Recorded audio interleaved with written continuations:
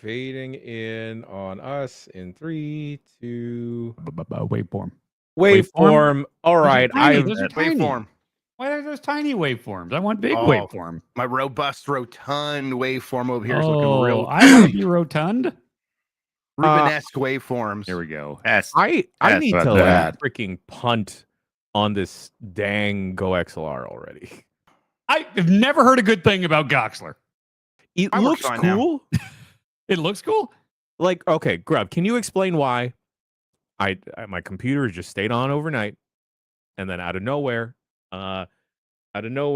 this morning, I was listening to our all hands meeting fine, and then as soon as Dan jumps on this call, nothing works.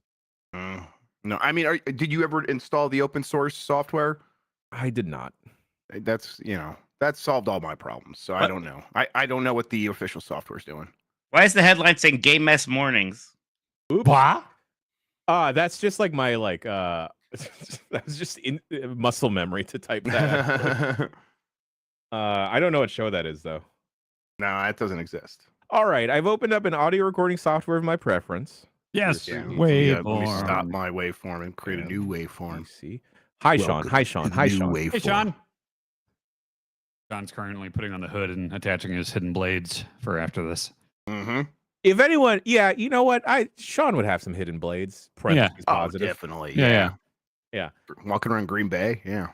All right. I have time.is up. If you want to play along at home and clap with us, open up time.is. What? One moment, everybody. Bad work stuff. Oh, okay. Oh, I take back my. Oh. Well, tell the class. No, don't tell them. Well, I don't know if I should announce it. Yeah. Announce? Well, Tiny Terry. Oh, you got a Tiny Terry. Look at that. Yeah. When I was looking for the toy, the developer reached out and sent me one of the plushes they made as like a giveaway. Well, they sent it to my kid. But she's at school. It was a giveaway to your kid. Which of your kids is going to win? That's great. I love that game. Yeah, it's good. It's real good. All right. All right. I'm gonna open time. Oh my God. There's a new Pebble watch. God, what the fuck? I haven't heard that in forever. What the fuck is Pebble? Wasn't it like the e-ink display watch or whatever? Yeah, it was sick as hell. Store.repebble.com. I should have more e-ink things. I've been getting the e-ink stuff. I like it. Yeah. Repebble. Repebble. We're just saying stuff now. Yeah. It's kind of pricey. Sure. Let me guess. 400? No. Okay. The base model is 150. And then that's not that bad. 225 for Core Time 2. Yeah, the first one's called Core 2 Duo, which is just the name of an Intel processor from 20 years ago. It's funny because that's like the most modern processor I could name. I don't know what they're called now. They're all like VX 2700 or something. They're like the Core i7. They still use Core. Yeah. I remember thinking like, ooh, Core Duo. That's the hot stuff. Yeah, the real one. Yeah. I am ready to clap. Okay. All right. I'm gonna. The Pog Slammer's ready to clap. Yeah, the Pog Slammer's ready to clap. I started. Hello again, Sean. Let's clap beat form again. Effectively at 0005.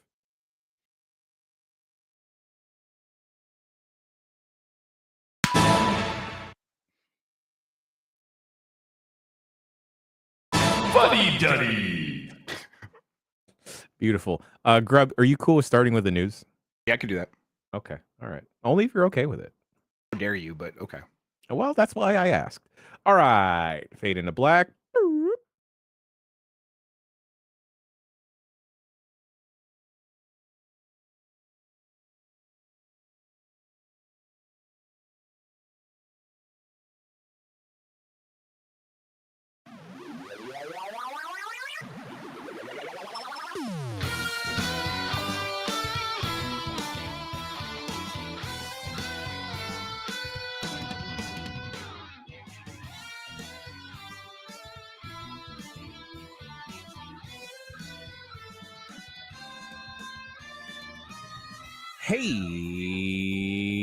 Hey, everybody, it's Tuesday, March 18th, 2025.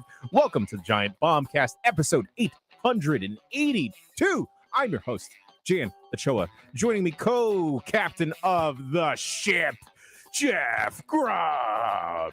I just looked at my own camera feed on the website we use, and I got upset at my own resting dick face. So I'm like, man, you look like kind of an a-hole. Yeah.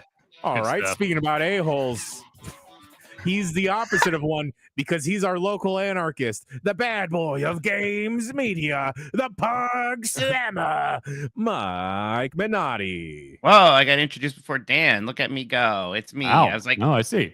it must be Dan when you talked about a-holes, but all right, sure, yeah. What are we doing here? What are we doing? Why are we turning on each other here? My Huh? lord.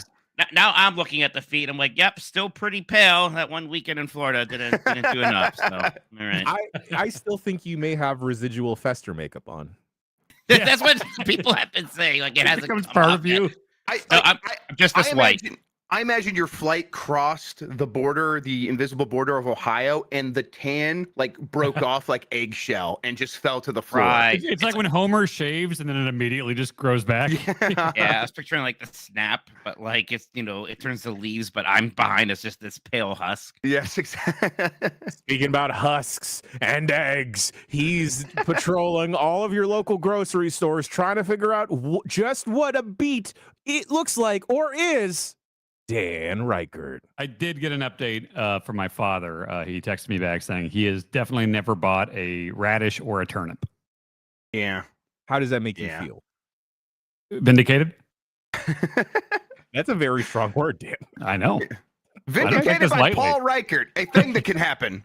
Vindicated, not only a quality that Paul Reichert can give you, but also a dashboard confessional song from Spider-Man 2. He's just a boy. I was never a emo guy. That's what Dashboard Confessional is, right? Sure. I might have to be because I got a little personal update. If I seem a little off, going through a bit of a breakup right now. Got one going on. Damn. Yeah. Wait. Yeah, me too, actually. You are too, Jan. Yeah, Well, I'm no. also going through a breakup. Are you guys okay? I'm the same thing's happened to me. Oh no. Wow, Yeah, me I'm- too. Wow, the four of us? The All four of at All us? the of us same are time? going What through a happened? breakup. It's not with the same person, is it? Well, Wait, who did you get broken up with? the doctor of thugonomics, Jan. Me too. He did it to me Oh, too. my John God. Cena dumped us. No. God damn it, Cena. He was seeing all of you at the same time, He too. broke up with me yesterday. Last night, my he wasn't even in the God. same goddamn country. Yay! He did it over television. Yeah, from Brussels. I don't even know where Brussels is. Right The before the capital of the Sprouts. European Union. I thought said it was Michael personal. Cole. I thought he was going to the home of my ancestors to break up with me, to like rub it in. God damn, what a jerk. Oh, he's not a heel. He's not a baby face.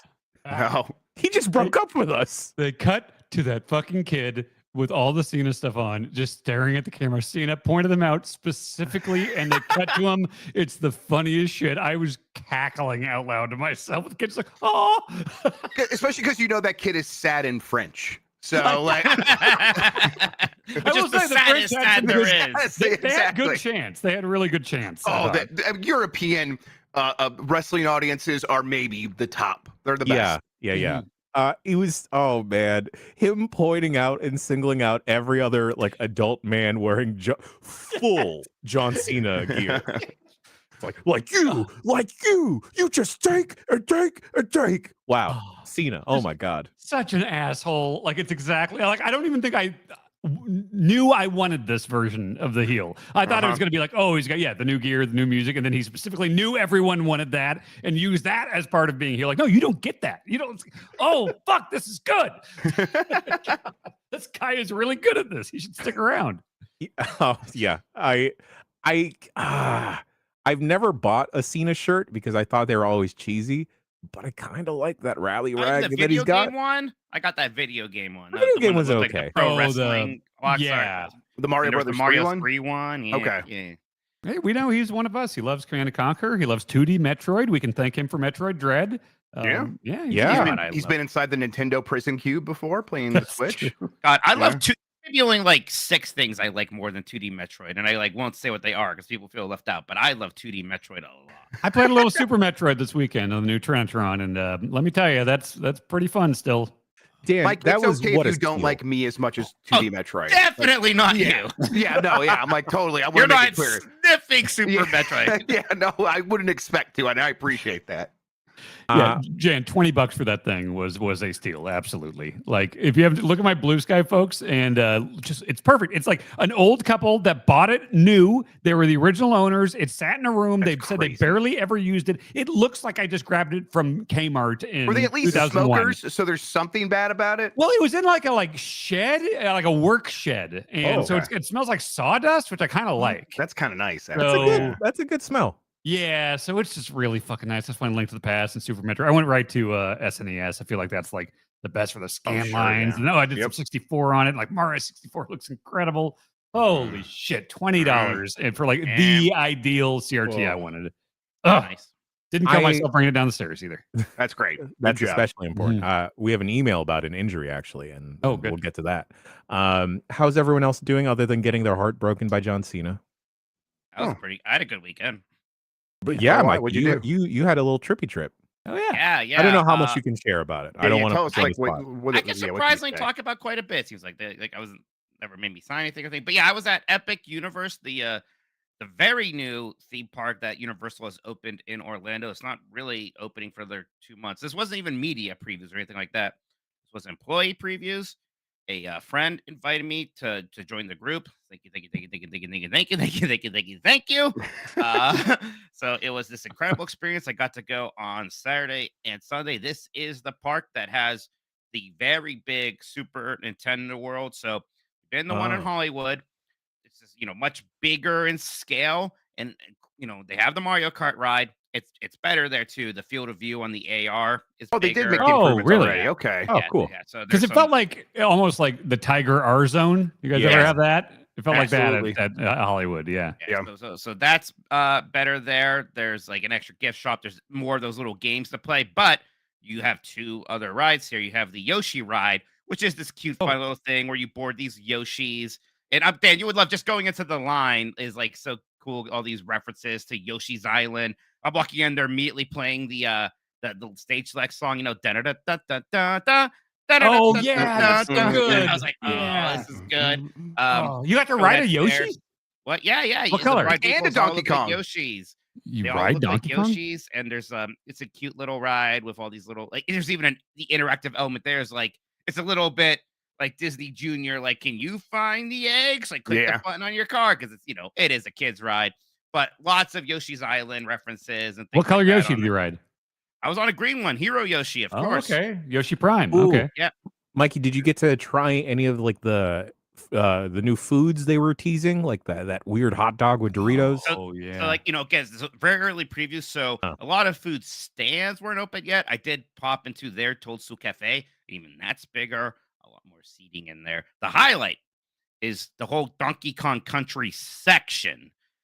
So not just the ride. The whole section is the whole section. You go through this tunnel, and you were just suddenly in Donkey Kong Country. Funky's plane is to the right, and that's where the merch is.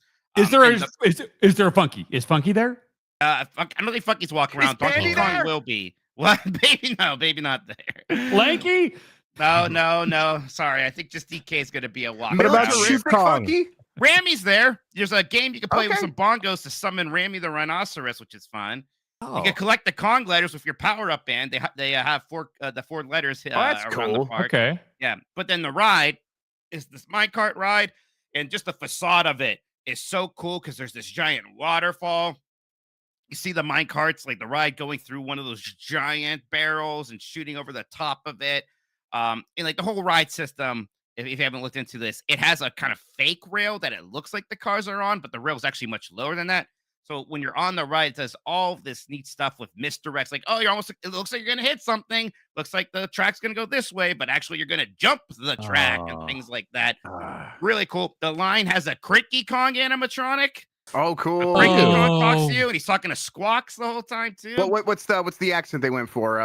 What's He his name? does not sound like the movie version. He just kind of sounds Okay. like an old man, and I think it's a better sound for him. Okay, for cool. sure. Yeah. Fred Armisen, But just standing around there and vibing in Donkey Kong Country was so amazing. Being on the ride, and when you're outside, you just get these great views, and it has synced audio on the ride. And it's just playing Donkey Kong Country music. That sounds so freaking good. So yeah, I loved the Donkey Kong Country coaster. And yeah, I'm a bit of a wimp with coasters. This was definitely a Mikey-sized coaster. It was still pretty good for me to do, but there's just so many elements and thematic things to it. I won't give any big spoilers about those moments.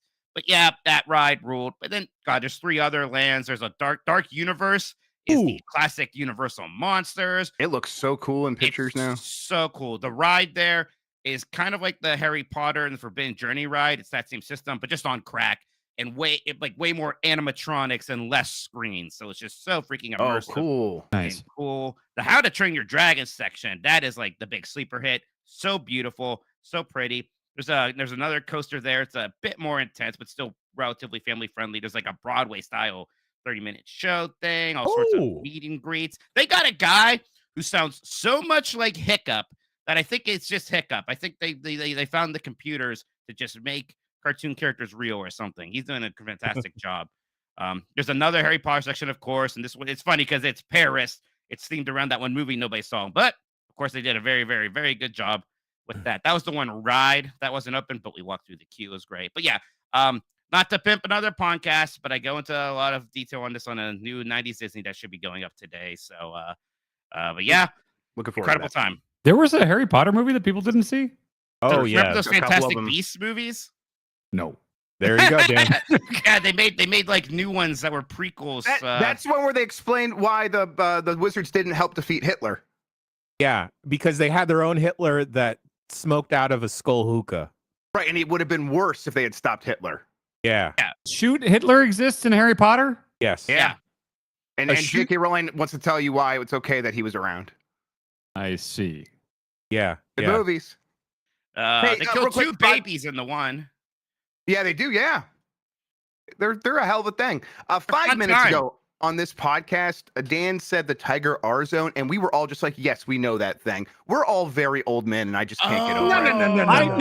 Here's what I let me guess something. Grub, you instantly knew. Instantly knew. Jan, you don't, but you were just letting it go. And Mike, with some jostling, you remember it. Is that correct? I immediately knew what you're talking about. Oh, okay. Okay. Jan, do you know the Tiger R Zone? Tiger R Zone. It sounds familiar. I had the Virtua Fighter one. Oh, yeah. and No. Yeah, I've seen this, but I'm not old. For Christmas once, it was the main thing I wanted because I thought it was going to beam just like I thought. Because in the pictures, you would see somebody, every kid looked so jazzed to be playing it in the magazine. Yeah. They're like, wow! And they would have like lasers shooting into your eyes. But you suspiciously wouldn't really see a lot of gameplay stuff in these ads. So I just assumed it'd be like I'm in Virtua Fighter if I get this thing.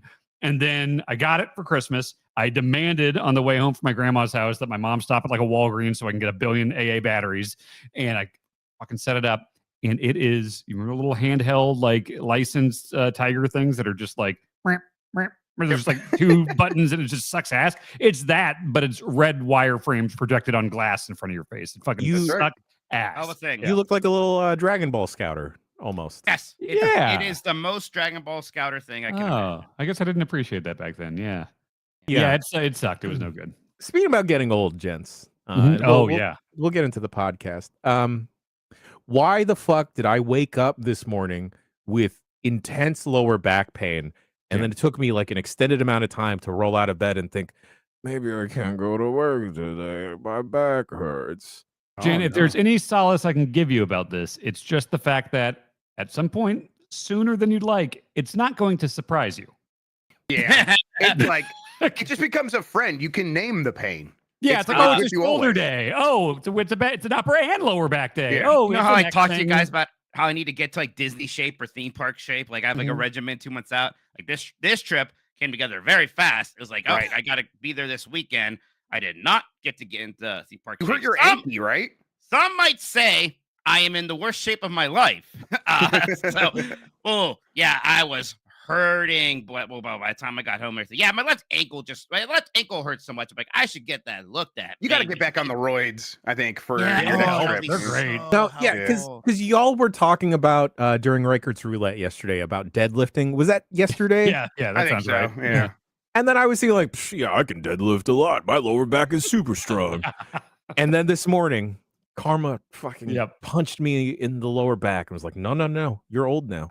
And then the frustrating thing about getting older too is like there's a lot, but it's like I'm training for a marathon this year, and it's like as I'm starting the training recently and stuff, and I'm just like, why the fuck did I wait until I was 40 to start training for marathons? Like I was 20 once. And back then I was not working out at all. I was just drinking and eating garbage when my body was at the most ready for this type of stuff. Now I'm fucking 40 and I really have to take precautions and do things I really was by the book. training to be old and out of shape back in the 20s, and now I'm training to be kind of like I was 20 again, maybe. Yeah.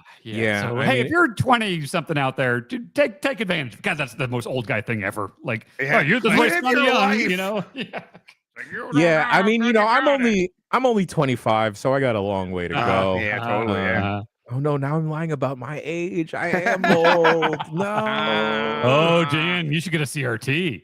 I do really want a CRT. I want to. Yes.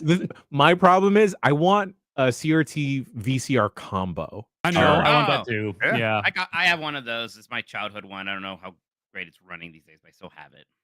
Because I just want to pop some tapes into it and just, do the thing. You shared all these VHS tapes you got, Dan, and I'm like, oh, he's leaving. But I'm like, that's that's the one road I cannot possibly travel. I can't get into VHS collecting now. That is just so much space being taken up. Yeah, I like want to have like 25 of them in like a box in my closet or something like that. I don't need more than that. Dan, what do you got there? I did also, when I bought the TV, they had a billion great VHS tapes from the 90s that were $1 a piece. And so I got like 40 of them there. But no, it's not the best. These are ones I bought separately. I forgot what show it was on where somebody told me about the existence of these. But this is the very best of Tool Time, which is 84 minutes of just Tool Time episodes. With on the back, it's just Tim Allen's mugshot from selling coke at an airport. Oh yeah! And then I also got every Mortal Kombat fatality, every fatality, every animality, every friendship, every stage fatality, just in a row. So I can just they're nice looking boxes. Like these are just like these are new. These are new. These are custom made. Yeah. And these aren't official products. No. That's really you get them from Etsy. Yeah. Yeah. Okay. Nice. Well. Yeah. I'm gonna. No, I can't venture down bespoke. I know. I'm like, VHS type in Etsy. I'm just gonna type in VHS to see what happens. I should put over the actual store because it. They do good work for sure. That's really cool. All right, everyone else is doing okay. Everyone else is fine. Before we get into the pod, No Good Tapes is the name of the Etsy store. No Good Tapes. They do a ton of, and they also take like modern, like Alien Romulus on VHS, like that type of stuff. You know, that's awesome. So, yeah, it's cool. Probably deeply illegal, but very cool. So check it out. Yeah. Oh, real quick before we get into the actual pod, shouts out to Jason Finelli. Joey Famelli from Tested.com. Names are too close to each other. For sharing his pizza dough recipe with me. I made a pizza over the weekend. Ovens are weird, huh? Yeah. Yeah. Like just putting a baking steel into it. I mean, I was literally thinking this yesterday too, because I realized I'm now at the point where I do definitely know the difference between a stove and an oven. But I still was troubleshooting my stove yesterday and typed in oven. So I'm still working on it. Look, my opinion is it's weird that there's a box in your house that can get up to hundreds of degrees. Like, if I think about it that way, yes, ovens are weird. How did you mean it, Janichoa? I meant it as in using a baking steel, which is pretty much a sheet of metal. STELE. No, ST. Okay. Yes. I didn't. Yes. Anyway, and that that seemed to really throw you off. I really went off kilter from that. The age is catching up to me, y'all. You need some brain age back Spelling's on you. the first thing to go. Yeah. I'm Benjamin buttoning through this podcast. And the instructions on the baking steel were crank your oven up hella hot, hottest it can go, and leave that shit in there for an hour. And I'm like, okay, all right. And then the instructions were when I'm ready for pizza time, to throw the pizza onto there, but switch it to the broiler because the pizza steel is so hot at this point that it'll cook the bottom with the residual heat. And that's insane. That's scary. That's crazy. Scary. It's just thermodynamics. It's just like, why is there on top of this hot box in my house that can reach hundreds of degrees, like Grub said, now there's a sheet of metal in there that's like terrifyingly hot. Yeah. Yeah, that's scary. And like, I don't know if this might just be like an ADHD thing or something, but like when my head is just always in a, like, I can see myself, and I've done it before, just thinking of something else and like grabbing the pan out of the oven or grabbing it off the stovetop when it's like, I don't even think about the fact that it's unbelievably hot, you know?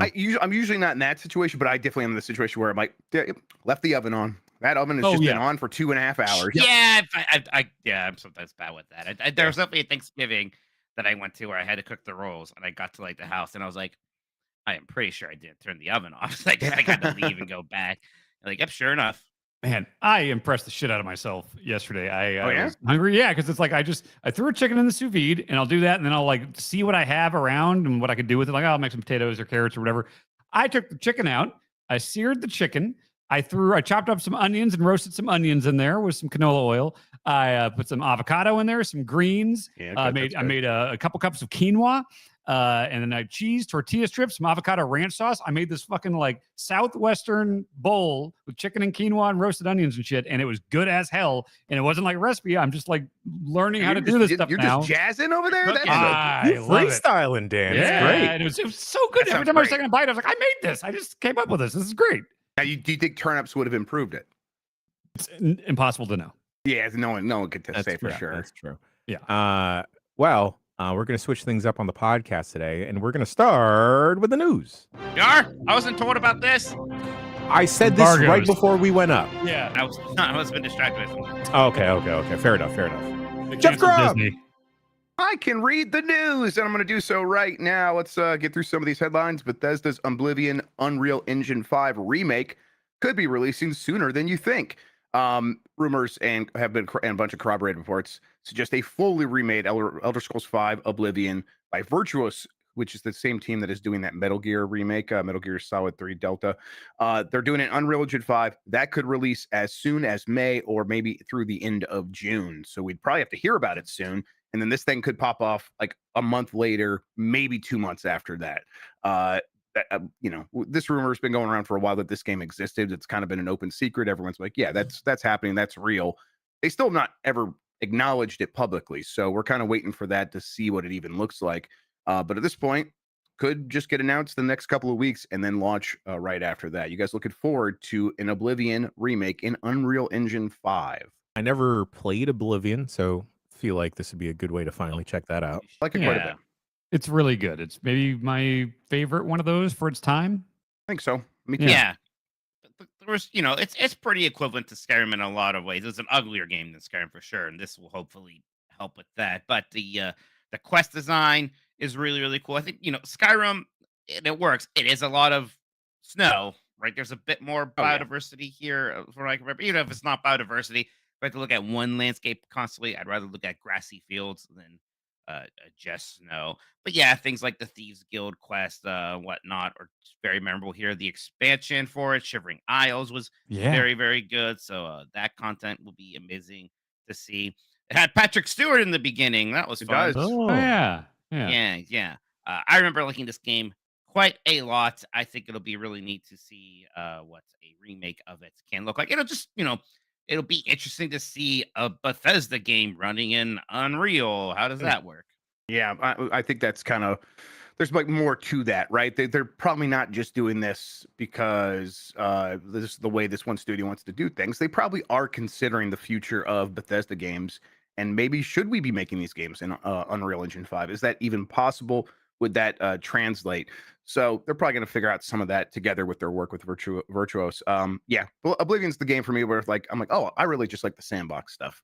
I'm never going to play this campaign. I don't care. And I'm still going to spend 1,000 hours in here. And the game really kind of came together for me and revealed I'm like, oh, I just like goofing off in these games. It was a really good time for it to come out too, because I remember like everyone got the 360 and it had a pretty good launch. You know, everyone played a lot of like Call of Duty 2 and stuff like that, but everybody was waiting for that big game. And I remember everyone saying like, "Oh, wait for like March or whenever it came out." Be like, "Oh, Oblivion's coming in." It's like, "What the fuck is Oblivion?" And you know, I'd heard Morrowind before, but I also heard all the complaints about it, and they're like, "Oh, it's gonna be like that, but way better." And it was my first dive into one of those big kind of like Western RPGs. And I 100% of that game, got every achievement, like love Oblivion. So I'll play that again. Looking forward to it. Apparently, March 20th, 2006 is the release date. I remember because it was like this. It was very close to when Kingdom Hearts 2 came out. And I was very much looking forward to Kingdom Hearts 2.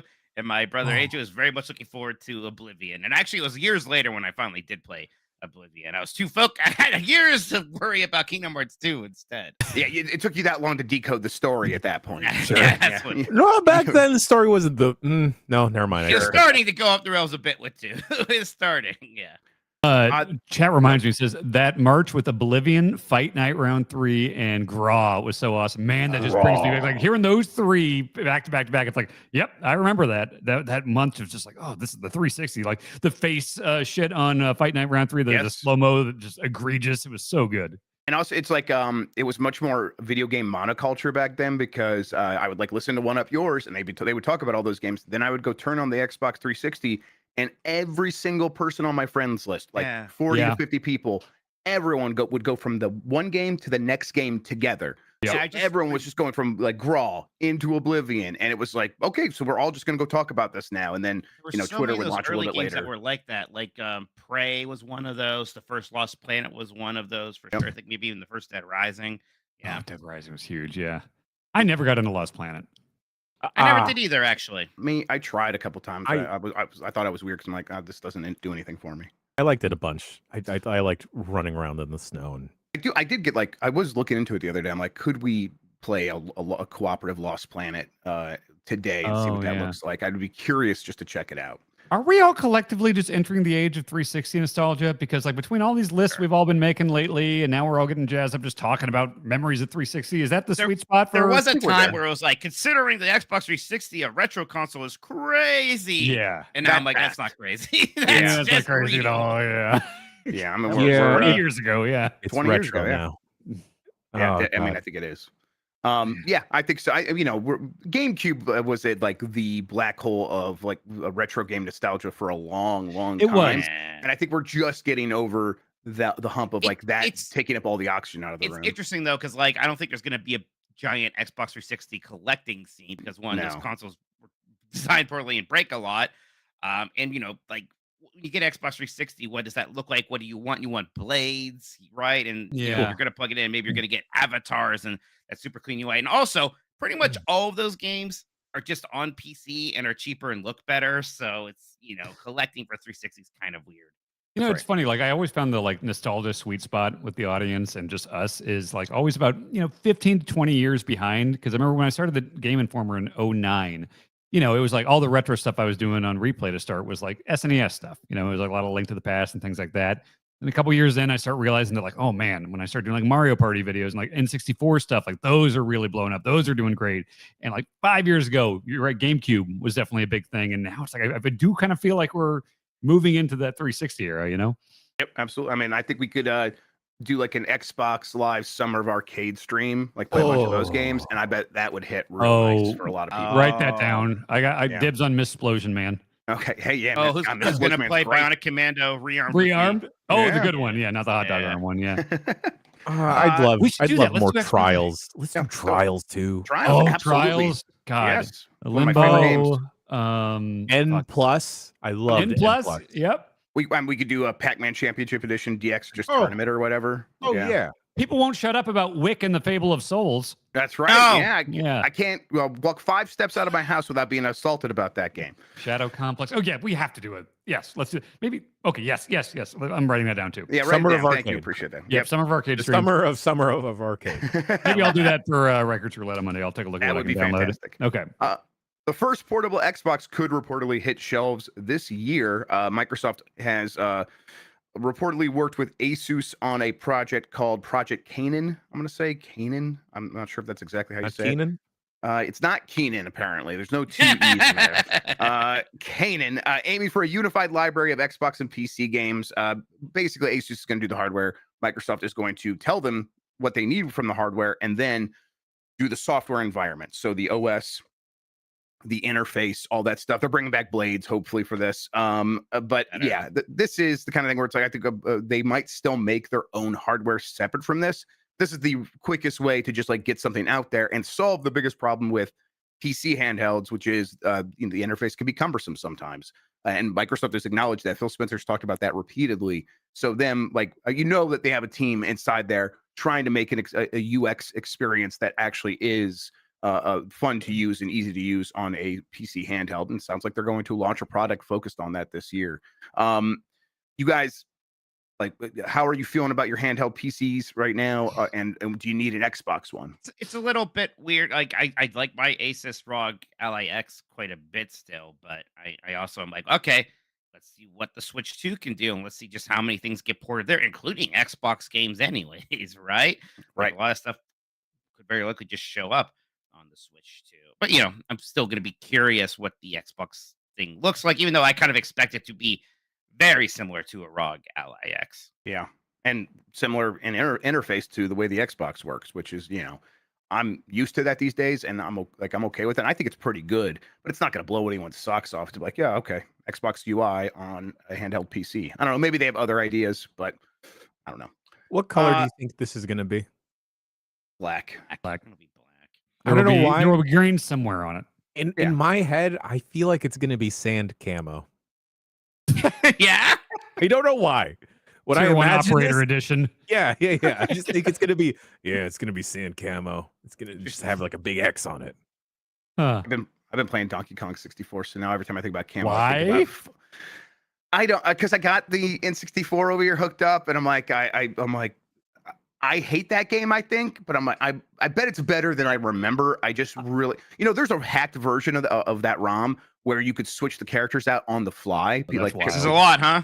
Yeah, and I'm like, I haven't played that, but I'm like, if I had that, I bet that would fix just about most of my problems with that game. It's the backtracking, and hey, yeah, that's the worst part. I kind of liked it back then, but Grub, as someone who has many times in his life been like, I bet it's better than we think it is, and gone back and done a whole series based on it. No, it's got the right reputation, I think. Yeah, I think that's kind of where I'm settling. At least like it looks all right. But yeah, Funky Kong and his fatigues in that game always sends me. I'm like, what are you doing? I hope everyone at that Antarctic research station is enjoying the copy. They've all 100%ed it multiple times now, I'm sure. My dream, yeah. They haven't been thinged yet. Well, we don't know. We haven't checked in on them. Swanky Kong came out of the cart. Apple Arcade is getting a brand new Katamari Damacy game as well as a Space Invaders game next month. This Katamari Damacy Rolling Live, as it's called, looks like a full-on Katamari game, but it's going to be locked to Apple Arcade at least for some time. But because it's Apple Arcade, that means it won't have microtransactions. It's just going to be a real video game like a lot of the Apple Arcade stuff we've gotten before. And I'm okay with this. I have Apple devices. I will probably try to play this on there. But even if I have to wait for it to get on Switch 2 or PC 6 months to a year later, I'm okay with that. Just happy that Katamari's still rolling along. I wonder how they're gonna make the levels, given that the King of the Cosmos is now a hit streamer. Yes. What? He's a live streamer. He's a press record with live on TV. Yeah, he's a streamer in this game now, Dan. In the game, Cosmos. Yes, that's good. I like that. Yeah. So that makes sense. Go ahead. It's a great point of shame of me that I've actually never really played any of these games somehow. I don't know how that happened. It looks like something I would like quite a bit. I think you would. Mike, played Katamari. There's got to be a Delight Club where we make you play this. Oh yeah, I definitely need to. I think it's like the game I got. It was PS2, right? I think I got my PS2 for this with the hope of like, okay, and then I'll get Shadow of the Colossus. Like, So yeah, as soon as it was available in the United States, What's I got the best one to Katamari. play these days? Is there like a good remaster of like I- one of them? So you just play an original. Where's the re-roll on Switch is good. That's a re-roll's good. remaster of the first Just play one, yeah. Which re-roll. first one's still my favorite. Beautiful Katamari is really good too, but What first about one. I always remember We Love Katamari. We Heart Katamari. I saw in the They're all- box. Like that's a neat title. They're all Is good, that but the second one on PS2? I was the mixing that up second with or Beautiful third. Katamari. Okay. Yeah, those first few were all good. You should play it, Mike, because the soundtrack is crucial. Banger. Mhm. Yeah, you have to have that as a part The of your King life. of all Cosmos. That's Yeah, good. you got it. Good, good Yeah. one there, Mento. Thank you. PlayStation is partnering with People Can Fly on a mystery game franchise. People Can Fly, the team that did Outriders and Bulletstorm, they put out a thing for their investors saying we're working with Sony on as a contract studio on an IP that they own. So it could be an existing IP, it could be a new IP that Sony owns in some way, but we don't know what it is. People Can Fly, though, has done a lot of contract work on stuff like Gears of War. So they, they're associated with being the shooter people. They make games, the shooting games. What do you guys want them to be working on? Jumping Flash. Jumping I'm Flash. gonna get it out of the way now. SOCOM. I think that's more likely than Jumping Flash. Hey, What? hey. But- He's an Astrobot. How many SOCOMs were an Astrobot? Huh? Everyone's a SOCOM if you try hard enough, Mike. Come on. What if? And I still haven't played this game, even though I kind of want to. We get a sequel to The Order 1886. Oh no one wants it. I like that game. I do. Yeah. I like it. I am trying to figure out like what it could possibly be. We're talking about 360 nostalgia, so you assume PS3 nostalgia is probably equally a thing. Player? Not there, but look, I never cared for Resistance that much, or even Killzone, to be honest. But maybe those are ones where I don't think those original studios are going back to those franchise. They both moved on to kind of bigger, better things. But maybe People Can Fly can do something with like a remake of Resistance 1. I don't know. When I say that, it doesn't have very much appeal to me, but maybe that's triggering some other people. I'm sure it is. Siphon filter? Does that have a lot of value these days? Right, that's the thing. It's like, I look, don't you laugh at me with Jumping Flash, but it's like all of these things are almost starting back from zero. So maybe just look at the one that's kind of the most interesting. Maybe I'm being optimistic there. But I mean, a little bit because, the pessimistic version of this is that they are making a single player campaign for one of these live service games that got green lighted in the last few years. Sure. Some bullshit we've never heard of before that we actually wouldn't care about. But like maybe if we put a single player campaign in there, people will care about it. And it's People Can Fly. They could just do that as a contract job. So I got Yeah. it. I cracked the code. Concord. That's Concord with a campaign. Sure. Bring it back, everybody. Quick update here as I have been putting together a list of potential XBLA games for a stream on Monday. Okay, here's the Murderer's Row. Okay, Yeah, let's I do got to it. start with Hexic HD, the first one. Oh, Sure. Doritos Crash Course, Missplosion Man, Trials. I would love to see if we could play that multiplayer Castlevania, Harmony of Despair. Yeah. We can see if we can play that still. No, I we don't know can- if that's possible. No, me and Sean will look into that. Yeah. Okay. We'll maybe parsec that. Okay. Geometry Wars, Shrek and Roll, Cloning Clyde, Wick Fable of Souls, and Mad Balls and Bobo Invasion. Mad love balls, it. baby. All the stars. God, a lot of those things were triggering. That's for sure. It's like, oh my Yeah. God, this Yeah. explosion, man. Yeah. I'm looking forward to that. That sounds like a good time. I liked Mr. Splosion Man. I played some Missplosion Man. I didn't play all of it, although it is better. Explosion Man and Missplosion Man. Yeah, like Explosion Pac-Man and Man, Miss yeah. Pac-Man. Yeah. Right, yeah. exactly. That's right. I can't Explosion believe Man's all right. the credits theme they had for Mr. Explosion Man is part of the reason why I bought a ukulele. Yeah. Really? Yeah. I can believe The it. craziest sentence you've ever said. No, that makes a lot of sense, actually. All right. AI upscaling on Nintendo Switch 2 is basically confirmed thanks to an updated patent. Really, we know this thing's going to happen, but there is a new patent that just talks about the AI upscaling solution for the upcoming Switch 2. The AI upscaling will allow a native 540p image to output at 1080p, saving storage space for games. That's not really how that works. Yeah, it's going to make it so it can run faster because it's easier to render out 540, pixels horizontally than it is, or vertically than it is to do 1080p. They're using DLSS. We should see this here pretty soon because that April 2nd reveal is just closer and closer every day. That is how Yeah. linear time works. Ooh. That is so close. I am very excited for that. Yeah, I'm curious to see what this looks like, if it's going to somehow apply to like Switch One backwards compatibility or anything like that. I just want to see you're saying on not Game This Morning's on game breaking news Oh, yeah, what even is that? yesterday. Yeah, that you think there's a good possibility Metroid Prime 4 is talked about quite a bit in the Switch 2 Direct. I mean, that's what the reporting says now. And also, when the hell else would they talk about I know what that else game? do it. It's not coming out this year. Oh, that was so good.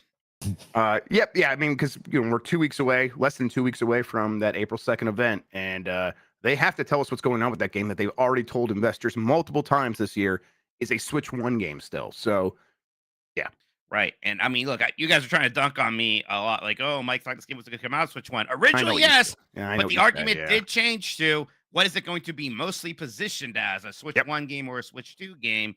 And I think jury's still out on that one. It feels like if it's a big part of this April 2nd event, it's mostly going to be considered a Switch 2 game, widely thinking. Silent Hill F's release date may be sooner than expected. It got rated by the SRB. That's the story here. This is a thing that happens when a game is about 8 to 12 weeks out. Not always. It could take longer than that, but this is the kind of thing that happens when it's not actually that far away from release. So Silent Hill F could release this year. Did you guys all watch the trailer? I caught up on it. I thought it was pretty good. It was good, but yeah, it did not have a date, didn't even have a year. So No. Right. usually I take that as a sign of, not anytime soon, even though there was a lot that they showed in that trailer, right? So Yeah. Yes. yeah, maybe they're just being coy because they want to save that reveal for the next showing of this, maybe in some larger showcase or just another big drop. I don't know. But yeah, it was a good looking trailer. Right. That the trailer did pop off at it was a Silent Hill event, right? Like a little show for Silent Hill news. So maybe they're like, we'll save the date for something else. I love how they've been running those events where the producers and whoever's talking about the game is obviously on a set, but they just add so much CGI fog to everything. It's great. PlayStation has formed a new studio called Dark Outlaw Games with Call of Duty Zombies lead Jason Blundell.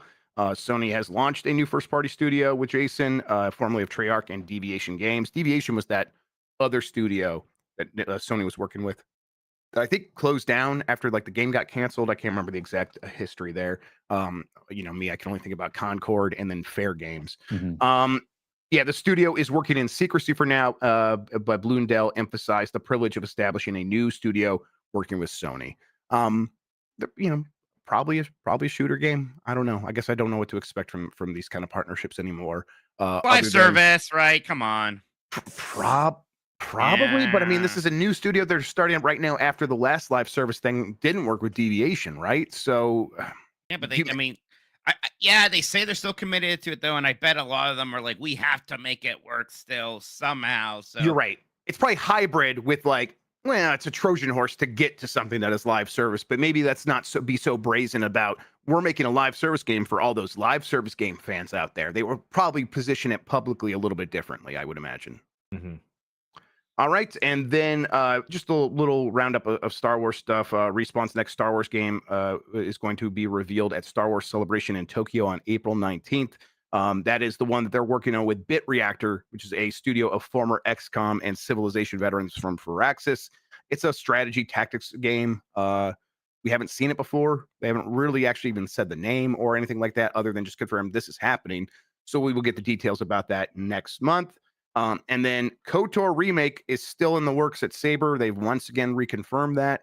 Although Sony has not said anything about it other than taking that trailer off of its YouTube page a long time ago. That's the last thing that happened with that. So definitely still some weirdness around there, but Saber's chugging along apparently. And then Star Wars Hunters is shutting down in October. And I know you guys were sad about this one. A bunch of big Star Wars Hunters heads.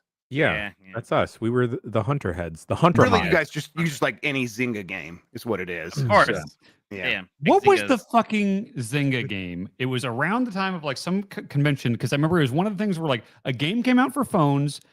Everybody in the universe was playing. I remember there was one convention or GDC or something where it's like nobody could stop playing. You had to draw stuff, and it was like it was a 2-player thing. So Not a Farmville. Was it like friend like, words with friends or something? No, it like blew up. And I think Zynga bought the studio that made Draw it for something. Was it Draw Something? That's what Yeah. it is. I remember that being the biggest thing in the world for like 2 weeks, and then like they got bought off of all that hype, and then no one ever talked about it again. We should play Draw Whoops. Something. I remember being really good.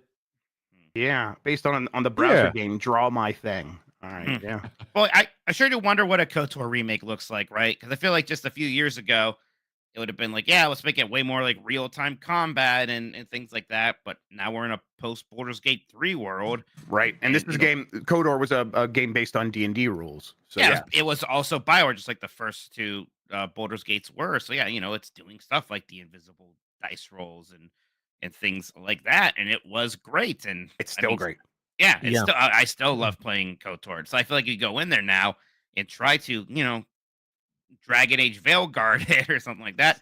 That might be received pretty poorly. Like it's one of those things where I would be pretty happy just to have a relatively 1-to-1 remake with just some extra juice on the graphics. I don't know if that's the scale that they're thinking of.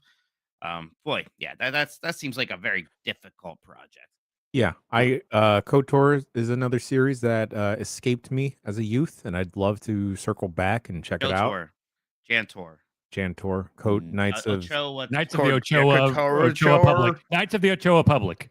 Public. There you go. Yeah, okay. Yeah, I love saying KOTOR, by the way. It's good. It's a good very acronym. good. Yeah. Although I think a few episodes ago we changed it to NOTOR. Right. So. I was not okay with that. Well, majority, Oh, sorry, Not Mikey. fair. Yeah, that's how it goes, bud. A couple other things that I did not put as headlines here. The Analog 3D has been delayed. I've been told repeatedly. Well, I guess it's coming out in July now. I have not actually tracked down the announcement here. Dan, what did it say? I just saw people in the chat saying it. And Okay. I'm curious because That's what how I'm else seeing, am I going to play Nintendo 64 games? I know, right? It's impossible. I don't have 40 devices in this house that I'll play, including numerous Nintendo 64s. Dan, did your 4K CE arrive from Retro No, yet? watch it. I've got a tab open with the fucking tracking, and it's Same not. here. Did it get approved through customs, and now it's just a label's created, and it's sitting. It's in this country. Yes, it's yes. That's all I know. DHL has it, so I'm like, I think DHL is pretty quick. I'm expecting to get it soon, but I broke down and got this thing. I was like talking myself out of it all day when they went up for sale, and then I think Sean was like, "Did you get one?" I'm like, "No," and then as soon as I wrote no, I think I went and bought it. Yeah, we're strong men with good self-control. Yeah, the iron will is how they describe me. Yeah, it's okay. The Analog 3D is a Nintendo 64 using the FPGA stuff that they do, and it's supposed to come out early this year. Now it's coming out in July, and it still says out of stock. So if you want to buy one and you were like hoping the first run would come out so you can get in that second wave, well, that's probably going to be much later as well. I wonder if they're like going to get hit with tariffs if they keep delaying this thing. That would be well. They can't have charges at this point. Can they? Can't charge. Yeah, they can't charge us more. No, that's right. Yeah, But they could charge even more to that second round of people to like get it back on the back end. So they'll have to pay our taxes for us. Oh, geez. And then the other thing here, Wario64 posted that Croc Legends of how dare you? I thought we were doing such a good chat kept posting this one. I want to be like, stop telling us about Croc. We're not talking about Croc on this show. You caved in, you coward. Croc Legends of the Gabos releases April 2nd. Honestly, this could overshadow the Switch 2 announcement, Mike. That's why we have to talk about it. Host. What if it's a launch game? Wow. Yeah, right. What if they make it a Yoshi game again? Do it, Argonaut. All right, there you go, everybody. Now that we've talked about Croc, we can end the news segment. I can hand it back over to Jana Choa. I understand that there is a palpable yearning for Croc. Everyone, the children yearn for the Crocs. Yearn for the Crocs. We yearn for the Crocs, but please, keep it down, keep it satiated, keep calm. Who was telling us about the plot of Minecraft? Where was that happening? Did you guys hear about the Minecraft? No, the Minecraft movie. The Minecraft movie. The movie. I'm gonna assume it was Nikki. Is it Nikki? If someone explained like the children literally yearn, or there's like Jack Black's character as a child in the movie Yearns for literally the yearns mines. for the He mines. says that in the trailer. That's how the trailer opens. Oh, I He don't goes, watch the as trailer. a child, I yearned for the. You saw Sonic 3. There's no way you didn't see the Minecraft movie trailer. Oh, I didn't I see that in didn't the see either of theater. those. Sonic Yeah. 3 is incredible. That movie, I've watched that like Really? 3 times now It's a with the good kids. Dragon Ball movie. It's so nuts. It Huh. like there's like Chow jokes and stuff. Yeah, it's Huh. a good time. Nice. Okay, fair enough. The children yearn for the mines. Whatever. Hey, they've been yearning and we've been keeping them away. Maybe it's time to throw them into the mines, folks. I'm sorry. Have you seen like just the toys for the Minecraft movie? And it's an It's action figure. weird, It's real just weird. Jack Black is kind of an old man now. Like it's like kids are I playing with an kind old of man. want This it. is my Steve. I kind of want it just so I have like a Jack Black action figure because that's Sure. fun. Yeah. Uh, I'll put him in like a little luchador mask for Nacho Libre. I'll give him Mike- a little guitar. Hang on, Mike Minotti groaning about this and acting like he's above it. Meanwhile, if Jack Pacific came to you and said, "We want to make a Mitch Tolkoto action figure," you wouldn't act like it's the Oh, yeah. greatest fucking thing that's ever happened. Oh, the kids would love that, man. That'd be big. You know, it comes with costumes. You put me in my RoboCop shit, my Mike McQuanchy shit. He's already Think thought about all this. the customization. You can make it your own. You can wind it up for Rainforest Cafe action. The Kung Fu grip. It comes with one of like the little squeezy tube things. Yeah. Yeah. I went to Etsy and I typed in Jack Black action figure, expecting to find a bunch of like custom made ones. And there's just one of Eddie Riggs from Brutal Legends that's been 3D printed, and that's it. Oh, What? wow. Cool, Huh. I guess. All right. Mm. All right, folks, we're gonna go look in depth into action figures and see how we can mass produce our own Mike Tolkoto figures. So look forward to store.giantbomb.com soon. And we'll be back with some games talk right after this quick breaky break. Shirt. Ooh, Gogs.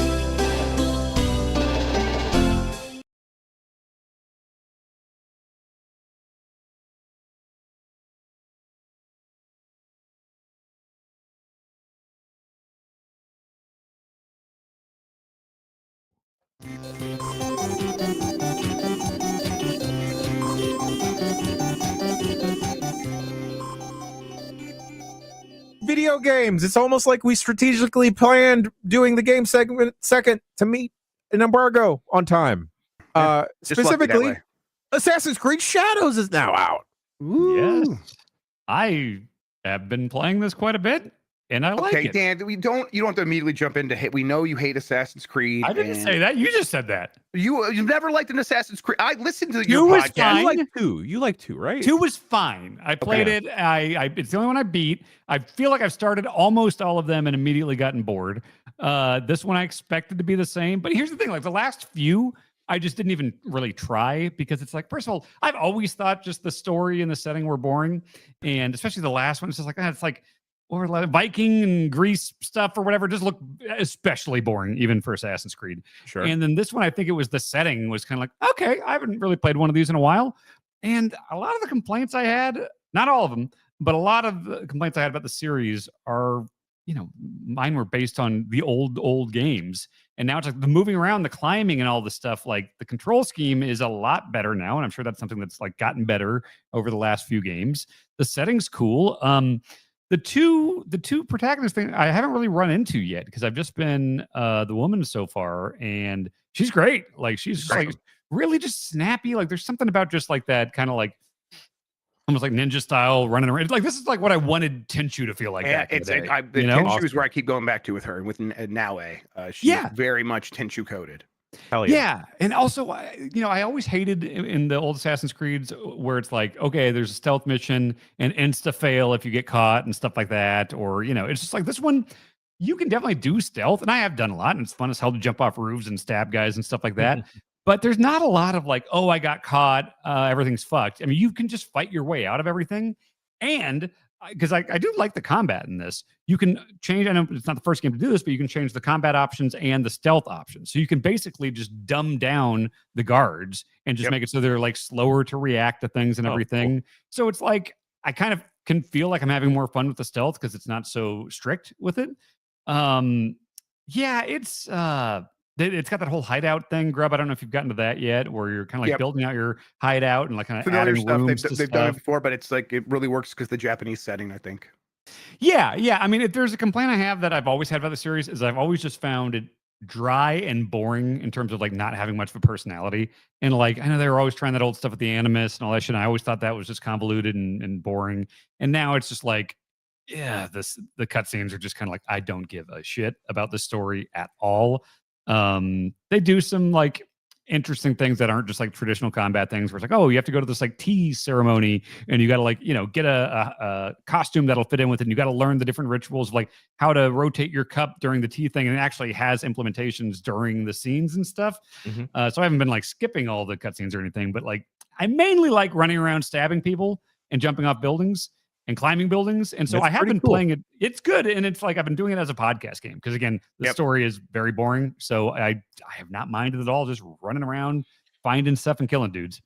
So I think I'm in a similar boat to you in terms of how I feel about the presentation and the story. I think there's like just kind of a gap between this game and some other open world games. This one clearly is inspired by mostly Breath of the Wild and a few others. But Ghost of what's the not Tsushima. Thank you. And Ghost of Tsushima is very close because they're a similar setting, of course. Ghost of Tsushima, I think, does a little bit better of just looking beautiful at all times, and this one looks very video gamey, which I'm okay with. Like, it's not like a huge negative, but it's like it's just not as ethereally beautiful as Ghost was.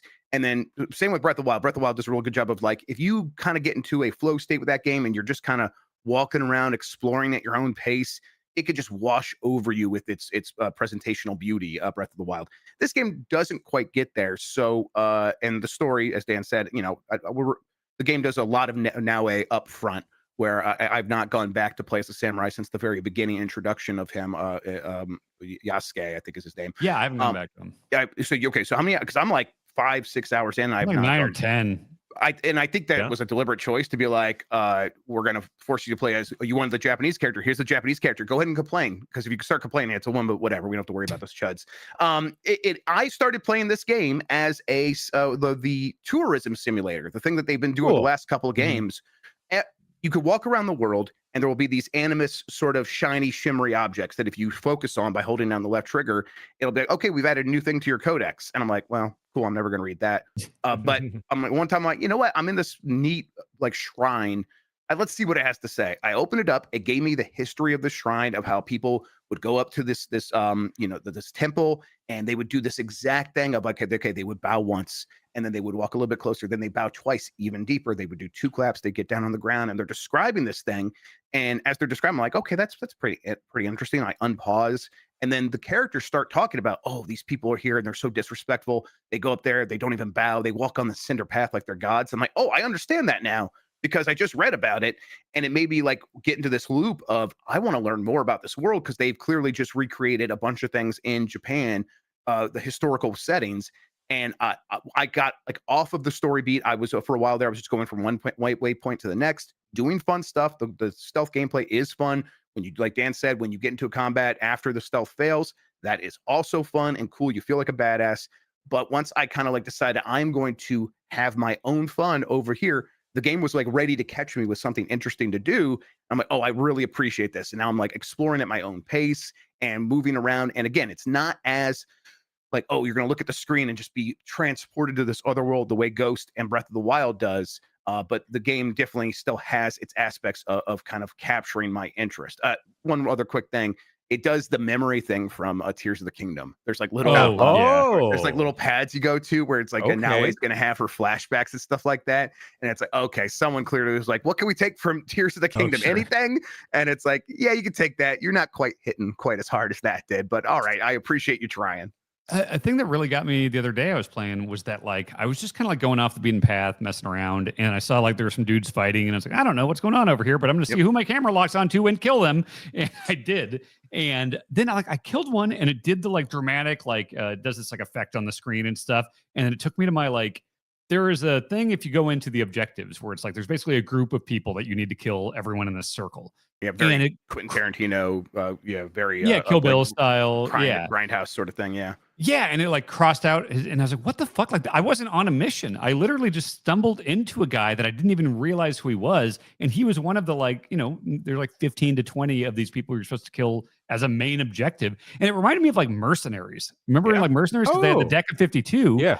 And you just be like in the mountains somewhere and you kill a dude and it's like, oh shit, that was the Jack of Hearts or something. Mm-hmm. That made me think of that. And I was like, oh shit, okay, that's cool. I didn't realize these dudes would just be around the world. And like, I didn't know that either. A story would take me there at some point, but I just killed this dude. And I was like, oh shit, objective complete. Dude's dead, That's really cool.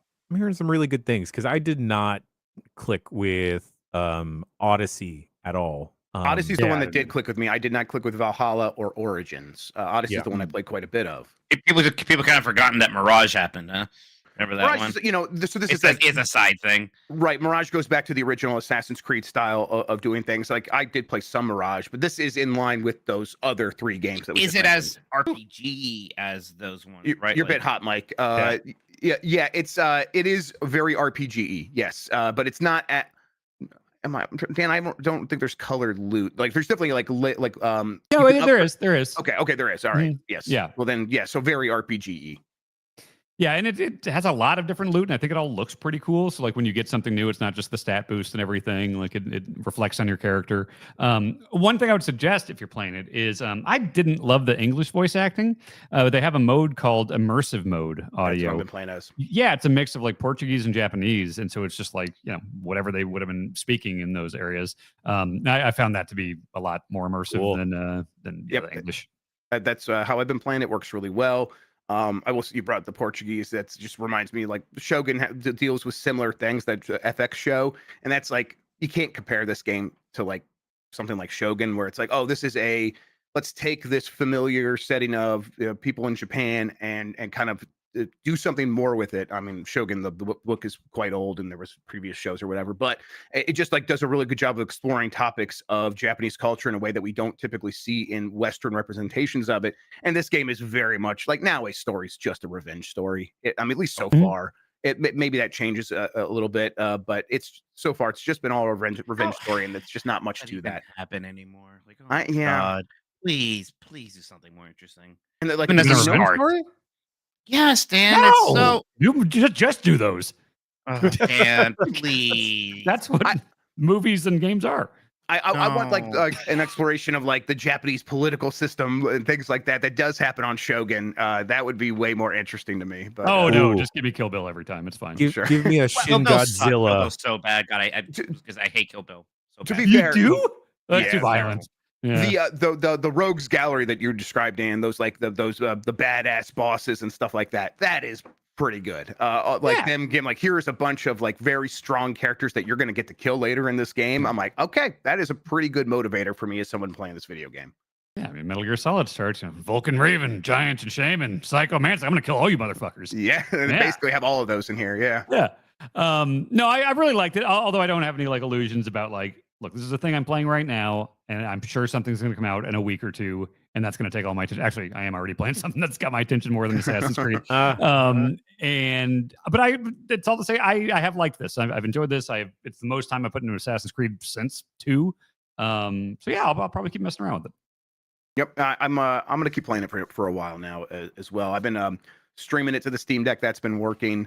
They say it's gonna be Steam Deck verified, but we'll see. The Ubisoft Connect Plus stuff is fantastic with this. Because yeah, sometimes I play in here on the computer, and that runs it. It looks a little better, but then if I go on the 100-inch, I just have the PlayStation there, and it's been working great there too. So and Yeah, it's I jumped seamless with that. Yeah, I jumped from one PC to the other to be able to play on this TV, and it's like, it gives you your latest save, right? It doesn't give you like if you have like 10 saves, it doesn't do all those, but it gives you your latest one, which is all you want. So I just loaded that up and I hopped right in. You're right, completely painless. It's like, man, Ubisoft did a lot of work on Ubisoft Connect, this thing that no one ever wants to use except for when it's handy for these cloud saves. Yeah, I remember Prince of Persia worked great. I went back and forth all the time. Like, yeah, it's great. Also, cutting bamboo in this game is awesome. And there's like big bamboo fences, and if you roll into it, they all fall down. The physics are really good on watching bamboo fall down. I'm into that. Yeah, it's not like maybe Ubisoft's like most interactive game like a Far Cry 2, but it is definitely like much more alive in terms of its physical interactions than a lot of recent Assassin's Creed and Ubisoft games. Which I'm like, okay, yeah, can we veer back in that direction? That would be great. Good for Ubisoft.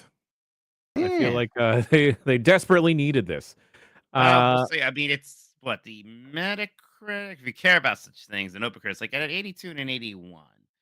That's pretty good, actually. I guess good. I don't know what previous Assassin's Creed's off the top of my head, but that's not bad. It's like Valhalla. You know what? Yeah, Valhalla got an 80. So actually, Oh, better wow. than Origin's 81. So actually, yeah, seems it certainly in line with those other recent, very very big ones. Fantastic. Speaking about other big ones and big releases that everyone is so hyped for, I've been playing another one of those.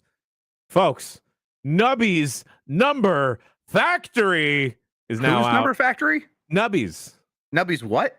Number Factory. I like Okay. the name of this. And I like numbers. I think the look of this game is incredibly up our alley. Ooh, yeah. It is a Peggle-like game. Oh, shit, all right. God, So- Peggle's so good.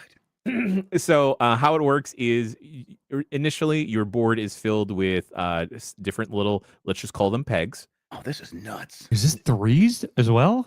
Not quite. I like the look of this a lot. It's really good. It's only $4.99 on Steam right now. I'm It's downloading like it now. early, like flash junk, but Yes. intentionally In a good I think way, that's- yeah. Very gripping story of if you Is it a fail- revenge story? It's not a revenge story. It's Sorry, Dan. Aw. sorry. Yeah. Okay, I'll just skip it then. It's a Majora's Mask story, but instead of the moon, it's the sun. Oh. Okay. Does it have a will face? explode. Yeah, it does have a face, actually. Yeah, I'm in. So unlike Peggle, where you're just clearing the board, you have a target number, and that'll range from like, all right, you got to get up to 40 points or 500. And as you hit the pegs, you clear the pegs, and they start with like just the number 1 on them. So if you pass through them, you clear them, and as you clear the pegs, more pegs get dropped onto your board, and they increase exponentially. So if you hit a peg that has the number 2 on it, it takes 2 hits to clear. And then as you are progressing through and doing that more and more, the numbers start to combine and increase on top of each other. So, say you clear a specific set of pegs uh, 8 or so times, it'll eventually add up to 64. And then it just keeps going up. And then your target number also keeps going up. And then you have different, you have a set amount of lives for Nubby, who you are shooting at the board. And it, in that same Peggle vein, you are just aiming and shooting, and you are just trying to go for that big number. In between some of the rounds, it does introduce roguelike elements where you get to buy an item, get to visit a shop, or you have a boss battle that affects the pegs and everything. It's a very interesting look to the game. Like Mike said, it's like kind of hard grunge flash game to it. Yeah. Yeah, and speaking of that, Jan, Chad did just point out to check out the website of the developer. I would highly recommend everyone go to mogdogblog.com. This is perfect. Oh Mog yeah, Dogs what? Mog Dog Blog. Wow. Whose blog? Mog Dogs. Okay. Mog Dog. Cool. This Yeah. is good. Mog Dog, at least the gentleman on the top banner there, he guides you through the tutorial. It's very good stuff. Yeah, on the about fuck yes. page, there's Mog Dog's personal Gmail address. Yeah. Shouts Fan out, art? Oh, cool. shouts This out to is Mog great. Dog. You guys all Yeah. play Hyper Light, not Hyper Light Drifter. Hypnospace Outlaw? Hypnospace Outlaw. Did you guys all play A that? little bit. They did a good job with that. No, I never old checked it vibe, out. that That's early internet. worth checking out if you guys are into this style at all. Oh, They yeah. just crushed that. Shouts out God. to Zane. We need a tab on the website now of just fan art. Just make our website look like that. Yeah, Right? for real. Oh my Yeah. gosh. Yes, please. It's fantastic. I highly suggest it if you don't want to partake in a long big game like Assassin's Creed Shadows. I want to play Nubby. In fact, no, it might be Nubby's Never Machine that gets me off Assassin's Creed.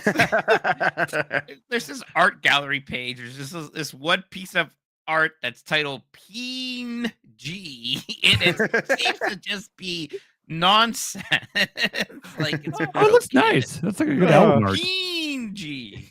There's only 2 pieces PNG. of art It's on the good. whole thing. It's PNG, like a PNG. Yeah. The Mog other Dog. piece of art is titled Computer Game Man, and it's mostly dirty wiring. Indiscernible. It's a hole in the wall with wires. What the Play hell? and options and quit on it. Oh, Incredible. that goes into a crawl space. That okay. Yeah, this is Computer good. Game Man. This is good. I think this is one of my favorite recent Peggle likes. So Nubby's Number Factory, go check it out, y'all. This looks like a good Steam Deck game. I'm doing this. Yeah, I'm getting this right now. I have no idea what this is, Michael Minotti, but you put onto the list here Little Nemo, the Dream Master. Wow, You don't know Little Nemo? Wow, you aren't old. That's impressive. Little Nemo kicks this ass. kid. Little Nemo kicks ass. So after the satisfaction of beating Fester's Quest on the NES for Flight Club, which Satisfaction. well, there was a little bit of it because it was this game I actually it. had for the NES back then, and a lot of my NES games I didn't beat. I was pretty young at that point. NES games usually are pretty difficult. But I did that. I had this NES out, and I had a bunch of other games that I found from my storage that I brought up, and I was like, okay, I really liked Little Nemo, the Dream Master, when I was a kid, but never got very far in it. It's difficult. It's a Capcom game, so it's good. It's based off this animated movie that came out around that time, which itself is based off of a very old comic strip about this kid who goes to sleep and he enters this dream world. Yeah, it's this really fun 2D platformer where there's a bit of a kind of Kirby element to it where you find some enemies, you can feed them candy and then you jump on them and you start riding them or you turn into them. So you see a bee and all of a sudden you can fly, or there's this kind of chameleon thing and you can walk up walls, that sort of thing. So yeah, it just took like 3.5 hours. Managed to play through the whole thing. It's difficult, but there are continues. The last level is very long and there's multiple bosses. When you die, you go back to the beginning. So that one took a little bit of doing, but still just really fun. good boss fights at the end. Because like at the very end, you finally get a weapon to attack with. Otherwise, you're mostly avoiding things, or maybe some of those animal abilities let you attack. And like towards the very end, you finally get this staff that you charge up, and it only shoots like diagonally.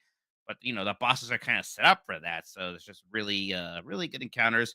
Great music, of course, because it's Capcom.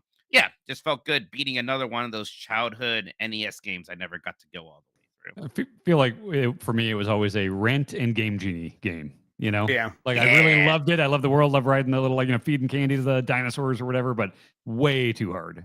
But love it. Yeah, it's pretty difficult, but it was so it was satisfying to go through, and there was something satisfying about going through it on the shoot hardware. Not even when I play on a ROM and I don't use the save states, it's always something about the possibility of them somehow taint the experience, mind you.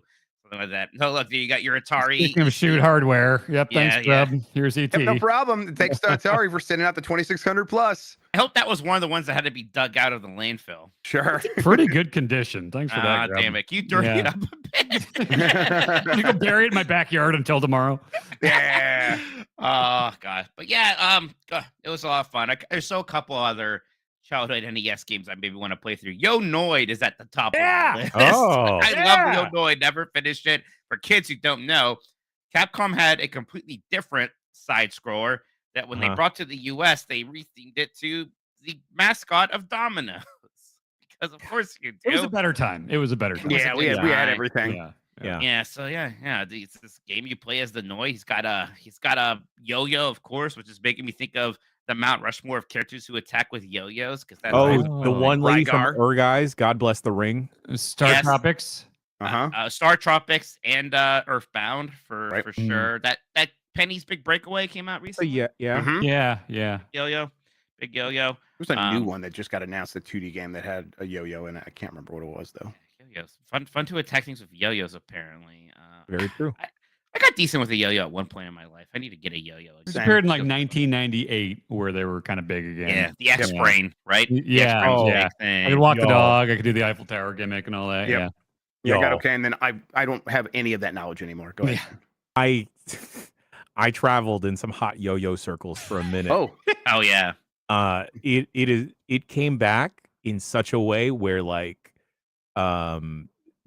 just hipster people having like yo-yo dance circle equivalents on subway cars was a thing in college. It was wild. Oh yeah. Wow. I'm gonna buy devil sticks right now. Oh, No one's man. making Oh no, they're $45. Never mind. What about the David Bowie ball from Labyrinth? Oh, The Fushigi? Fugazi? Sure, Fushigi, yeah. Fushigi, yeah. You said Fugazi. Yeah. Close enough. I always conflate those two words, Fugazi and Fushigi. Yeah. We should have a power block segment where we just play around with like those things like devil sticks, Yeah. Fushigi balls, and yo-yos. Devil sticks. I'm okay at devil sticks. I'm Devil sticks- sorry. I'm upset the Catholic boy. Yeah, isn't that just the thing that they were smoking in Attack of the Clones instead of No, cigarettes? those were No. death sticks. Oh, Jesus, sorry. stop embarrassing yourself. Sorry. Does Dan have a set of devil sticks in his He's gonna house? Yeah, get his sticks Yeah, out. I hope so. Maybe he has death sticks. Yeah. No. Yeah. Okay, he's shaking his head no. All right. What, There's a what are you new looking for, thing. Dan? Well, there's a new thing that I haven't been able to do because my fingers keep breaking. It's like, it's the like cup. It looks like a cup and ball, but it's like a wooden like. Kendama. Yeah, I think that's it. I bought one of those like a year and a half ago. My fingers have been in various states of broken since then. You don't touch that. You have ET tomorrow. All right. You keep those fingers safe. Yeah, well, tomorrow. no, I'm pretty sure this knuckle is currently broken Oh, from when I smashed in a veggie slicer. But I Uh, think it's been broken fantastic. for months without me attending to it. Fantastic. Dan Riker, Yeah. you've also been playing Star of Providence, and you played this for a little bit yesterday on the website. A little bit. I want to show it off because I think it's pretty cool. Confusing history to it because I just started hearing about it like now, and then you look it up and it says 2017 it came out, but no, it came out as a game called not Mortimer. Why do I want to say Mortimer? What's the game studio that just shut down? Lion Cloth.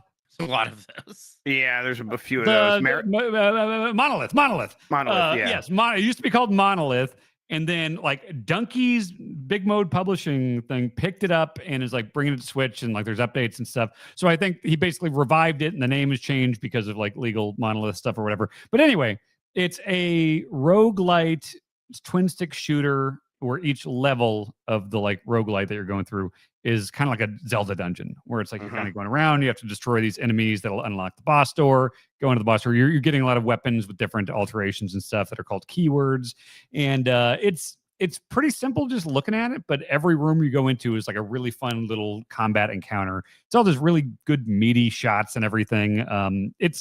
And it works as a roguelite. It's I've only like maybe 4 or 5 runs in right now, so I don't know exactly all the stuff what's unlocking outside of just the like you got this gun, you got this gun. So as far as persistent stuff, I'm not really sure yet. But it just immediately passes that test of like, oh, this feels good immediately, like mini shoot adventures did to me. It looked impactful, like everything you were doing in that game. Just like, oh, that looks like it feels good to play. Which, yep, click me over. I have it on the Steam Deck now. Going to start it probably tonight. Yeah, it's a real solid one. So I'll probably play more of that. Exciting. I like the look of it. We need more shmups. I like shmups. Yeah. Is it time Dual for stick shmups shooters to come back? should just be a genre that everyone has one of. Every company should make a dual stick shooter. All right. Yeah. Okay. You heard Jeff Grubb. Chet says, what if there's a Power Block show where Dan went to the doctor? Can we expense, like I hear about this medical tourism stuff, and it's like, I love the idea of like, just send me to Turkey, and then not for the hair gimmick, but for like the thing, you just go into a building and they just put you in a bunch of machines and scan you and everything. They got all sorts of different doctors and stuff, and it's like cheap and good, and they just tell you all the things that are wrong with you. Is that a good idea? Well, if you find out all the things that are wrong with you and then they'll treat them, that's just going to give you stress and anxiety. I want to get treated. Oh, that, yeah, but are they going to do that in Turkey too, or how are you going to handle that? Oh, part? wait. What is turkey teeth? People are telling me to Google turkey teeth. Don't Google want turkey to. teeth. I'll do it. Is it just veneers? You sounded like Frodo saying he'll take the ring there. Well, that was the energy I'm going for. Don't Google turkey teeth. Are they bad? Why? It's have you ever seen like what the teeth look like before you get the veneers actually applied? Oh yeah. Yeah. Oh, so they got. I have always wanted all my teeth to just be pulled and just give me fake shit all around. Okay, well, yes, and then you want turkey teeth. Okay. All right. Yeah. The I Roman I have reign- one of. I have. I'm gonna look them. I think I have one turkey tooth. Because I chipped this one. Oh yeah, I have that's one right. too. Yeah. It I sounds so much cheaper. It sounds so I much chipped like this one. I've I spent so got much a root fucking canal money on my one teeth. tooth. Yeah. Between my This is sinuses and my actually a teeth and little everything. I feel myself rapidly aging as we were talking about this. Jeff Grubb, Yeah. Rogue Squadron 2 Rogue Leader. I bought a GameCube. I've been putting off getting all the real hardware stuff for a real long time, trying to be like, I am happy with emulation. I love emulation. I'm not going to be like the Steam Deck, having just everything on there, playing games on there is great. But I did get a RetroTink 4K CE, and once that kind of clicked over, I'm like, I have the N64 and a handful of other things I could plug in there, PlayStation 1. Like, but I would probably like to plug a GameCube in there. So I just hopped over to a local used game store, got it for about $100, and picked up Rogue Squadron. I did also buy the Flippy Drive, which should come next month. Have you guys seen this thing? What is the? Wait, is that the thing drive? that you're going to remove the optical drive? So this is the one that it basically does that, but without removing the optical drive. You can still do that? It's with the Flippy Drive. It's $45. I gotta look this up. It is solderless. So you just all you need to install it is a screwdriver, and then the special video games, the Gamesman screwdriver to get the GameCube open. But you just screw it in. You pull like one ribbon. You put the ribbon in there, and then the ribbon also kind of has another part of it that goes back off to the optical drive. So that you just like hit one button when you want to use your disk drive still. So I'm gonna have a fully like kitted out, and this thing it has a wireless chip in there, so you can use Bluetooth controllers. They're constantly updating it. They also did a new version of the what's the one like Swan? What's the one that everyone uses to load your games or so whatever? Swiss. Yeah, Swiss. Yep, I got that. They have their own. I don't know if it's like a fork of that. It's an alternative that uses all of the assets that were built into the GameCube for its menu system. So it looks like a Nintendo built menu system to get to your video games that are loaded on an SD card. So I'm like, oh, this looks like they really have come a long way with this stuff. So I was pretty happy to be like, all right, I'm getting that. And I will install that on a Grubbs Gimmicks, and we'll hang out. And I need to be on that. I want to watch it because, I would buy another GameCube and do that because, it's rare that I actually want to use a disc, but I would like the ability to. Exactly. And also, Swiss was cumbersome in a way that, I got it working, but it's like a lot of these things, you get it working, and then it's like if you want to add a game or take something off or something, it's like I'm not going to fucking touch this because everything is going to break if I do that. Yeah. I'm very curious to see how that goes because I have I should definitely try to install this on one of them. So yeah, I want to see that process, see how that all goes. Ooh, I did. Yeah, there's. I've plugged a bunch of these consoles into these retro tinks or whatever else, or gotten bespoke HDMI converters for them. But there is still something about the GameCube for some reason. Right? I think there is a bit of a reason why that became a bit of a black hole for the retro market. The Oh yeah. GameCube is still very satisfying to play. Yeah, I mean, it was just this perfect storm of it was Nintendo. Some of the best games from that time all happened on that console. So people who do have a lot of nostalgia, everyone at least played Smash Brothers at their friend's house, and there was only like 25 million of them. So if you wanted to start collecting, you had to get serious because there just wasn't a lot of those games out there. So I got one game with it, Rogue Squadron 2, Rogue Leader. And I've been playing through that again. That was such a good launch game for the GameCube. It looked incredible. Like it looks visually, incredible. Yes, that has the trench run in it, doesn't it? as the trench run, yes, it's the and that was like the demo that I think you could get for the GameCube early on if you didn't get the game right away. And I played that over and over and over again. I think it was the first one where they really like went into ILM and got the movie assets that they were using for like the special editions.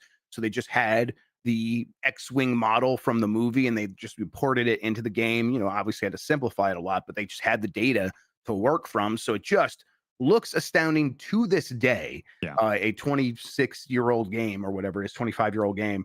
And it's still like really fun. It gets kind of punishing occasionally, but like you just like look up the one trick. It's like, oh, don't worry about the TIE fighters here. Just fly to those guns, take those guns out, and you can actually beat this level in 2.5 minutes. I'm like, oh, okay.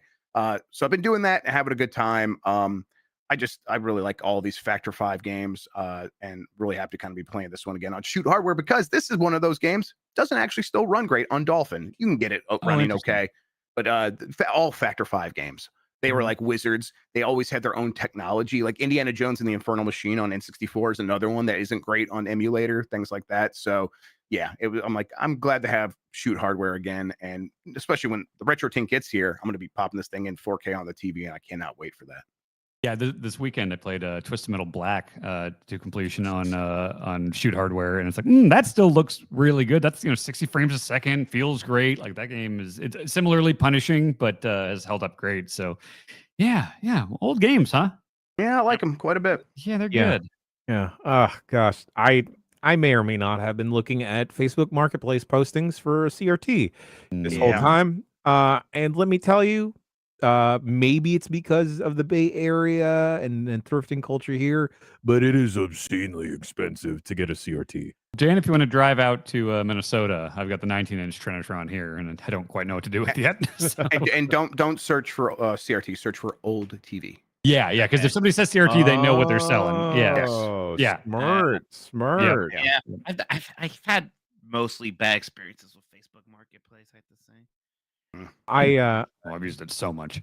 God, I miss the heyday of Craigslist. Now I feel like it's just like a sketchy thing. Every single thing, I'm just trying to buy a tripod or a C-stand. Last game for today, folks. We play this on UPF, and boy, howdy, was it probably one of the funniest streams I've witnessed from this website in a very long time. And we're nothing but funny, so this is up there. Repo, REPO, Jeff Grubb, Dan Reichert play this along with Turbo Sean, Nikki, Tam, and Lucy. We had a full 6-member crew go out in Repo, which is a Lethal Company like. It is one of these company games where you are sent out to collect goods that you return to meet a threshold once you have enough money, and then you can return to the base, buy some stuff, and go back out. It is a spooky version of one of these. Most of them are pretty spooky. This one's got, a lot of different monsters that have their own gimmick. Like one was a blind shotgun guy that uses a shotgun as a cane, and if he hears you or discovers you, then he shoots in that direction. It seemed like he was paired up with like a ghost lady that could see you, and then she would like throw you across the room like you're being pulled like a clay pigeon, and then the shotgun guy would blast you out of the air. It's neat. Really, though, it's just all of these emergent moments as we try to like figure out, okay, I'm going to go out here with you, and we are going to try to get enough goods so we can go back to the smasher and cash in at the extraction point. We need a couple of things. We haven't seen anything, so let's kind of go a little bit further than we've gone before. And when we find something, you just don't know what's going to happen. Is it a Mithrigan? Is it like a little? Is it a doll that is going to freak out when you pick it up and start attacking you. And if it does, can you figure out how to get that maybe into the cart that you have with you with your friends? And we came up with a plan. Now, in the process of putting it in the cart, she did get like whacked on the ground several times and exploded and wasn't worth anything anymore. So she just went away. But then one time I picked up a music box. I'm like, okay, this is worth like 3,000. This is going to get us. We're good. But as soon as I picked it up, it opened up, started playing music, which would attract, let's say, a blind monster with a shotgun. And because it's a music box with like a little spinny ballerina on the top, it made it so I could not stop spinning like a kuro. And so I had to like try to maneuver my way through the doors, and I passed it off to Sean as he like was going through the door, which actually was pretty slick. That worked really well. Then we got to the next door, and it just kept whacking on the door frame, and we couldn't get through. And then finally we did. But by that point, the monster came and shot me with a shotgun. It's just a really good time. I think maybe a really good one of these. The thing that killed me immediately was the way the characters look. They're just little Terrence and Phillip guys with like flappy heads. And like as you talk, the head flaps and like the eyes, like they're big googly eyes that look at each other. And it adds so much to the humor of the game. Positional audio, Yeah. Mike, I don't know if you saw what I did. I saw what you did. Okay. That's objectively We wanted to funny, make Mike. sure you were included.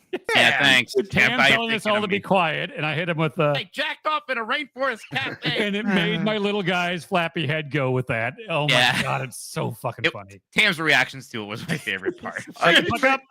Especially when like the flappy head Dan with the mic voice would be in one room, and then Tam would be in another, and so the position audio would just be this muffled through the other room coming through the wall. Shut up. It was just very good. One of the early moments in that stream is y'all figured out you could hide underneath beds. And then Grub, you telling Nikki and Sean to hide underneath a bed, and both of them just talking to each other and looking at you and just like nodding along. It's just so good. Yeah, like we were coming up with a plan, and again, the positional audio is like very good in this game. They do like a lot of great tech with like making the audio bounce around the rooms and have like a really feel like it's in that place. You know, we get in under the bed and we're whispering to each other, and I'm like, listen, Tam and Lucy are kind of running for their lives right now. They're probably screwed, so we should just go now and let them deal with the monster, and then we'll be able to survive. And then they were like, okay, maybe they're dead. So here's the new plan. All three of us are going to have to go out there, and whoever's the slowest is just going to die. And Nikki's like character making their character nod along to me. It was like Jane, you said you would watch an animated show like this. Yeah. It was cartoonish. It was, it had the qualities of an animated television show, but the one that you are performing live, it was really well done.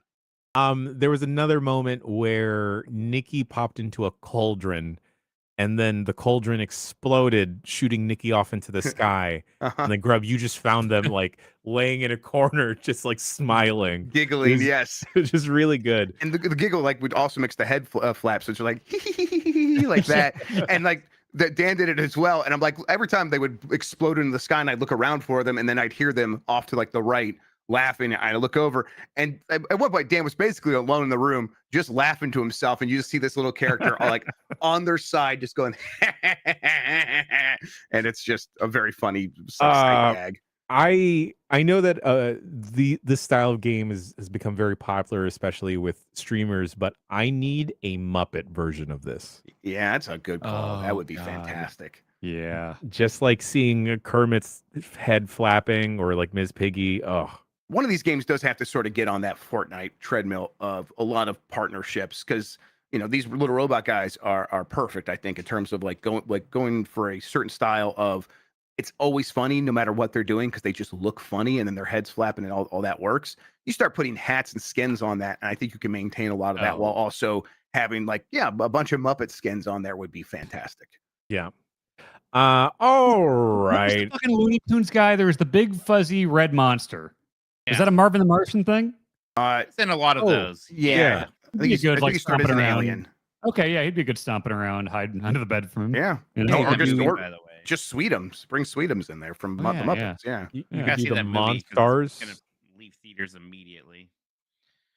What movie is this? The Looney Tunes movie that came out. There's a new Looney Tunes movie? Yeah. Porky Pig and Daffy Duck, The End of the World or something. It's supposed to be very good. Okay. What? Yeah, I should go see that. Animated, 3D animated. Huh.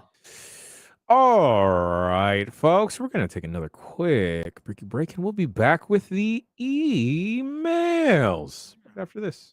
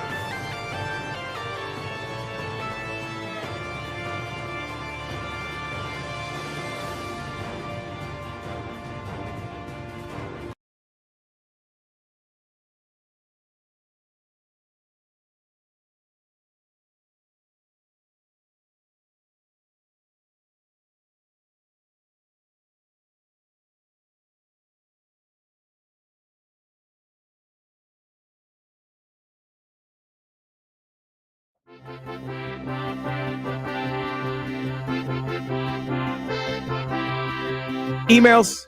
Bombcast@giantbomb.com is the email address to send your emails to. Write in about any and everything. You want to avoid an awkward social interaction. You're standing in line somewhere. You want to ask us a question. You thought of a fun quiz or whatever else have you. Please send it to bombcast@giantbomb.com. We got a lot of lovely emails today, this week from the folks at home. The first is a quiz. This is pitting Dan and Minotti against each other. Excellent. Yeah. Oh, hello. Hey, Jan. I tried sending you guys a Dan versus Mike quiz that I made recently, but I sent it the first week Gmail started marking all your emails as spam. So here it is again. Dan has to tell us which characters is from the Lord of the Rings, and Mike has to tell us who is a member of Wu-Tang Clan. 7 questions each. Perhaps a punishment could be on the line? Might be kind of busy for punishment. Yeah, we can't just throw punishments out willy-nilly. Is there like a really short game that would be fun? Let me think while you guys do this. Blues Brothers 2000. Yeah. Oh, that's one of the shortest games I've ever played. All right. Do we want to go back and forth, or do we this want to website. go Dan's full 7? Wait, so are you going to give me like a character and you ask me if they're from this or that? Mm-hmm. Oh, that'll be easy. Okay. Okay. Yeah, we can go back and forth. Okay. I think Dan, you might have this. Yeah, I think so too. Okay. All right. We're gonna go back and forth, and I'm gonna present 2 characters or 2 names, and you tell me which is the real, either Lord of the Rings character or Wu-Tang Clan member. Okay. All right. Dan, Yes. is it Frodo or Frito? Frodo is from Lord of the Rings. Frito is from The Godfather. Okay, you got that correct. One Mike of those Minotti. is a good movie. Inspector Deck or Inspector Gadget? Oh, I watched Inspector Gadget as a kid, so Inspector Deck. There's no way that there's a Wu Tong song better than the Inspector Gadget theme song. By the way, come on. Mikey, please. I've heard him make that joke several times, and it still upsets my stomach. You Wu please. Tong. Oh, You please. all right. Okay. Dan, Yes. Gollum or Golem? Gollum is the little gremlin guy. Okay, that is correct. Mike Minotti. Yeah. Who is a member of the Wu-Tang Clan? Okay. Capicola or Capadonna? Capicola is a kind of deli meat. What was the second one again? Capadonna. Yeah, Capadonna must be a member of the Wu-Tang group. Okay, all right. We're 2 for 2. I feel like deducting a point from Mike Minotti for continuously saying Wu-Tang Clan. Incorrect. I was saying Wu-Tang group. Oh, wait, same one incorrect. He said, okay, yeah. Yeah. Number 3 for Dan. Aragorn. Aragorn. Okay, so I see what they're doing there. Because Aragorn, I've seen in the subtitle of some like PS2 games. Aragon is a 360 or was it PS2? It was like this ambitious thing that did not do well. So Aragorn is the Viggo Mortensen gimmick. That Isn't is correct. Aragon like that dragon book or whatever? Yeah, that's what I thought it Yeah, was. some weird. It was it a movie? They made one know it was a movie. book Did for they make sure. a game based on it? I can It was a book, the vaguely whole- see the poster. It was very dark and like greenish and black and yeah. I thought Aragon was the homeschool dragon book, but I don't know. Okay. No, I think you're right. It was like purple or something. Yeah. Next for Mike Minotti. Obi Trice or ODB? I see what they're doing here. ODB was a TNA wrestler I don't think anybody else remembers. Real name, no gimmicks. Yeah, what was that first thing? Obi Trice. Yeah, I think there is a Wu Tong member named OBD also, actually. That sounds familiar. I'm gonna go with OBD. I don't know Oh what that my first name is. God! He How wanted are to you get that fucking right. up I every want to rip my possible? head off. OBD, old bastard OBD, are dirty, you- love old bastard dirty. Mike, I guess you still got it right, but it doesn't is count. ODB. What? Okay, I got it. Yes, it's ODB though, not Yeah. I OBD. definitely got it from wrong the with the way Wu-Tang they were group. all yelling. Yeah. I don't You know. did technically get it very wrong because I'm Nah, I got upset. a point. All right. Number 4 for Dan. Treebeard or Buckbeak? I know there's a bunch of tree shit in that series. I'll go with Treebeard. That is correct. Yeah.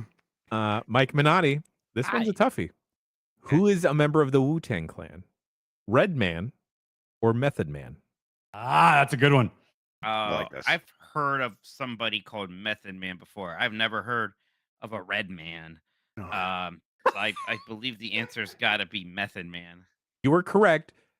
Mike Minotti, you are the red man to Jeff Grubb's Method Man. Yeah. Oh my Okay. God. Yeah. Yeah. So wait, Minotti was in the Christina Aguilera Dirty video. Yes. Okay. There is a Red Man. You're There is both a in Red how Man. high. You're both in how high. Yeah. Yeah. Who's Red Man? He's just a rapper. Method Man's friend. Okay. Yeah. Which they like one do a was lot it of stuff. on? But he's not a part of the group. No. He's Just like, you know. affiliated. Like, I mean, Yeah. he knows them and has worked Yeah, with he's them. just Yeah. good They're to parties friends. with I them. got you. Was it Red Man that had the MTV Cribs where like to like use his doorbell, you had to put the wires together and he had like GoldenEye strategy guides on the ground? I remember watching that and being like, I like this guy. We should watch that on a UPF. Oh God. Yeah, no, just old Cribs episode. Yeah. Oh my God, that'd be incredible. The Tommy Tallarico one. Of course. Oh. Yeah. He's been on there twice. A bunch, yeah. Yeah. Okay. His mom is proud. Dan, this one is harder. Two of these three characters are from Lord of the Rings. Okay. First one, Elfbara, Eowyn, Eomer. I think Eowyn is either like Kate Blanchett or Liv Tyler in the movie. So let's go with Eowyn. And what was the first one? The remaining two, Elfbara and Eomer. Elfbara and Eomen. Partially correct, Dan. Elfbara is not from Lord of the Rings. Those last two sounded similar. Eomer. Yeah, they're brother and sister. Okay, well, Also, neither of those actresses that you listed play her. oh, okay. Well, those are the two actions I know from that series. All right. Mike Minotti, similar. You get three options, but this time one of them is in the Wu-Tang Clan. All right. Your options are Ghostface, Ghost Dog, Ghostface Killer. Well, Ghostface is the bad guy from Scream. Ghost. What are the other two? Ghost Dog and Ghostface Killer. Boy, that stank on Killa, right? That's interesting. Is it? If I said Ghost Dog, would that be different? Oh yeah, now I'm like, no, they both sound good. They both got some stank on it. Okay. Somehow this is racist now. No, come on. Ghost Dog or Ghostface Killa? I think it's Ghostface Killa. That is correct, Mike Minotti. I'm You Ghost got sorry. it. Dog. Ghost Dog is Forrest Whitaker. Yeah, Forrest Whitaker, Ghost Dog. Yeah, it's Yeah. a Black Samurai movie. It's pretty good. I'm winning.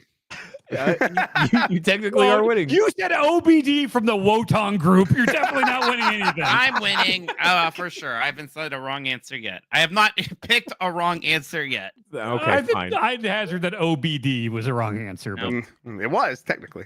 All right, Dan, you have three options. Again, two of these characters are in Lord of the Rings. Okay.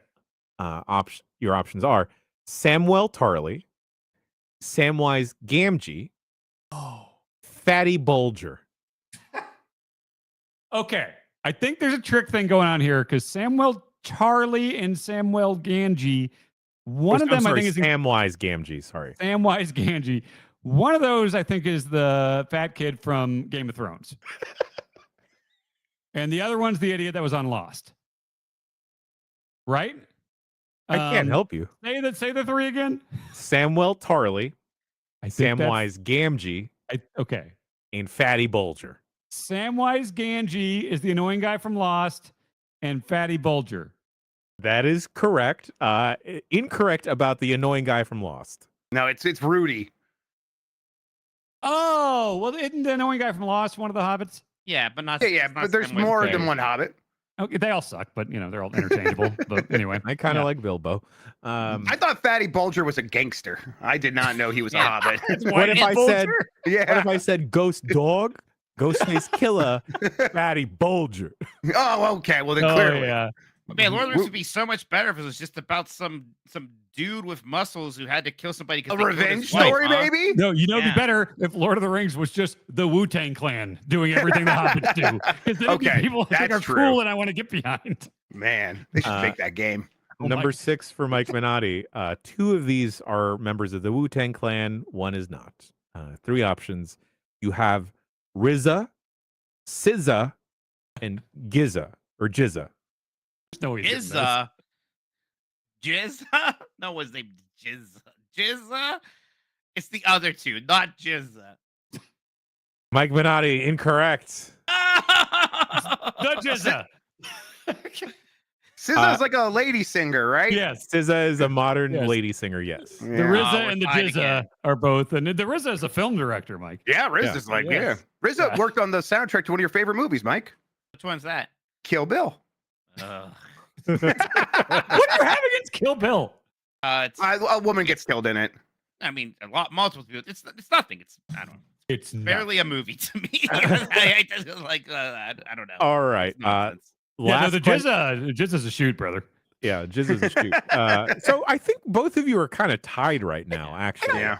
If I'd be curious if Mike just watched like the gravel pit video. I wonder if like how could you watch that and not be like these guys seem like they're having fun and that's a catchy tune. I don't think I don't he's have ever, anything against them. yeah, he's never taken a Flintstones stance against adjacent. them. I just have. It's not like you where you watch Lord of the Rings and dismiss it. I have zero exposure to this. That's why I think you should just watch the gravel pit video and I think you would like it. Maybe. Oh, that's also true. The RZA is on Lin-Manuel Miranda's new musical soundtrack, Mikey. Wow, Yeah. very cool. Okay. All right. Last question for the Mufasa? both This of you. is a shootbrother.mp3. No, not Mufasa. All right. Okay. Dan Reichert, Yes. which of these 3 are a Lord of the Rings character? Sharky, Bill the Pony, Pippin. Pippin sounds lame, so that's probably one of them. Unless it's Scottie Pippen. Scottie Pippen's cool. What are the first 2? Sharky, Bill the Pony. Bill the Pony also sounds lame, so I'm going to go with that. Sharky sounds too cool to be in Lord of the Rings.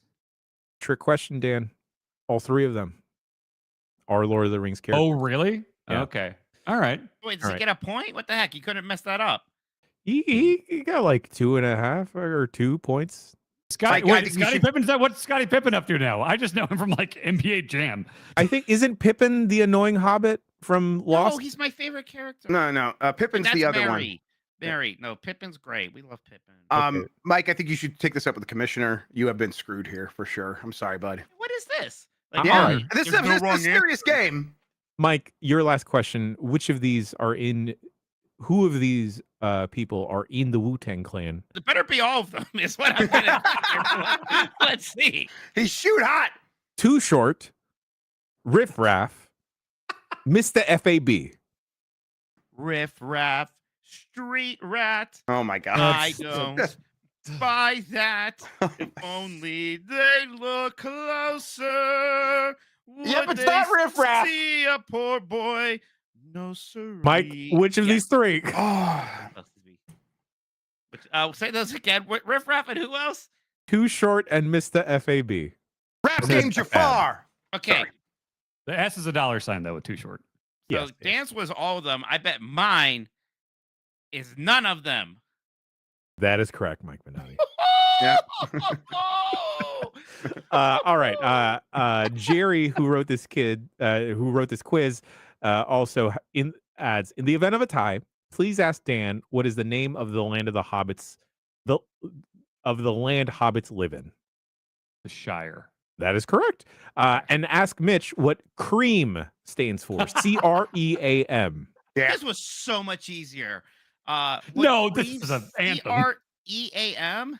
Yeah. Yes. Cream. It's an acronym. I hope the R stands for rap. No. No. Nope. Then shit, I guess Dan wins. Let's okay. The C is cash. Does that help? Cash. Well, so what's something that starts with R that is desirable? Is it rims? It's a statement about cash. Cash? I think they're pro cash. So No, Okay. I'll give you the R. I will give you the R. Okay. Yeah, but- Cash rules. yeah, I told you it would be cash rules everyone. Everything. Close enough. Everything. Yeah. Cash rules everything. And Nope. cash rules everything around. Yeah. Cash rules everything around me. Yeah! You're a member of the That was Wu-Tang group the most now! question mark at the end of Cash Rules Everything Around Me I've ever Cash heard. was everything around me? $1 bill, y'all. Dollar bill, y'all? I'm Fantastic. shocked I got there. Oh my Fantastic. It has to God. be pro cat. Definitely pro cash. Rick. Pro kung fu. All right. Fantastic email. Jerry also adds push GB kids. Jerry in Wisconsin. Thank you. Thank you so much, Jerry. Next email. I forgot their name here. Hi bombers. So I fell through a friend's porch last week and blew my knee out. Because of the way my home is set up, gaming has been pretty difficult. So, do I buy a PlayStation Portal, a Steam Deck? Do I suck it up and wait for the Switch 2? I have some retro handhelds, but I'm starting to think I'm missing out on the modern market. P.S. Please check out your flimsy porch boards. I for me, it's like, Steam Deck or Asus ROG Ally, whichever one like fits better with your library. If you have a lot of like Game Pass games and stuff like that, you want to do that, then the Roger. If you want to do a lot of emulation, I think it's just so easy to set up on the Steam Deck that I would probably go in that direction. And then you could stream stuff to Chiaki from your PlayStation, so you don't need a portal. That OLED screen looks so good. Yeah, I would hop on this. They're gonna have a new Steam Deck probably next year, maybe, but your Steam Deck's still gonna be great. You'll get a lot of value out of that over the next year or so. So yeah, I would get that. I'd say that too. Yeah, and I saw someone in chat say, "Don't get the PlayStation Portal as your only handheld." I agree with that. That's going to limit you in a way the others won't. Also, the Switch 2 will, but if you're a big Nintendo fan, that might override the rest. But the Steam Deck is just the most versatile, I think. Agreed. All right. Next email comes from Brock from Toronto, Ontario. They write in about best co-op games. Hey, Bombers, longtime listener. After listening to the Revengeance on Friday of the Mount Rushmore of co-op, I would like to add one of my favorite co-op games, Gauntlet Dark Legacy for the original Xbox. Yeah. Featured 4-player co-op in which each player chose a different class to play as. My question is, have any of you played it or remember playing this? Do you think it should make the Mount Rushmore? It wasn't just. It was an update of Gauntlet Legacy, right? For arcade. Is the Gauntlet Legacy or Gauntlet Legends? What was the name of that one? Oh, Gauntlet Legends. Yeah, expansion of Gauntlet Legends, which that one was on N64. N64 and Dreamcast. It was great, and it was great everywhere. It's so much fun. If I remember right, did that come out around the same time as the first Tony Hawk? Because I remember debating, like, I had enough money to buy one game, and I was like, all right, do I want to get Gauntlet or do I want to get Tony Hawk? And I remember thinking, like, 4-player Gauntlet sounds great, and then I just got bored of it quick and returned it. I made the wrong choice. It's a rental game, right? The Gauntlet Legends was always, let's rent this, have a weekend where we just crush it, pizza, Coca-Cola, and then return it, and then you rent it again, a year later. Yep. Speaking of like early 360 games, a game very similar to this that I liked a lot was that first Marvel Ultimate Alliance. Oh yeah. Well, the X-Men Legends 1 and 2 were on the original Xbox, and 360 was Ultimate Alliance. Ultimate Alliance 2 sucked ass, but that first one was fun. Yeah. The second one just didn't hit as much, but the first one was super fun and just very easy pick up and play. And everyone loves Ultimate Alliance 3 on the Nintendo Switch. I forgot. I played that at E3. Yeah. Mm-hmm. It looked like shit. I remember. It was very ugly. It played fine, but it's all right. Okay. All right. Next email comes from Willow, and this is about Mike Minotti and the Tuba lore. Hey there, Willow from Cleveland here. I heard on the last Bombcast that Mike played tuba in high school. I also played tuba in school. For 7 years, I played that monstrosity in marching band and regular band. However, I also made sure to branch out by playing upright bass in jazz band, plus electric bass in pep band and show choir. I even did some singing in regular choir. What musical extracurricular talents did y'all get up to in middle school and high school? Love you all.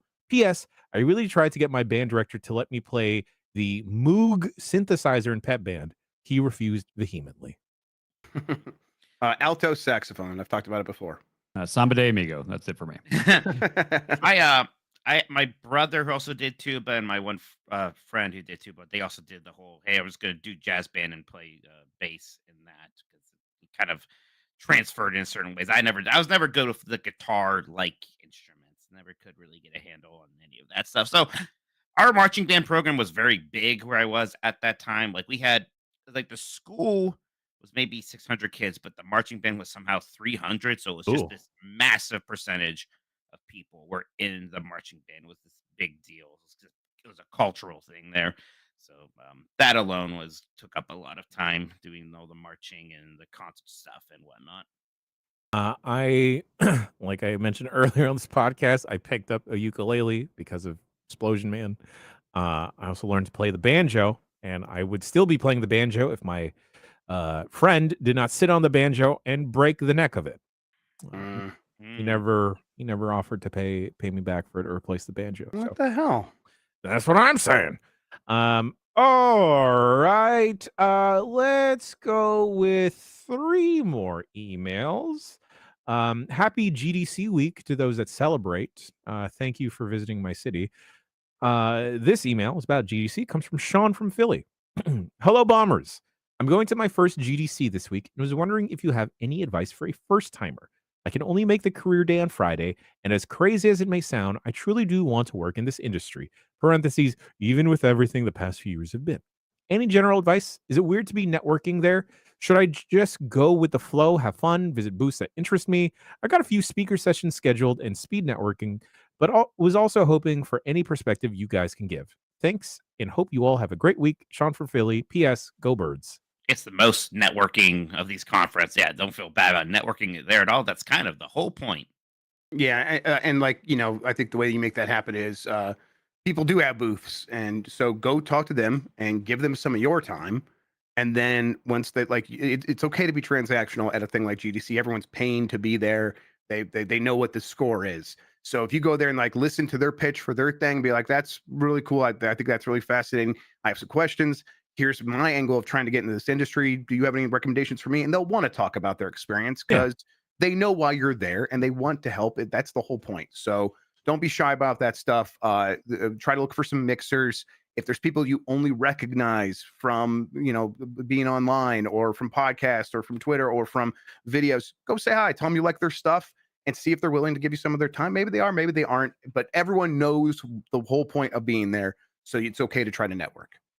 I always felt so weird with GDC. Even when I went to lived in San Francisco, I never went it's to not it. our, it's not our thing. Right? That's the thing. I never understood media people going out there because it's like, this isn't for us. This is for developers. Like I went once and I was like, I don't want to network even with media, but I definitely had that same sense. For sure. I felt like I was encroaching and I just never wanted to go again. Yeah. There would be some good retro game, like retrospectives or panels like that. Yeah. I would enjoy some of the talks, but yeah, personally, it was never my favorite. I was kind of wish I was going this year. MVG's like we're showing off the stuff with Croc and a bunch of and what's the Bubsy stuff, and then he's like, I'll show it to you, ready to go. I know you're the Bubsy guy. I'm like, you're the Bubsy guy.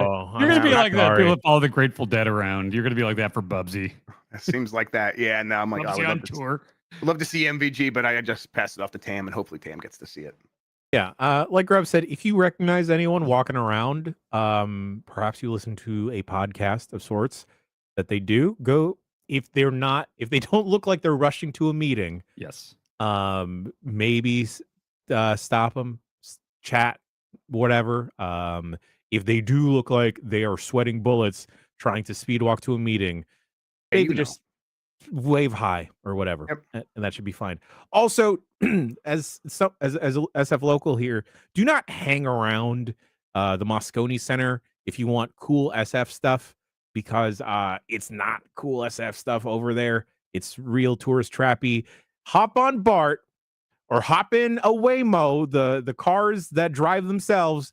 Go over to Valencia Street and have the time of your life.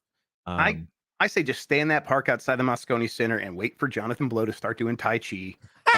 You're gonna have a real good time. All right.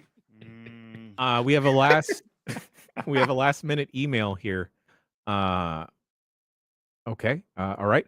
Should Nikki and Jan do a GDC meetup? Nikki. Sure. I say yes. That ain't my time. Oh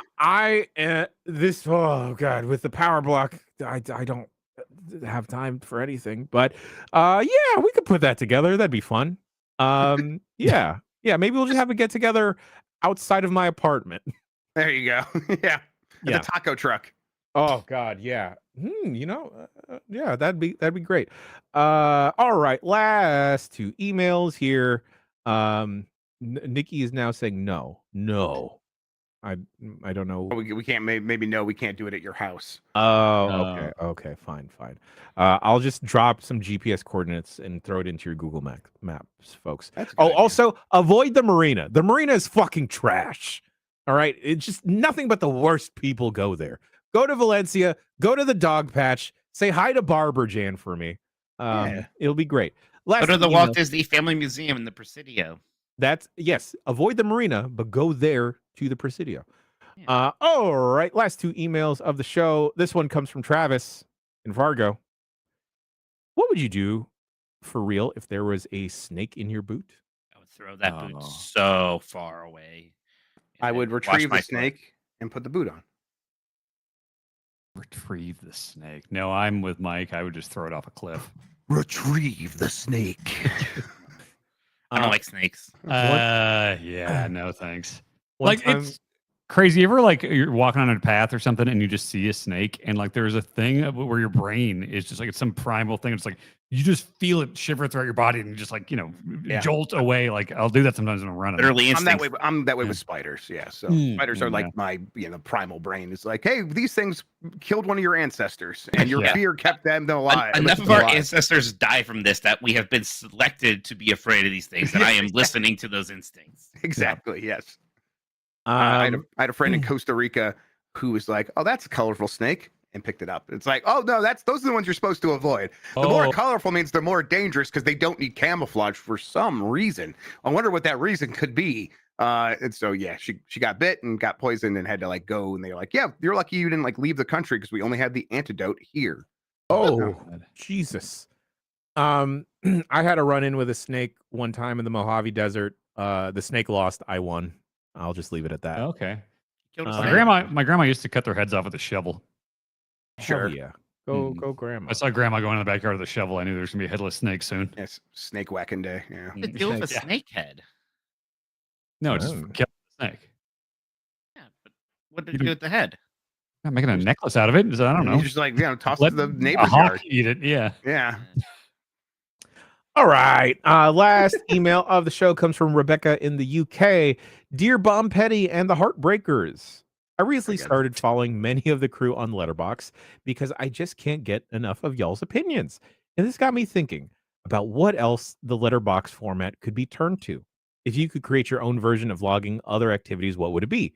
Theme park rides, cigarette brands? Personally, I'm trying to see more art. Mona Lisa, Michelangelo's David on my watch list. Rembrandt's The Night Watch, 4 stars. Death Triangle, Rebecca from the UK. There's already a theme park version. It's called Log Ride. So if you're you're a log rider, it's a good name. Yeah, almost anything you can imagine. There's some variation of this at this point, right?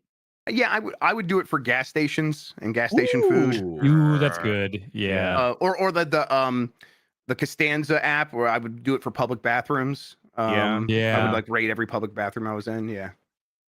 What they have ones like that for cocktails and stuff as you try ones and rank them and stuff like that. Sure. I mean, there's a ton for beer on tap or whatever. Right? Yeah, they do have one for coffee as well. Yeah. Is there just a soda one? There must be, but I think that'd be fun to be a soda influencer. Sure. Yeah. You might give her a cheer wine. Oh yeah, I see it all over the place. It's fine. Like it. It's I like it now. okay. Yeah. I'd rather have a good root beer if I'm gonna get a somewhat crafty soda thing. Sure. Yeah, a root beer from a keg, a tap keg is very good. Yeah. So yeah. Ooh. That or even what's your local grape soda? That situation, right? Sure. Yeah. All right, folks. That about does it for emails this week. Wait, real quick. Yes. The purple stuff in the Sunny D commercial, right? Mm-hmm. The purple stuff, that was just grape soda, right? Yeah. Right? Or some kind of grape drink. It might not have been soda because there was those you're right. jugs. It was in a jug. Okay, so just a grape drink. I don't think it was carbonated. It was just grape. It's purple drink. Could have been Kool-Aid, maybe. Mm. Purple drink's way better than Sunny D. I want the purple stuff for sure. Okay, yeah, give me the purple stuff. Fantastic. All right, folks. That does it for emails, and that does it for the show. We got a bunch of stuff popping off on the Power Block this week. after the Bombcast wraps around 12 noon Pacific time, Sean will be streaming Assassin's Creed Shadows tomorrow through Friday. Game breaking news popping off Wednesday, Thursday, Friday. Tomorrow, we're actually pushing back game breaking news by an hour. Oh, I'm so sorry, Dan. Yeah, I'm just hoping it's short. It's a high possibility. Fucked up controller. It could Yeah. be in just 8 days. Jeff could be playing a Blake Club game. Oh, I don't think it's more than one episode. He's ready Yeah. to go. Yeah. I have my stuff, I think. Yeah. I think have I'm no the idea games what here it is yet. this time. It's a Oh, really? surprise to me too. No, I didn't tell him. It's like a okay. As well, Grub's gimmicks tomorrow. We're Hey, gonna be 33 Immortals. 33 This is Immortals. a 33 player cooperative roguelite. I'm gonna play it for only have about an hour tomorrow, so let's get going right away. If anyone wants to hop in, just hop in. I'll try to get some people from the crew, but we'll have spaces left over if anyone else is gonna get that game. I think it's on Game Pass, although I think I'll be playing the Epic Games version. Although I hope it has crossplay if it's gonna have 33 player multiplayer. So yeah, we'll try that out. Sean says you can only have a party of 4. Okay, cool. We'll have our party of 4, and whoever, if there's a way to join us with your party of 4, I have no idea. I'm gonna play it some today and find out. Fantastic. And as Dan was alluding, his turn at the Blightning round starts tomorrow. Gosh, I'm just craving some Reese's Pieces all of a sudden. I think don't I know will fix that craving for myself tomorrow. Thursday, the GameSpot show continues, as well as the voicemail dump truck. This Friday, we have a special guest joining us for Bombcast Revengeance to chat about his new book. Mike Drucker is hitting the pod. I can't say enough. I'm about halfway through that book right now. It's the funniest shit. It is the most relatable shit ever. If you grew up loving video games as a kid, and he's just an incredible comedy writer, I cannot say enough about this book. It's fantastic. I pre-ordered it right away. I got the hardcover version coming my way once it starts shipping. I'm looking forward to it. That's the book I was reading, or I was playing Mortal Kombat for the Game Boy last night because he talked about how terrible it was, and I had no idea how fucking bad that first Mortal Kombat is for Game Boy. Yeah. It sucks ass. Yeah, Yes. yeah, that'll be Friday. UPF? I think we do Mount Rushmore of first levels. Want to do that? Sure. I love that. Sure. Oh, yeah. UPF this week will be Thug Pro. That's right. We're gonna get to skating as well as GameSpot After files. Dark to close off the week. Nikki's gonna be in town for GDC, and I live here, and I have a pass to GDC. Maybe Nikki and I will get down to something. Who knows what? I've yet to figure out. I can barely walk today. I'm going to take an obscene amount of Advil and Tiger Balm for my back. But tomorrow, folks. I think RFK's making those illegals, so do it now. Yeah. Oh, God. I don't want to go to the farm yet. Tomorrow at 9 a.m., the GameSpot team is dropping the Stalker 2 documentary. A lot of time has gone into this. The team has been working obscenely hard. I suggest you go check it out. It is good stuff. Roughly about 40 or so minutes. So that's why we are pushing back game breaking news to give that some time to breathe. Folks, anything else popping off this week? I think that's it. I think video games. I think it's everything. Yeah. Yeah. Just, Mojo next week. Mojo next week. Yeah. And you mentioned, Sean's doing Assassin's Creed here in a little bit. We're going to be doing that. I think at the top of the hour, you said? Top of the hour. Cool. There you go. So, folks, you'll just have to hang out for about 30 or so minutes after this wraps. And then Sean is going to guide you through Assassin's Creed Shadows. Folks, he's been Mike. He's been Dan. He's been Jeff Grubb. I've been Jan. And you have been doing great. Make sure to go water your plants. Go shift them to the east side window of your house so that it gets a little bit more sun today. We love you. We'll see you next week for another episode Shawshan's Creed? Shawshan's Creed. And Beautiful. We'll see you next week for another episode of the Giant Bombcast. We love you.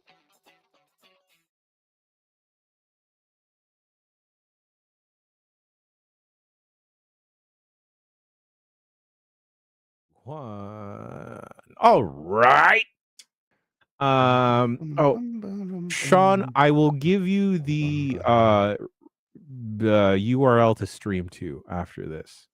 And then I'll flip you on. Okay, I've opened up time that is. Yeah, I'm getting there. I have it as well. Let me pause. Gravel pit. All right, there we go. Okay. All right. All right, I'm Let ready. clap, beep, respectively at 4T and 45. That is 4045.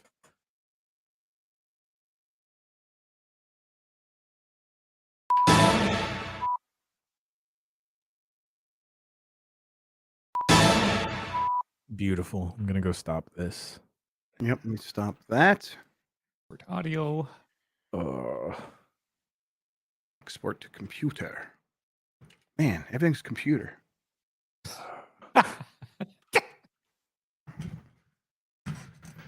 Gonna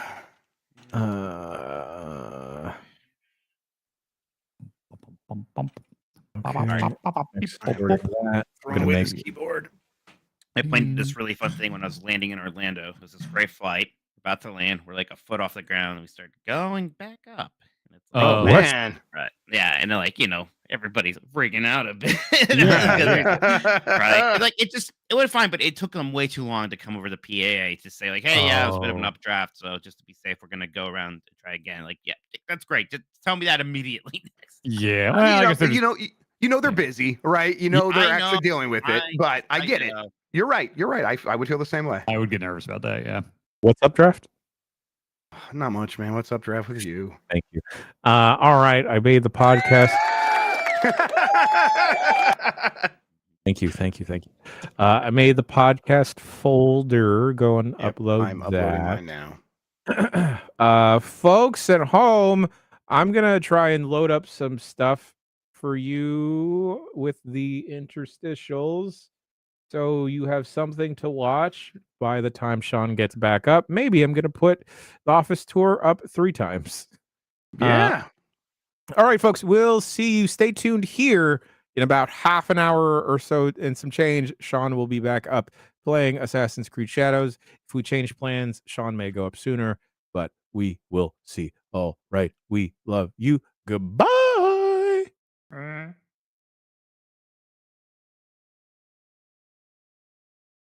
On the next Games of Our Lives. You don't understand. That is not the Lucy you think it is. I can't let them find out I don't play video games.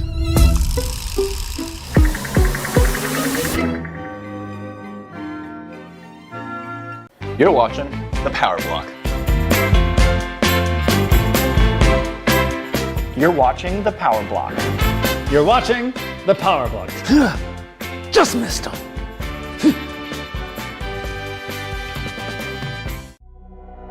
This is Breaking News with Kurt and Davina. He gets down to business, he digs deep, and he'll kick you in the teeth. He puts the thick in ethics. We don't know if he's changed his underwear or if he's wearing any at all. When you need to know something, Kurt's here. This just in. The oldest living Nintendog passed away this weekend. Rufus, the golden retriever, enjoyed jumping on the screen and playing fetch while wearing his favorite fireman's hat, which he was wearing when the house burned down that he was in. This just in, Microsoft is acquiring Blizzard Activision for $75.4 No, that was years ago. It was like 3 years ago. No, you're thinking Wordle. Nope, different companies 2 years ago, something like that. Okay. Well, Sega is exiting the console race after That's so old. That's very old news. Okay, well, here's one for the kids. Dennis Hopper is going to be playing Bowser in the upcoming motion picture. Kurt, Dennis Hopper is dead for it's 10 years now, almost, I think. No.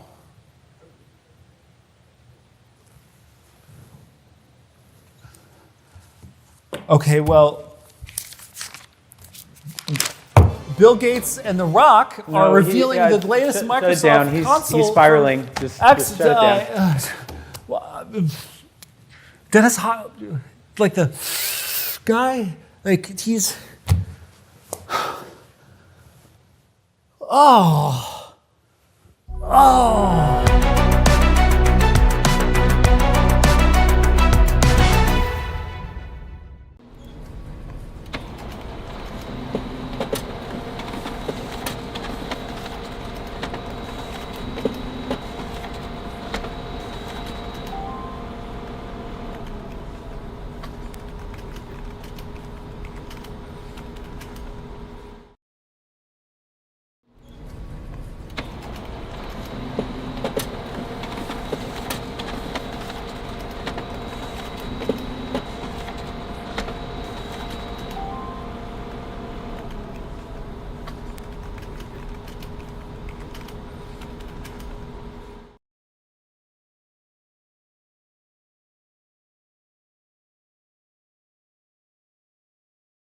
Well, look who decided to show up. Come on in. I'm Kurt Davina, and welcome to my crib.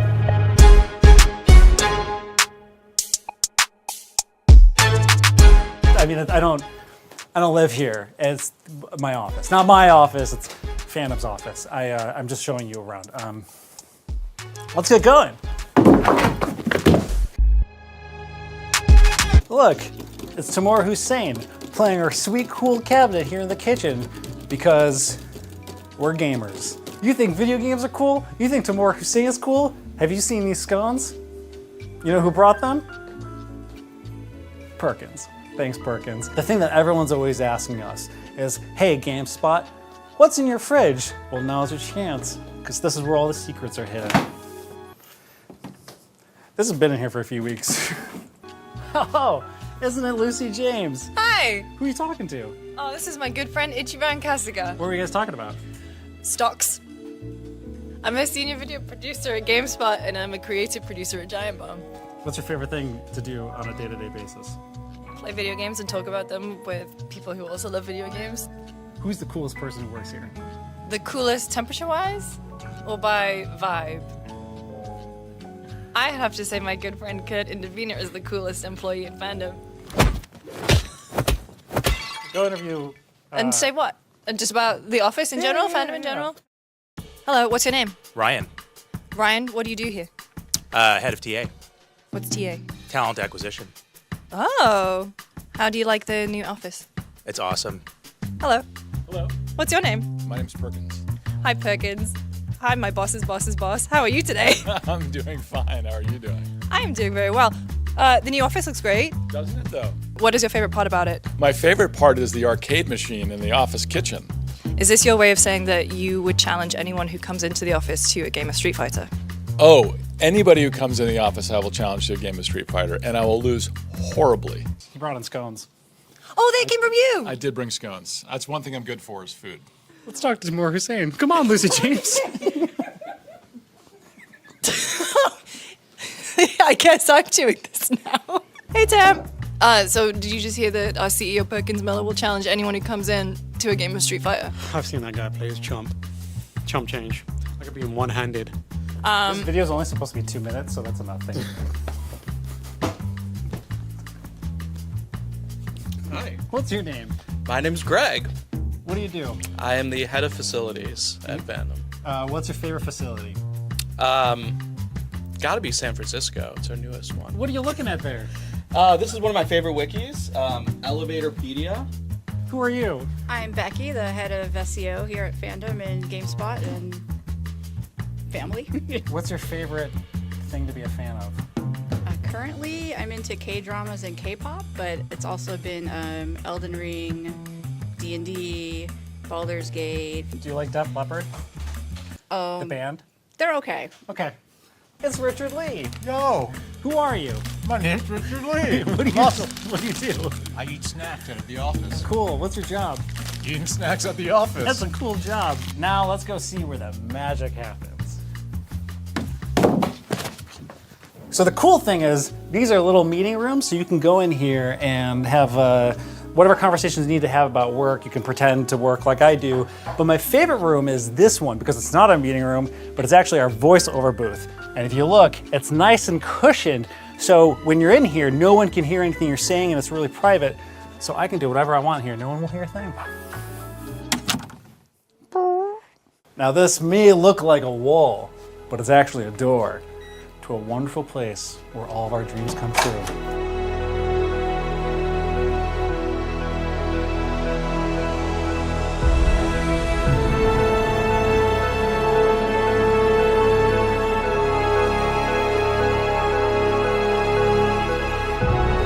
Hey, Jean-Luc Seipke. It's a Hi, pleasure to Kurt and see you. Davina. How's it going? What is all this? Why, this is the Nick Margarita Memorial Game Library. Who's still alive, by the way? Who is still alive? He's still alive. What's your favorite game in here? Oh, that would be Left Behind 3, Rise of the Antichrist. Oh, that's a good one. Jean-Luc was a pivotal person, brain, energy individual who helped conceptualize this studio where we essentially are filming every day, at least. That's the plan. Basically, we have it split into 2 different sets. We have a podcast set over here, and then we have like our main set over here with like a nice newscaster desk. We have these nice new cameras from Blackmagic. Shout out to Blackmagic for providing those cameras for us. My favorite part is this workbench. Oh yeah, this is where I've been working on my personality. Keep working on it. We were going for like your dad's garage kind of vibe with this whole space, because it's not just about games, it's about like being able to like tinker with games and mess around with them.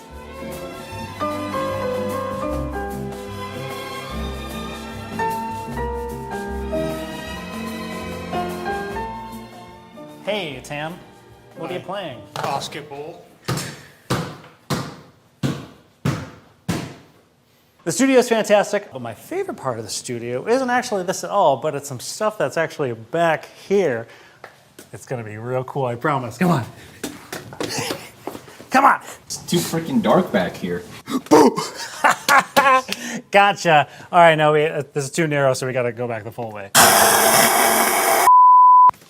Hey, so this is the control room. This is Max Blumenthal. How you doing? Hi, what's up? What do you do? Nothing. How does this work? How does this work? Yeah, what is that? You do the sound. Whoa!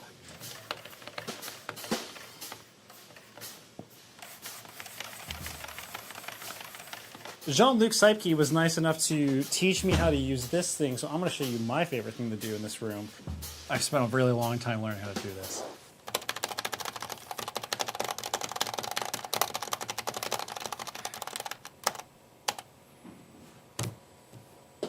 Are you done? Yeah. All right, now that we're done with the control room, let's go to the next spot. Whoa! Nearly got me this time. Oh.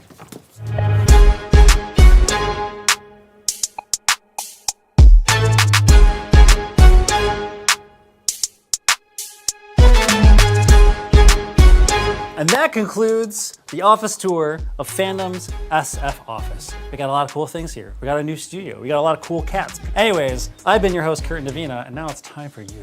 Get out of here. See you later.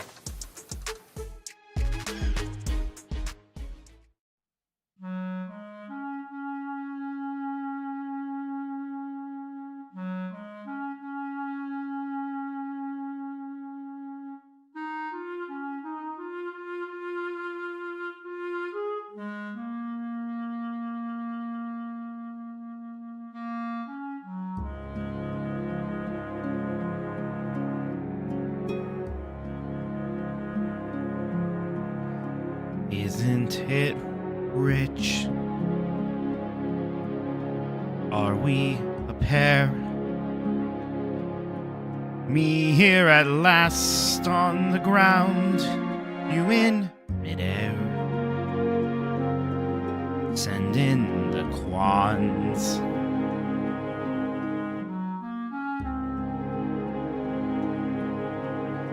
Isn't it bliss? Don't you approve? One who keeps tearing around, one who can't move. Where are the quants? Send in the quants. Just when I'd stopped opening doors, finally knowing the one that I wanted was yours. Making my entrance again with my usual flair. Sure of my lines, no one is there. You see, Sub-Zero, you can trust a sorcerer sometimes. You love farce. My fault, I fear. I thought that you'd want what I'd want. Sorry, my dear. But where are the quants? Quick, send in the quants. Don't bother. They're here.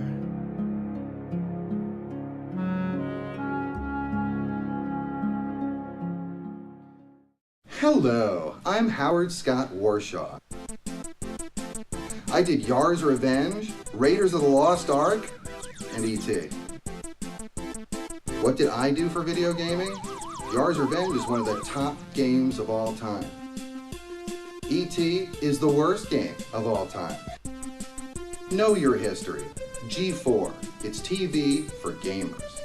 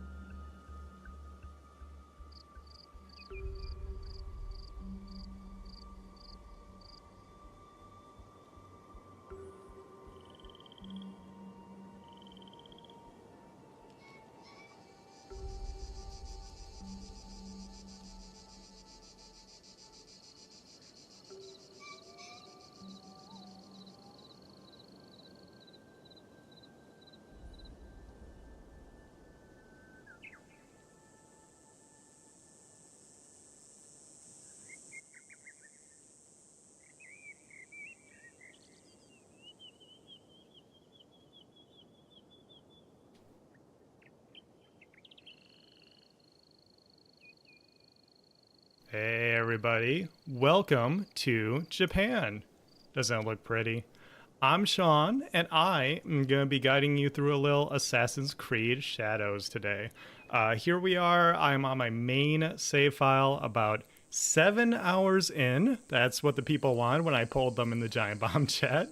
And so I'm going to show you what it's like once you get rolling with the game a little bit. I'm still early on.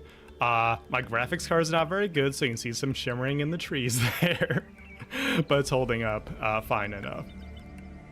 Right now I'm playing as Naoe, the shinobi of the group. I actually don't know if they're a group yet though, because Yasuke, the other character, I have only played in the tutorial, which seems a little odd to me, but at the same time, Naoe has very good gameplay.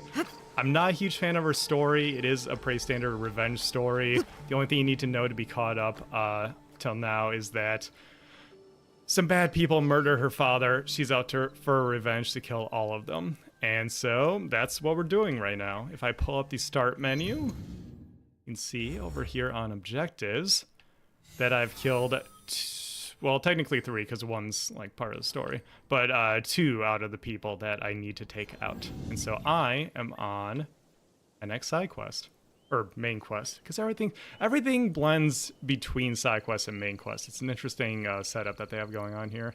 I am doing the audio in immersive mode, so it is Japanese with subtitles. And I am not doing I forget what they call it in the settings, but there's a setting for you to have all your waypoints be vague terms that you have to decipher, sort of a puzzle of, oh, your next objective is southeast of blank and west of this place, and then you have to send out a scout to find the waypoint. I think that's really boring, so I just turned on traditional waypoints because it gets you into the action a lot sooner. That's I like it here. Well, that's because you're a bad person, Jeffrey Grubb. That's right. Hi, I'm Jeff Grubb from GiantBomb.com. How's it going, Sean? You're right. It's not as enticing as like the assassin send out system from like Brotherhood was, where you would send out the brother assassins and they would go do missions and stuff like that. But it like vaguely reminded me of that. So it's kind of like, this is something, but yeah, eventually you're just like, I just need to know where to go, or do what I did and like, well, now I don't care about knowing where to go. I'm just going to go make my own fun. Well, fun fact, that was not a lake that I can actually dive into. Found that out the hard way. Yeah, so I guess that's a good time to bring it up. I have not played much Assassin's Creed, period, ever. Right. I played the first one. I did pass the controller on the next couple with some friends. But yeah, I have not played a ton of it. And I was talking with you a little bit before still before this came out. But I was talking to you about this and I said it wasn't quite clicking with me. I didn't really have any problems with it. It just wasn't inspiring me that much. But once you get rolling, once I turn on traditional waypoints and everything, I do personally like it a lot more that way. Once you get into the action and everything, there's a lot to like here. Yeah, I mean, at the very least, it is one of these corporate-made Ubisoft games where, like, let's just give them all the options so the game could just be the thing they want it to be. Like, yeah, maybe there's a way we want people to play. We don't care about that anymore. Here is just every setting you can imagine to kind of dial in the experience you want, which is maybe not like some visionary way of making games, but it is very friendly toward your, like, respecting your time. It's good to have options. You can kind of make this as difficult or as easy as you want, which I appreciate. So let's get into some gameplay here. As you can see in the upper left, I need to retrieve some papers. These are some documents that basically we're forging some relationships, forging parentheses illegal, some relationships in order to get to the next point. So these guys, I gotta get past these. And it's kind of a small castle. There are actual castles that you can infiltrate, as you saw when I climbed that thing. How do I get through here? Well, first, let's pull up this game's version of the Eagle Vision. I don't know how long they've been doing it where it's just Bat Vision. I don't know if that's new to this or if it's been a thing for a while. They've definitely had variations on this. But is there a shoot Eagle that you get, like with the overhead view? Because they've done that in a lot of recent games. Yeah, is there a drone? Nikki Grayson, I do not know if there's a drone in 1500s Japan. Okay, I'm leaving then. Okay, bye. Anyways, it is like Bat Vision and then Uncharted-y as well, and any game that lets you tag an enemy once you have seen them. So that's what I'm gonna do. Try to sneak in while being aware of my surroundings. Hey, Master Shinobi. That was cool. Thank you. I like this outfit that I have on Nelly too. I think she looks cool in the. Can you dress like the old Assassin's Creeds? I mean, am I not? Yeah, No, you're not exactly. I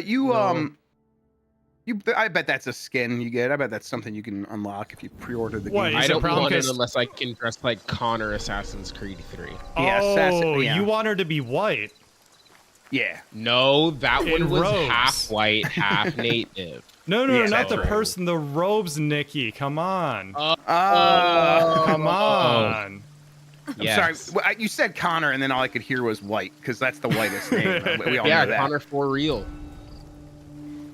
Okay. So we have basically multiple indicators of how visible you are at the top there. The red means that I am in enemy territory. A lot of UI. And then there's the eye a lot shows of you UI. how much they can see you. You can also What are customize the- that though. If you want minimal, you can go that's minimal. right. I like having this Those- information and though. All those little carrots are guys. Yes, I've Are tagged those guys with that my you bat have vision. tagged? Yes. Okay, got it. And it's the just hover over them, and you can hover over them in bat vision, so that you don't have to actually have line of sight. So they just make it super simple. That's great. Do loot you this gotta guy? hide the bodies in this one? Yes. Okay. You can hide the bodies. It's You don't have to. pretty forgiving. I haven't played one of these in a really, really long time. So I I'm do kind think of this is amped one that about- like people are gonna check out and be like, oh, I'm glad this is the one I checked back in on. Oh, here's one of the codex Yeah, things. conceptually, this is what I wanted out of Assassin's Creed for a long time, so that's why I was interested in picking it up. Sick. Can you sneak up behind that guy and just give him a little "How's your father"? Yeah, tap him in the dick. Oh wait, that guy knows you're here. No, you didn't see Oh, anything. no. You didn't see anything. No, Sean, that guy definitely knows that you're here. All right, let's fuck him up. Oh, what do you got there? What are those? Those tomahawks? Not quite. That's the other Yeah. one, grub. They already did Tomahawk. Oh, my bad. Oh, You hit that guy's hat off. can't block red. It's a video game. Yeah. No, the sickle and chain is the best weapon in any ninja game. You can see that here Pretty sick. in my inventory. Yeah, Nice, the Death dude. Whisper. Kusarigama, apparently. Did you get that from just doing story missions? Yes, so I believe Okay. every time you kill one of the main people, you get a legendary weapon. Okay, baller. Yeah. Yeah, if you have any questions, if you are watching live, make sure to drop them in the chat, and I'll try to see them, or grab a Nikki. We'll keep an eye out for that. Yeah, we'll keep an eye out. I love someone did keeping ask. my eyes open. Someone did ask about the combat. It's fine. I like that the parry system is. I'm sure other games have done this, but I definitely think of it as the Metal Gear Rising system. Parry versus dodge. Oh, homie. Oh, you gonna die, son? Yep. No, he's 10. You can't kill him. He's just a boy. What the fuck, Sean? Just like that, you know? Squashed him like Onrush. Just like Just that. like it's Onrush. exactly like Sex in the City. Oh my. Okay, so let's see. You're Slay McAwesome. Can you show us the map? How big is the map? It's big. It's pretty hefty. It's pretty hefty. Oh, shit. Oh, Those are all like Christ, different, come like on. prefectures or whatever. I don't know. Yeah, we well, don't know. hold up. Hold the phone. You got It's horse. Good. You have a horse. Yes, you have a And the horse You goes don't have to walk fast. everywhere. It goes fast. Okay. I got from Well, that's here good. to here in like a few minutes of real world time. And it's like You move kind of fast. fun to just like go between places because I think they sprinkle in enough like, don't worry, the game developers are still here making a game for you. Like here is a guy Oh, that that's will good. be like, here's a small little mission, or here is a point where you can do some meditation and Yeah. have a flashback or something like that, or here is a high level enemy that you could try to like take out if you really want to go for it. And he's hanging out with his homies. that's So you what's can maybe sneak cool. up on him. My next objective was right here where I am now, obviously. At the beginning of the stream, though, you saw me at the top of this palace. And I just went there because I wanted to. I wanted to infiltrate a palace, take out some dudes, and climb to the top. Because if you climb to the top, the lookout point, that You get becomes to a fast synchronize, yeah. fast travel. Yeah, so that's your your Ubisoft tower, as it were. Right. Okay, let me get this guy. You see nothing. See absolutely nothing. Oh, this guy's fucking. Oh man, the wrist blades are still very cool. It's still very good. I do still it's a like being cool in a idea. crowd and you just like walk past someone and casually yink. Yeah, you just give them a little bit of like poke. Yep. What year is this one in? It said like 1983. 15. Oh. Did you say 1983? I was a little bit off there. Oh, okay, that makes a lot of sense. This is 80s Japan. That's right. This is what it was like. He's about 400 years off, but outside of that, yeah. Sure. Better than my usual guess. Cat. Mike Why is that is cat in gonna the mud? hate this game. Mike is gonna absolutely be livid. Because here's the thing: not only do you pet them, it keeps track of your pets like a Pokedex. Yeah. And there's one of the first missions is like help this beat up dog and give it love. Yes. Anyways. Frantic Finesse in chat says Abstergo to the polls. Oh, well, that's pretty bad. Jesus Christ. No, you know what? Actually, I changed my mind. That's really good. Yeah, that's I awesome. maintain my stance. That's bad. That's awesome. You tried, that's though. really good. You tried. Notre Dame's Eddie Mack says, how goofy does it get with the gear score / perks? Odyssey seemed to be the tipping point for all sorts of shenanigans. Has it calmed down on that at all? Or is it still a ton of random buffs and perks? Everything's got like Big number do damage. Yeah, it's pretty simplified from my point of view, but everything's got maybe a little extra salt on it, but mostly you're just going to want to get that overall number up. But the thing is, it's not like, oh, you get plus 2% sneak score. Yeah, I don't think we're so. Not, we're Okay, not so let me getting go like into that. the inventory. Okay. Yeah, can we look at your shirt? Okay, What so if you shoes look do you at have? my weapon, my cloak and everything like that, yeah, it adds health, it adds different types of damage, so when you get a critical hit on someone, when, Plus 20% damage at night, that's just cool. Buff damage at night, things like that. Yeah, I appreciate these larger perks because honestly, those smaller ones mean nothing. They could put any number in there that they wanted to and be like, well, that's what it does. Like, they're kind of meaningless. Yeah. But if I know this hat as the one that makes it easier to kill people at night, then like that is more valuable to me than it doing 8% plus adrenaline gain. Yeah. So what I'm gonna do here is currently I'm tracking my next quest, main quest thing. So with the horse, I was initially I wished it kind of did the open world Zelda thing of sort of just guiding you along the path, because there is that. Yeah, you have to hold foot forward, as right? well. Or you can just turn Pathfinder on. Does that work? Okay. And You still have to do it manually. You do have to do it manually, but sometimes I'm probably just being too impatient, and I turn on I want the Pathfinder, horse and then to I try to drive get him to go, and then I'm like, why is it forced me to have control? Well, no, that's the thing. It does not go automatically unless I'm missing something somewhere. There is no automatic horse. So what it will do though is if you are on a path, it will help you stay on the path. Like the horse will be like, oh, I'm smart enough to know that you're not actually trying to drive me into a tree right now. Right, So, and that's just the default. By default, Right. the horse will not like run into stuff like it's a car out of control. I like this. It might look silly, but when a game looks as realistic as this, as you can see earlier, I went somewhere I was not supposed to because I kind of just lost my way. And you know what? Having a Forza racing line on the ground, I think, helps a lot to just steer also you in the right direction. it's totally in line with you're in the Animus, right? So it doesn't matter. Yeah, it's not real anyway. I still don't like that whole setup. Sure. Wait, why? So stupid. Hold on. How do you why feel don't about you the way like that this game introduces it, though, where it's like you're picking from a bunch of different of the recent Assassin's Creed games, like they were going to do that? What was it? What were they calling that? Assassin's Creed Infinite or something? Yeah. It's like clearly they were making that, and then they like scaled it back to just be like, here's like a fake selection screen for all the different Assassin's Creed games. Maybe you should try the one in It's Japan not a that you fake just one. bought. Okay, it does launch the other games, I guess. They yes, made an but it's Assassin's not- Creed launcher, which is the default for this game, and then you pick an era, and that launches the respective game. Yeah, it's That's kind of cool. They do. It's they do kind of that. wild. I like meta narrative. I don't know.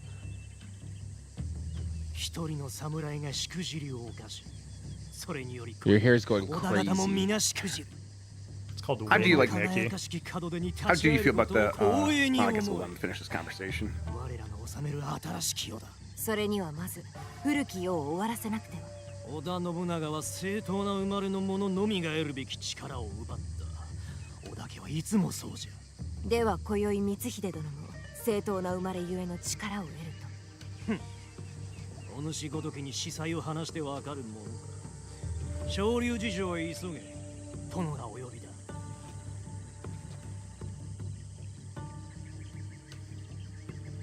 How do you feel about the overall look of the game?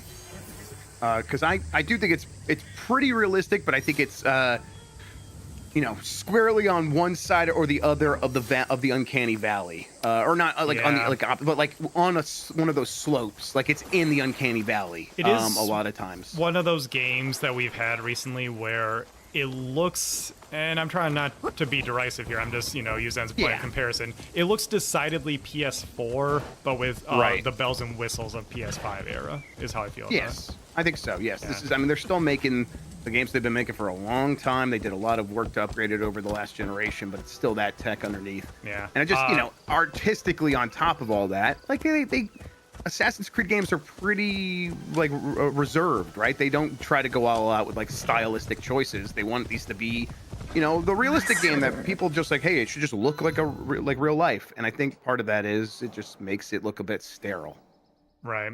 And I will say, people like that. Yeah, I think the number of normal people in my life right now who are fucking amped about this video game, and because they don't play anything else, and they don't know that they can be anything else, the chase for, wow, the grass in this one looks good. Yeah, it does. Is like, no, drown the horse, no, please. Oh, okay. Oh, no, the horse is a motorboat. Boy, I was scared, Sean. It's like one of those pontoons from Baywatch. It just like blacks across the water. It rules. Yeah, no, it's an impossible place to be in. You stylize these games, people say they look like shit, and then it worked for Ghost of Tsushima, right? It made it work. Like that has just the right amount of style on top, or at least it has some. I guess I don't know if it's the right amount, but it has some style in it. I think it worked. Yeah, and I am running it at only just under 1080p because I'm streaming it right now. Sure. But when I'm playing on my own, I'm running at 1440 with settings decent quality. Just use DLSS to get there. Yeah, and it's looking pretty good on my TV. I'm curious to see how the consoles fare. It definitely doesn't look bad, right? No. Just it's a little bit more difficult for me to get lost in than like a Breath of the Wild. Okay, well that's an interesting comparison. I thought you were gonna say like Tsushima.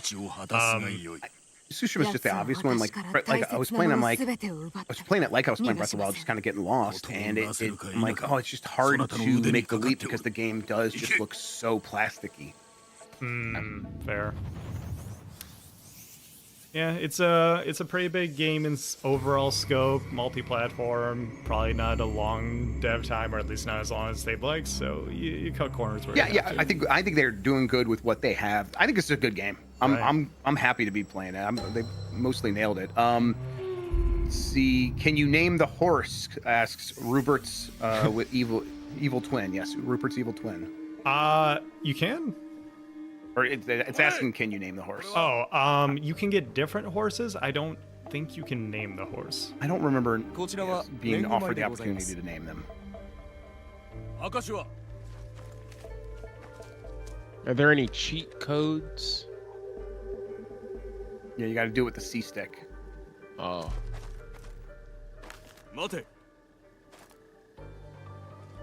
Ah, there's our guy. I haven't seen him in a while. Wait, where is she in a box? Yeah. Oh, she's in. I see. Infiltration.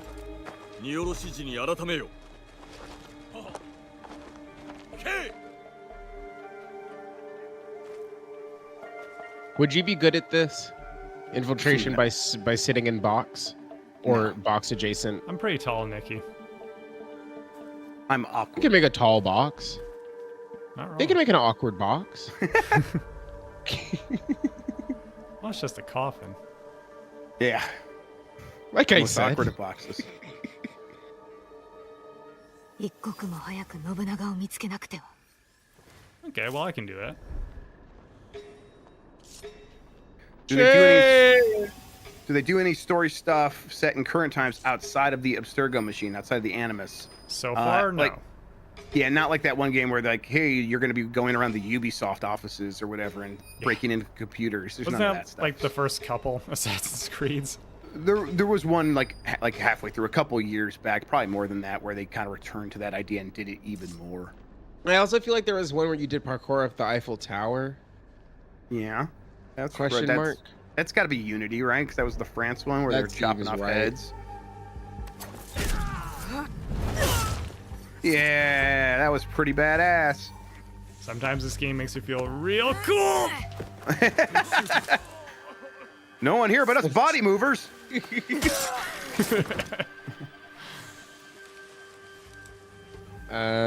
Yes, it does have an English dub.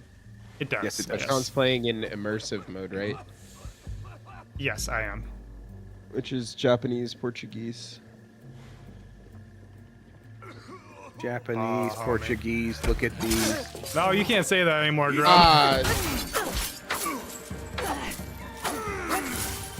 Yeah, no, push him into the bush. You cut the bush down. You needed that. Crap. I was expecting the unblockable. Okay. What about that time? What happened there? Yeah.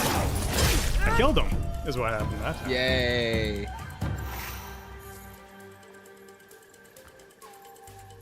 So usually I just mash, but I wanna show out the parrying a little bit. It actually feels better when there's multiple enemies and you can swap between them quickly. Actually, is there a window? Do they still do the we'll stand around and wait for the other one to hit you stuff? So a Is video that like game? a difficulty slider? Yeah, no, but sometimes it doesn't feel as naked as I feel like it does in the Assassin's Creed games. Like sometimes the Assassin's Creed games, it really is like, wow, you're just waiting your turn. But it sounds like maybe it is actually still that. Didn't hear that, huh? No, he's not very smart.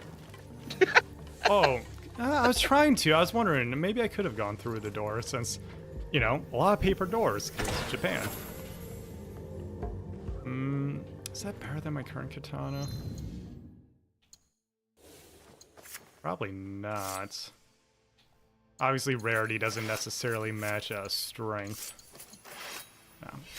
Wait, where the hell did I even... Oh, different kind of weapon. Because I got a katana. Yeah, one of them's a Tonto. Yeah. It is better than my current secondary, so yeah, we'll do that. Big sword. This is still more damage, though. Let me heal up and then refill my rations. That's how you heal in this game. Find some food. Food heals all wounds. That's so true.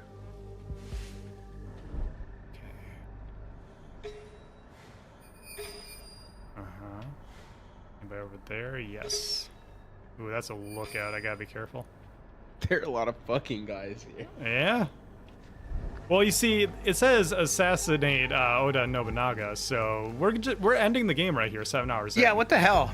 Yeah, that's awesome. Listen, I've been saying that these needed to be shorter for a long time. And well, here you go. Okay, yep. You're over there. Okay. So you're looking... Okay, different ways. So that means I can take you out. No one noticing. I should use the well. Dang it. You can still use the well. Yeah. Oh, you can hide body in well. Yeah. I haven't done that yet. There you go. That's where most people hide bodies. And it's also really good for the water. Yeah, you guys heard nothing. Okay, no, yep. There you go. Alright. I'm gonna take these guys out stealthily. From the top rope.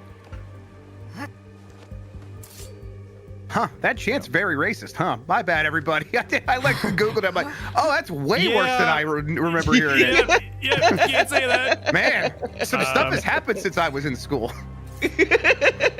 Alright, well, you know what? Wanted to jump in the hay bale, but what I can do from the hay bale... Yoink. still do the eagle noise? The squaw. Yeah, they do. Yeah, when you that's jump good. through the jump, yeah. Can we see it? Well, that happened a little bit earlier in the stream, is why I had the opportunity. Get here! Ah! Fine. That's fine. Okay. Oh, crap. You heard that?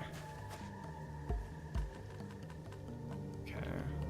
Objective is in. Can I go in this way? Nope. Oh, crap. Too much light. I don't have enough tools to take everything out, though. Only have 2 kunai.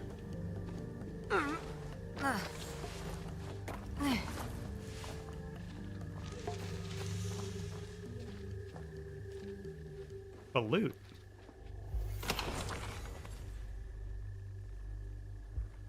In Twitch chat, they're asking about the actual light and how that plays into stealth and everything like that.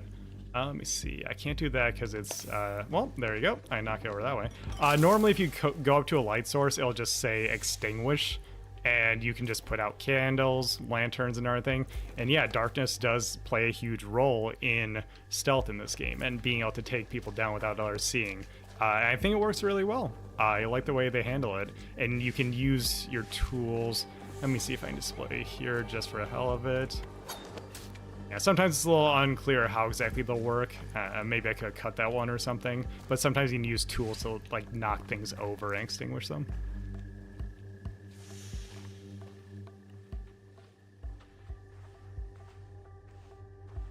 That is why it's called Shadows, yes.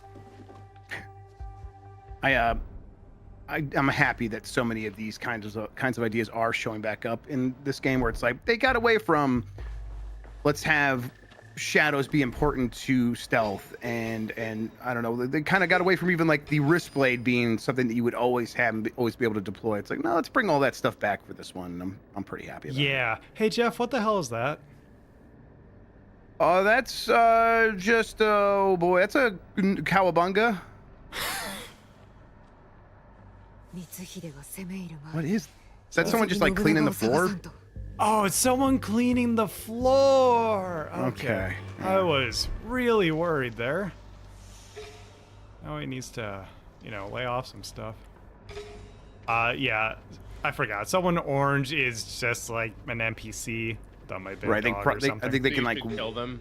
They can like warn people, so you should probably kill them. They're like, innocent. You should avoid it morally, but also, as far as I can tell, the game doesn't really penalize you. So yeah, they're not real. Oh yeah, this game's made by the French. They don't believe in God. Exactly.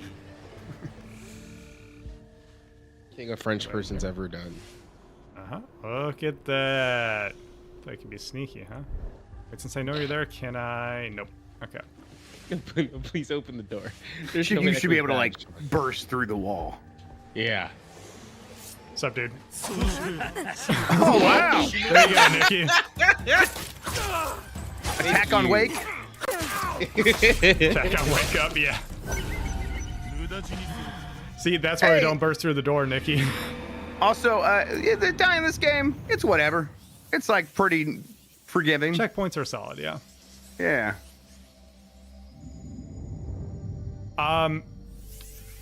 Personally, I feel there's a little bit of control soup.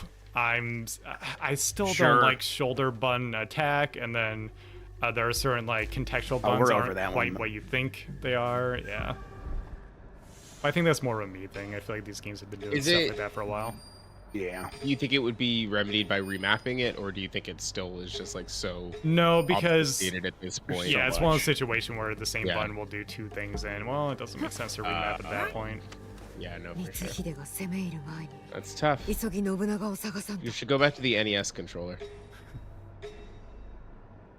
2 buttons, that's all we needed. If you can't figure it out, don't make the game. Let me just...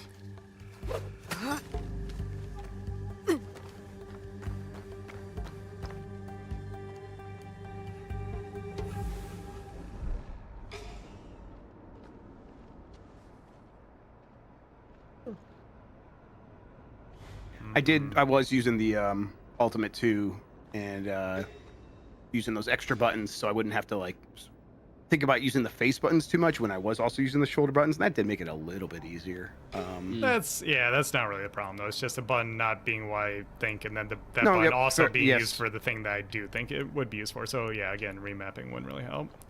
Yeah, even getting used to the shoulder button attacks over the years, I still occasionally, in the heat of battle, will be like, well, light attack is X. So Yeah, here exactly. We go. And Yeah. so I just ducked. Never mind. Throw a rock on the floor. Uh-huh. Okay. Well.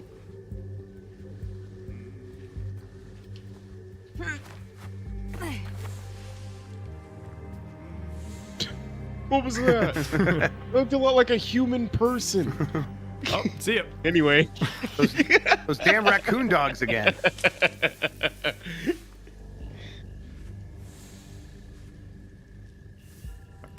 the hell am I getting down there? Oh, so who's back here? Oh, just a worker. Okay. Another clean guy. Yeah. Yeah.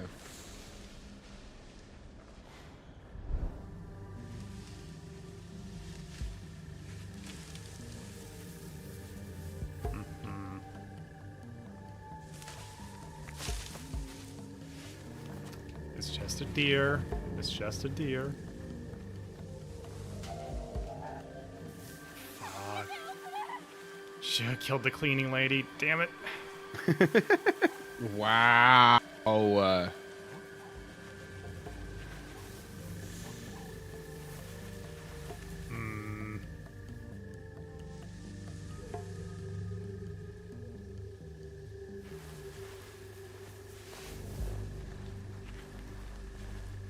Otto, 今日こそ敵を取る。 Oh, no. Stay far enough away from them and be quiet about get up this. there. Uh-oh. Okay, okay. Yellow means that You're they're just seeing starting things. to pay attention. Right. Okay. So yeah, she's just tattling. She's like, no, that's not that's not nothing. Please come over here. Narc. Listen, if I work in a place and I see a ninja running through where I'm working, I'm not saying shit to anybody. Yeah. Yep. You put one I'm finger not to your saying mouth anything. and you turn the other direction. Exactly. Yeah. You say, not my problem. I tell OSHA maybe there's an infestation of bats or something. Yes, but exactly. Nothing about the ninjas. Seems like there's not a lot of people back here. Was that not like a little port inside of, like, to get inside of the building? I mean, you don't have to do that if that's not your plan, but I'm just like wondering what that sort of that thing was there. Yeah. Okay, never mind. That's just a box of tools. Yep.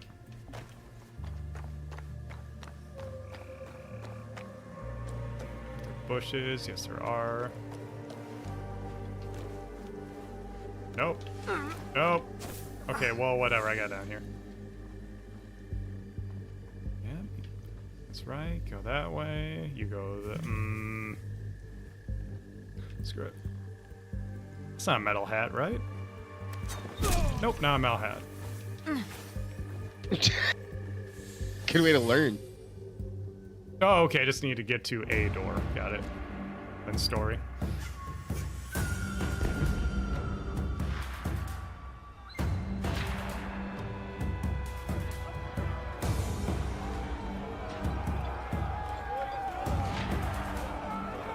Uh-huh. Oh, I see. Can CC in chat? Oh no, I'm sorry. Airbag to ask: has anyone on GB gotten to the Yasuke gameplay yet? And none of us have. Although it seems like Sean is approaching it potentially. Yeah, because Yasuke's right here, so he's maybe right here. we'll switch over.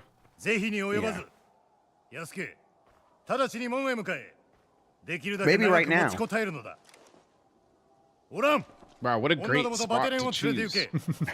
出る際火を放 I て。 know Tam mentioned that he doesn't like the Yasuke gameplay that much. I think that's I'm Okay. hearing pretty common of like the samurai gameplay is not quite as fun as the ninja gameplay. It's pretty generic overall. Like, I think the Yeah. combat doesn't radically deviate between the two, but it's more interesting when you can approach with stealth and then engage in combat if you need to or if you so choose. Right, her combat's still cool. Yeah, it fits Assassin's Creed more. 火を改めねばなるまいな。 No, not the tea ceremony.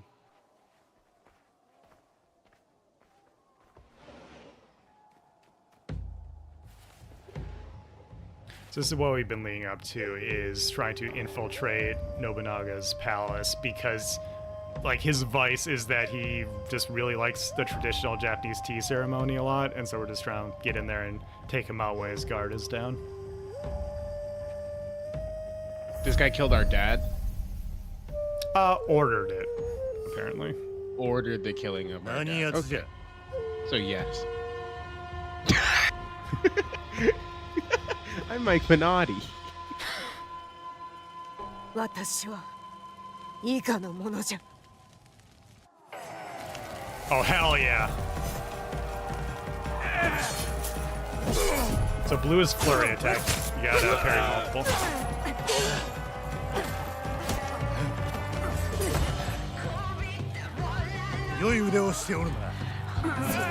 The needle drops in this game actually aren't too bad. They're interesting, for sure. Yeah, they're interesting. Yeah. Oh, it's on fire. Like they're making some choices. Yeah. I appreciate when a person makes a choice. Yes, it's better even if the choice is not one that I would have made, I appreciate Exactly. making a decision about it. And I think often for this game, choices. Does it feel kind of like a Tarantino's take on a genre? Yes. And that's not like super great these days. I think it's like it's kind of well-worn territory. Yeah. But again, I feel like it's a choice, so it's something. Oh crap! Was expecting that fourth one. He doesn't have that much health. They're not gonna give him a second. It is messed up that he's not using a shiny Rayquaza. You're right, Cam.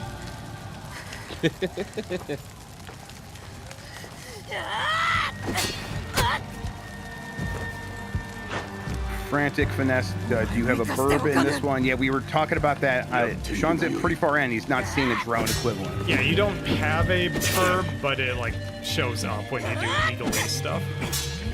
Sure. Yeah. So, like it'll like come be your friend when you're like doing the synchronization. Yeah.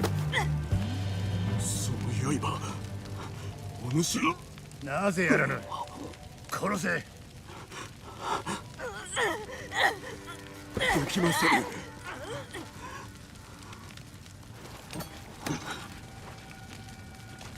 お前と百騎衆が箱を奪ったんじゃ。返せ。何を言うておるのかわからぬしらじらしい。弟を殺せと命じたじゃろう。光秀が何を吹き込んだかは知らぬがわしをたばかったすべてざれ言じゃ違う。嘘をつくな。弟の敵め。わしは Alright, you got me. You've won this battle with logic and wits. You're right. Facts don't care about my feelings. 天下無双の剣そうなれという天命に従ったまで百騎衆なぞ知らぬこの地のためぞ民を殺しておいて。強き剣を鍛えんとするなら気が欠かせんなすべきをなしたまでじゃ大名どもは下克上を狙ってばかり Triangle blur is my favorite kind of わしが blur. 求めるは差にあらず You're not supposed to see what's back 天 there. 下不武のためよ I'm on medium, y'all, so it, yeah, it doesn't look as good as it could. なれどもはや Oh, it really doesn't. No, that's what fire looks like now. I've been told there's a day one patch. They patched fire. 光秀がわしになり変わる従う者などおるまい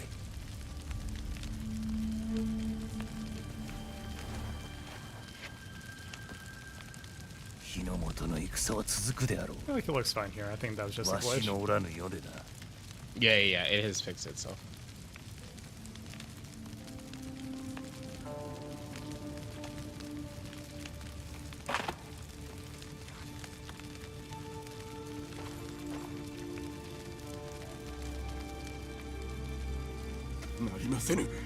殿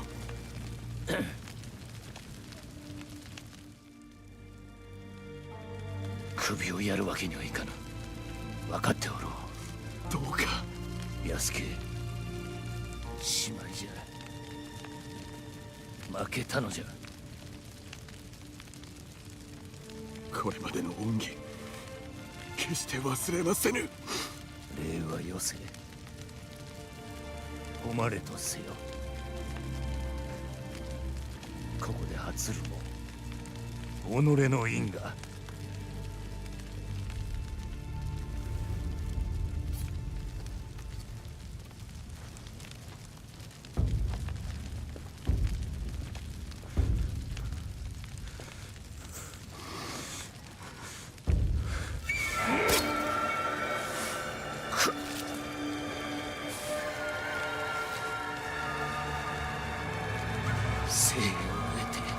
I wouldn't do this personally. If it were me in I would this just solve my problems with scenario, words. yeah, right. I would try to talk through stuff instead. Yeah. They're hallucinating all of this because the smoke has cut up Yeah, they've been into in their this brains. flaming roof for ages. 首はもう手に入らぬ。死してなおわしをあざけるか。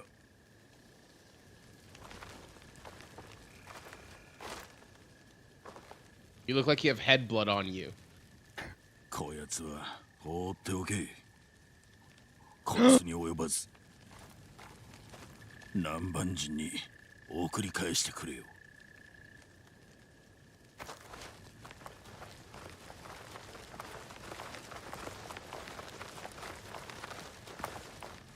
それがしはどこにも行きはせぬぞ。ああ。友よ、また会おう。バイコムデウス。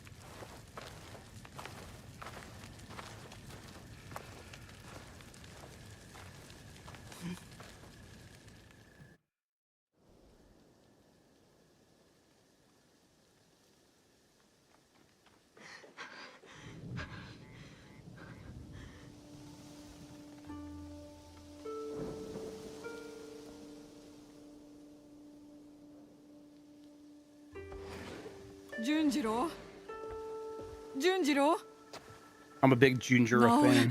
何があったんだ Yeah, same. 織田信長は死んだ。本能寺は燃えとる。いい知らせじゃないか。非道を極めた暴君が死に、殺すべき仇が一人減った。そうではない。面をつけておった者は信長ではなく光秀だった。Everything is めちゃくちゃじゃ。 Everything is computers. だったらなんだい。織田信長は獣だった。どんな死に方をしようと己のまいた種だ。違う。私は間違った相手に敵に味方しとったんじゃ。騙され操られた挙句、私には何も残っとらん。片や光秀はまんまと大軍を手に入れおった。ならそいつを、その大軍を倒し、間違いを正すんだね。 That's what Tomoko said the first time around, 刀 too. だ。光秀が最初に呼び寄せた場所。そこに何か残された手がかりがあるはず。 That's pretty good advice in the killing people 何 video もかも game. が降り出し、お前ならきっとまた進むべき道を見つけられる。純次郎の言い回しが映ったようじゃな。それがどうした？純次郎が帰ってこないんだ。ただ村の者にもつてにも頼んで、皆総出で探してるよ。 What we do? Paths. I don't think revenge works ever. So probably go find the other guy. Let's find the boy. そう遠くへは行けぬはず。あの子のことが気にかかるのはわかる。私だってそうさ。だが、今ここで Oh, 光秀 okay. を Well, 逃せば、 why the fuck even give me the 次は opportunity? 奴はお前のこともお前の腕も承知の上で、 They really need to enforce into you that you're on a trail of revenge. 必ず純次郎を。あいつは私に残された。 Never done that た in った a 一 game 人の before. 家族なんじゃ。 There are dialogue choices that do influence things, That do but matter? yeah, if it gives you more than just a branching dialogue path, if it's actually impactful on the story, it'll let you know. Ubisoft will remember that. Yeah.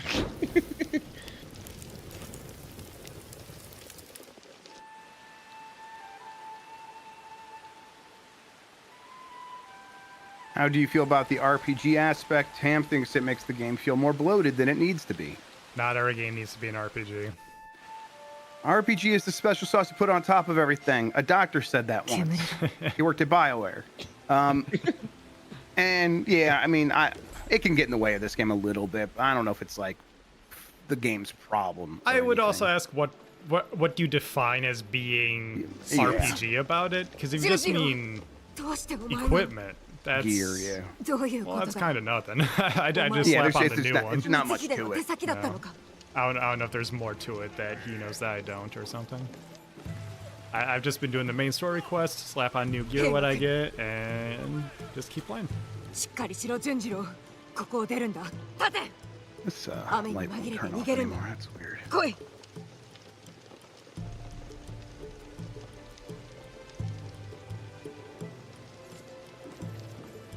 Oh, right, the skill tree that I don't use. That's probably what he's talking about.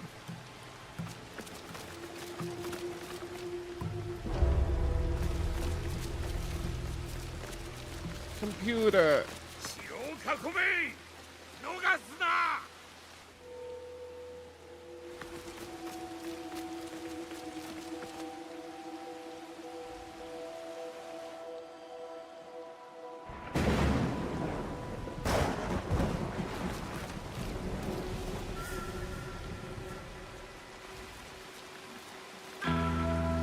Hell yeah.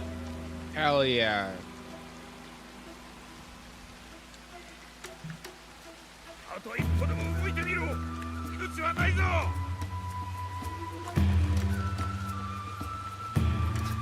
Running theme of this game is that guns are the coward's weapon.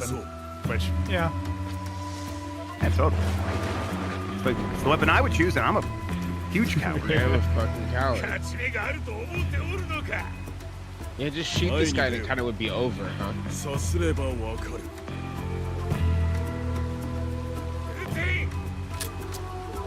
Yeah, this guy's smart. Oh, the guns are wet.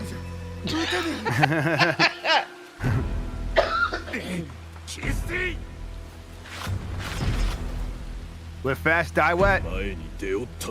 So true. All right, let's go. Oh my god, he's huge. He's like, yeah, he's fucking huge. a foot and a half taller.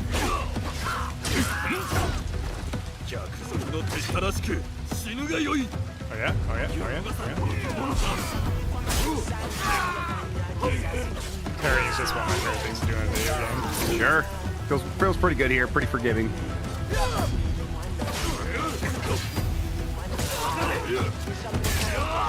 Now, in these combat sequences, I see you're not locking on. Is that just like you only lock on when you feel you need to, or you're not a lock-on guy? I do when it's a one-on-one fight. Otherwise, I like to see as much as possible, and the lock-in does zoom in quite a bit. Yep. Sean, I'm so sorry. Can you turn the brightness up? It's not Assassin's Creed brightness, Nikki. Okay. All right. Where's the intensity slider? Come on.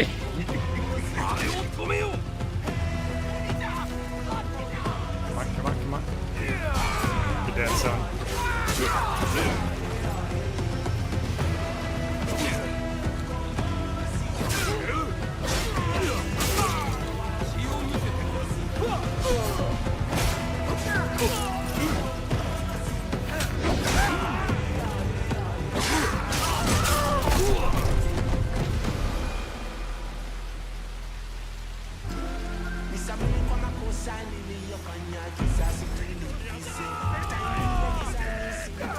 Is there a skill tree? There is, Slain McAwesome. For all the different kinds of actions you can do. All the different verbs have their own skill trees. So that's like katana or stealth. And there's some other ones in there. All right. So this is a good example. I'm gonna try to take these guys out first. Take out the mobs and go for the big ones. Oh, you already got 5 health things? Okay. Yeah, Yasuke can carry more. Oh, Yasuke can carry more. That makes sense. Oh, the cooldown on that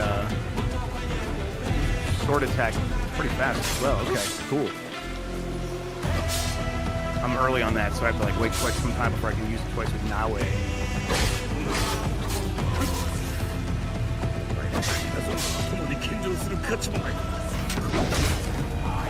Yeah. Yeah.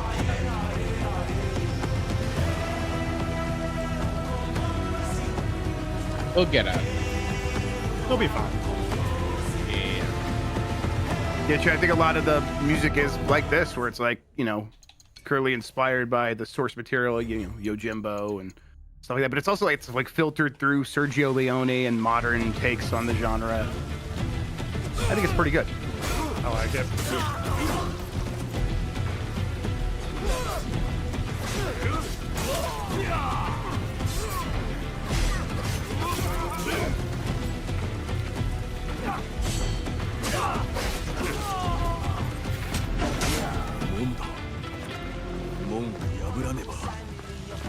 That's right, he can't just smash down doors. Yeah, shoulder charge. Yasuke smash.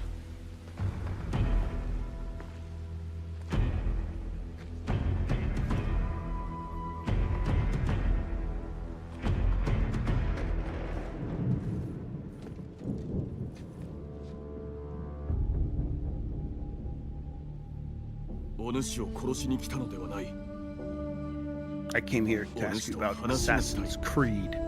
Have you heard the good word? They're making another one. I think we're in it. それはそれがしが探しているものでもある。その腕の刃、見たことがあるのだ。Leonardo da Vinci made it. You know that guy? Yeah.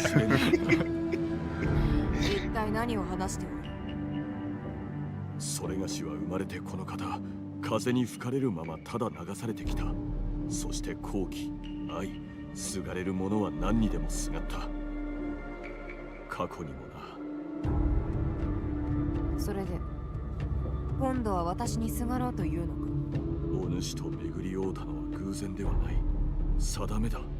共に歩ませてもらえぬか。風の行く先を見たいのだ。お前の言葉など信じぬ。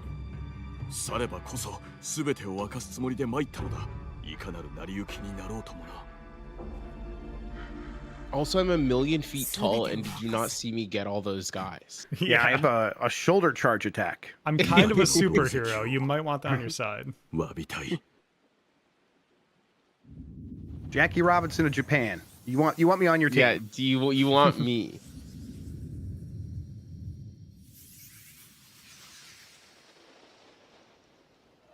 Do you think I have B character energy?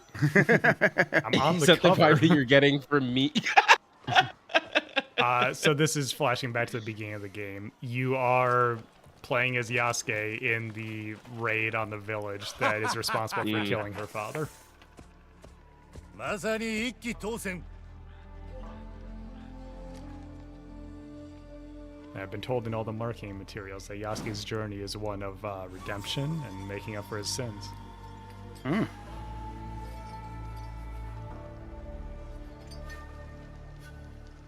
ほう。ようやく伊賀のお頭様が姿を現しおったか。子が子なら親も親じゃ。うぬが具足の尻拭いに里一つ滅ぼすとは。信勝は父のため、天下のために働いたまで。あまりに多くの血を流し乱心したが、その目は曇りきっとる。ほう。忍びの長がわしに説教か。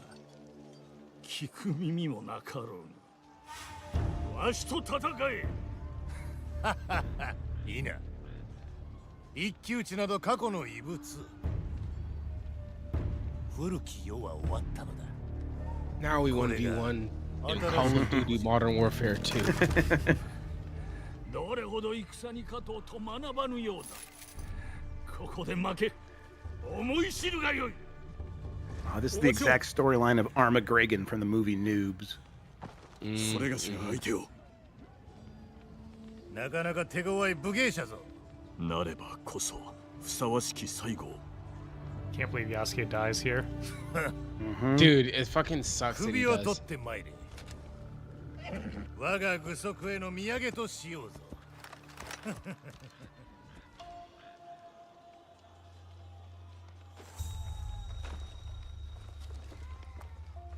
よそ者が何故この戦に。生まれは関わりない。生まれに勝る大義が互いにあろう。では行こうか。 Oh, hey, I have that weapon. 何故奴に使える。本性をしか込みよ。それがしは異なる顔も見た。ありえる。 Not enough games let you fight old men. Yeah. Just like old guys, not even magic ones. Old angry men, yeah. Old man anger is pretty magical. True. Where did he go? There are guns in this game. Smoke doesn't work on me. I have lock on.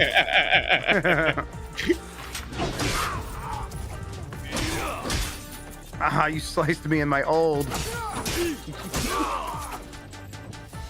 Every slice, I become younger and stronger.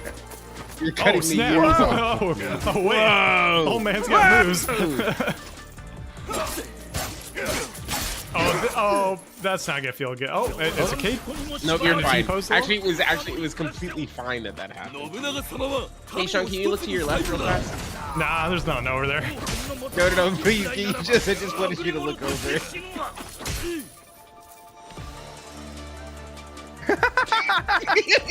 You guys need something? You guys want something? Are they You good? okay? You good? Y'all good, or what's the deal?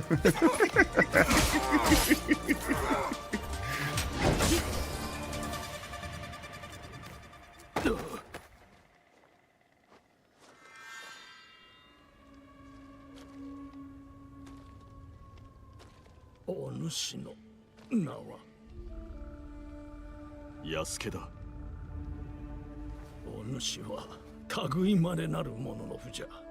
その肌ゆえではない。 And for the contents of your character. 信長めにお主ほどの勇姿はもったいない。今にも己を殺めんとする者を褒めるのか。されどまだわしを殺めてはおらぬであろう。もう一つ奥の手があったのだが、もはや力尽きた。Ah, that's where he saw the blade. お主、それをどこで Da Vinci. サンダユ、申せ I may have seen it before that. 伊賀に同じ刃を持つ娘が、 Oh, その娘 they're を信じ friends. 助けてやってくれぬか。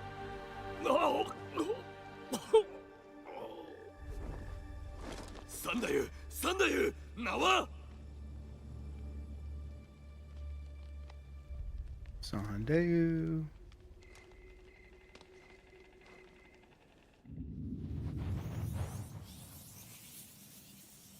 Oh, we have Animist. I haven't used a bow and arrow, but I have thrown kunai. Yeah. Is that there are? Yeah, that's what I was doing earlier. And it has extremely generous lock on, so yeah, you're fine playing this with controller. 許せだ。お前は村の衆、私の友や私の愛した者たちを皆殺した。それを今詫びたから許せだと。顔を上げろ。 I think my problem with stories like this is like this is our what 8 or 9 something like that, yeah. Like there's no name to this because I know they're gonna. Yep, you're right. Yeah. Yujiro. こやつは伊賀の衆と弟を殺した化け物じゃ。なら直江も化け物だ。 They should make an Assassin's Creed where you play as a kid. Yeah. Assassin's Creed. Okay, hang on.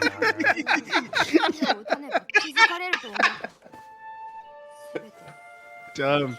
Except it's like you're never going into hay bales. You're always going into McDonald's play place ball pits. Exactly. Someone asked, what's up with the lip sync? It's synced to English. I actually have not been paying enough attention to know if that's a glitch or how it always is. Because I feel like it was synced to Japanese in earlier cutscenes. 父上を見たとき、悪い夢かと。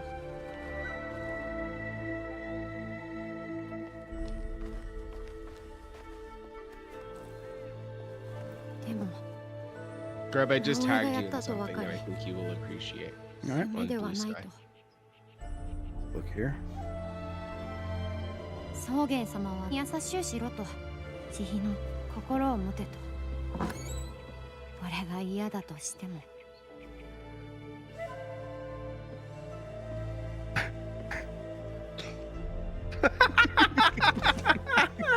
Oh man, Really God, good. baseball the players. kids are fine. The kids are fine. Yeah, college baseball players, they gotta be the most fine. 直江を化け物と鬼と思った。 Whoa, he's good at art. Mm-hmm. 草原様は I invented hentai. 憎しみ以外の道を解かれた。 That's awesome, kid. その教えで。 Go to jail. All right, cultural lesson, Jeff. Do you know what hentai actually means? If it doesn't mean nudie pictures, I don't know. It actually means pervert. Oh, really? So if you watch what we call hentai, that's hentai anime. It's perverted anime. Oh, okay, cool. Yeah. That's why you might It's not see it perverted to abbreviated me. as H something. Okay. See all the weebs talking in whispers about their H games and hentai games. Right, okay, perverted games. That Yeah. makes sense. 俺らを助けた人が悪人なら、直江もだ。 Pervert's a fun word. Maybe she'll kill him. 俺に刀を渡してもらう。 Junjiro? 本気だぞ。 Yeah.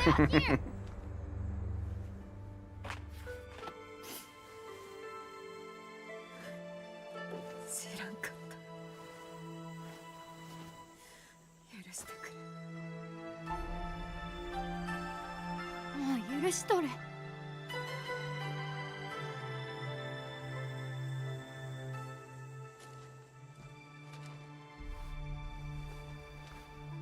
礼を言う。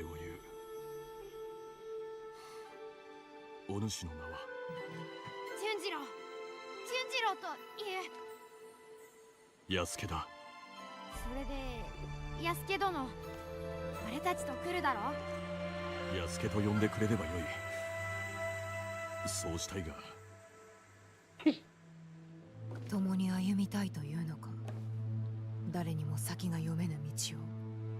Wind Walk with Me, the sequel to Fire Walk with Me. 力の限り答えよう。お主の情けと。勇敢さに。お前を信じよう。では来い。話しながら行くぞ。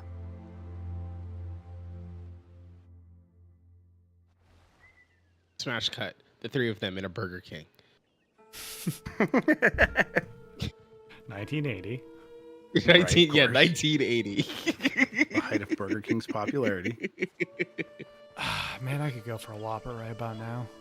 Whopper Jr. is pretty good. Yeah. I think I've had Burger King since before the commercials. Whopper, Whopper, Whopper, Yeah, Whopper. those ones. Yeah. いいね。 Happy わかったよ。 King. Have it your way. トミー、安家じゃ。 This is Ash Ketchum. What? He killed our friends and family. これからは仲間じゃ。 And we're friends now. So just don't even think about that part. Oh, okay. Oh, they want to fresh. smash. All right, all right. 今日は我らの新たな門出じゃ。トミー、大きな火を起こして鉄鍋と碗を用意してくれんか。 And then some onion rings and an order of chicken fries. 純次郎は紙と筆を頼む。 A rodeo barbecue burger. We are really fortunate. Y'all got any ices? We're really lucky that I'm my so save sorry, file Sean. happened to be right here, huh? Yeah, I know. That's this worked out great.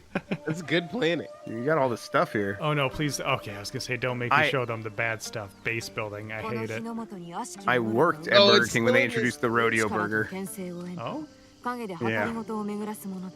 Was it exciting for you? Or- It was like one of the most important developments in my life. Yeah. That's awesome.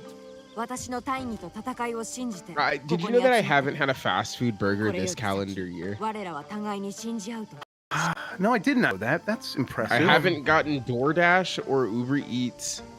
All or right. had McDonald's. Or Okay, Burger California. King. Tell us Now, about your here's the avocado thing. toast and your MacBook and yeah. And your selection of good foods made by Here's my amazing thing. people that moved to Here's this my country. thing. It sucks. I want McDonald's so bad. There's nothing I want right now more than I want McDonald's. I had a Big Mac earlier this week. It's real Dude, good. Big Mac would fix me.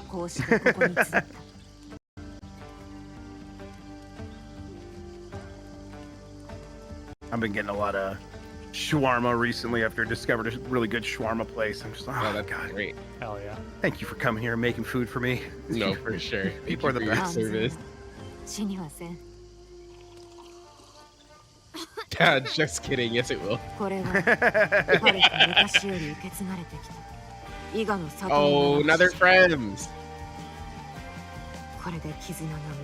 Yeah, that music really just makes it all work. It's a pretty cheesy standard story. I at least appreciate the angle they took where now he's like, Yeah. no, I'm not gonna trust you, you're awful. And then the kid's like, well, guess what? You suck too. Should I not trust you? Yeah. She's like, well, Yeah, true. damn kid, you got a point. Got From the mouth of ass. babes. What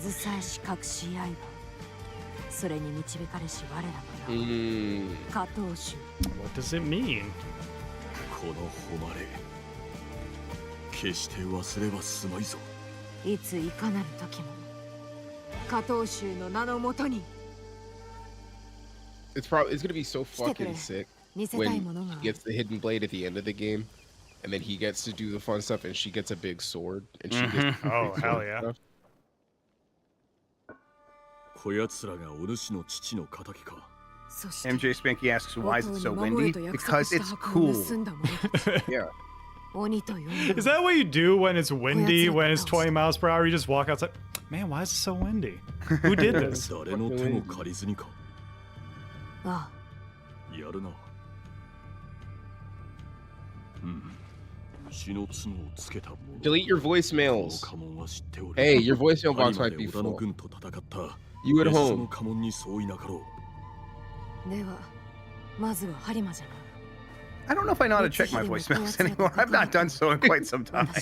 奴の家臣の手引きで You not 本能寺 visual に忍び voicemail? 入った Yeah, visual I voicemail. do. 伊勢貞 That's 興か what I would use, う but I 明智の just 娘 don't. を妻に All 迎 my, えておる Google answers my 光 phone 秀も for me 信頼 now. しとるようじゃった Yeah, it's true. この上ない高慢 You wonder why I switched 結 to an 託して iPhone. おるとなれば捨てては No, いけ I'm. ない Oh my God, my phone never 伊勢 rings. 家 I'm の so 他の happy 者 about が it. や I'm No,め just し I I can't also, change. that's the one thing I do 目 want. 指すは山城と播磨じゃな But, like, 他の者らについては Okay. 安土にいるそれ No, がし you're の right. 月に No, 尋ねてみよ Sean, here's the 城 thing. では Yeah. 耳にした You're ことの right. ない話 You're だ right.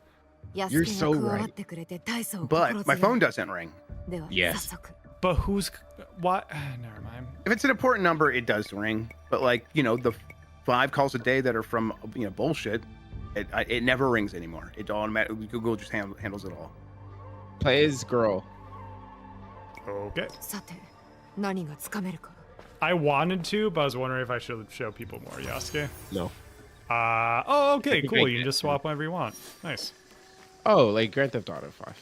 Unlike Donkey Kong or Donkey Kong 64, which I've been playing recently. The 2 poles. Yeah. God, I love video game characters that could just run 45 miles per hour. Yeah. Yes, as they should. Don't slow me down. Yep. Base All right. building. Anyways, this is base building. It's very slow, very tedious. I hate it. Anyways. It is. Okay, I've wow. only done it a little bit. I'm like, well, this looks pretty streamlined, right? You just pop a building down, you go. Yeah, but what if they just gave me the cool stuff? I didn't have to think about that. Okay, you're right. Thank you. It doesn't add a lot, for sure. I'm a JRPG fan, y'all. Like, I'm criticizing the hell out of that. You better believe it. Mm-hmm.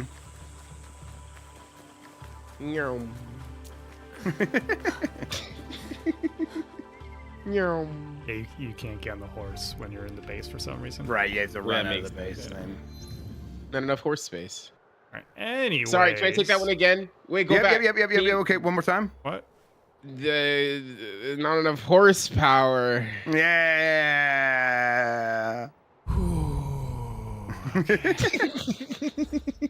Assassin's Creed, you see. Yeah. I regret the open door policy on this stream. Okay. So these are all the quests that I can do to take someone out to progress the story. Right, to and get on the path to find these people, yeah. Yeah, so let me do the 13 one.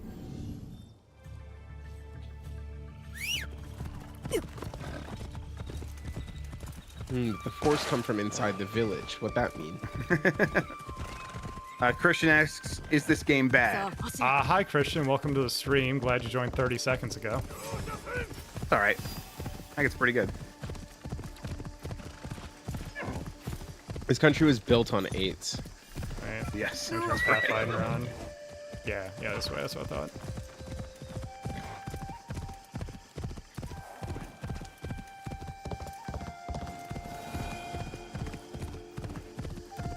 Hey, what does stance change do? Makes fun to like that. somebody. It's really bad for your bones, but She's young. She's fine. Right. Now, if She's got Yasuke did that, bones. might be a different story. Also only does so much.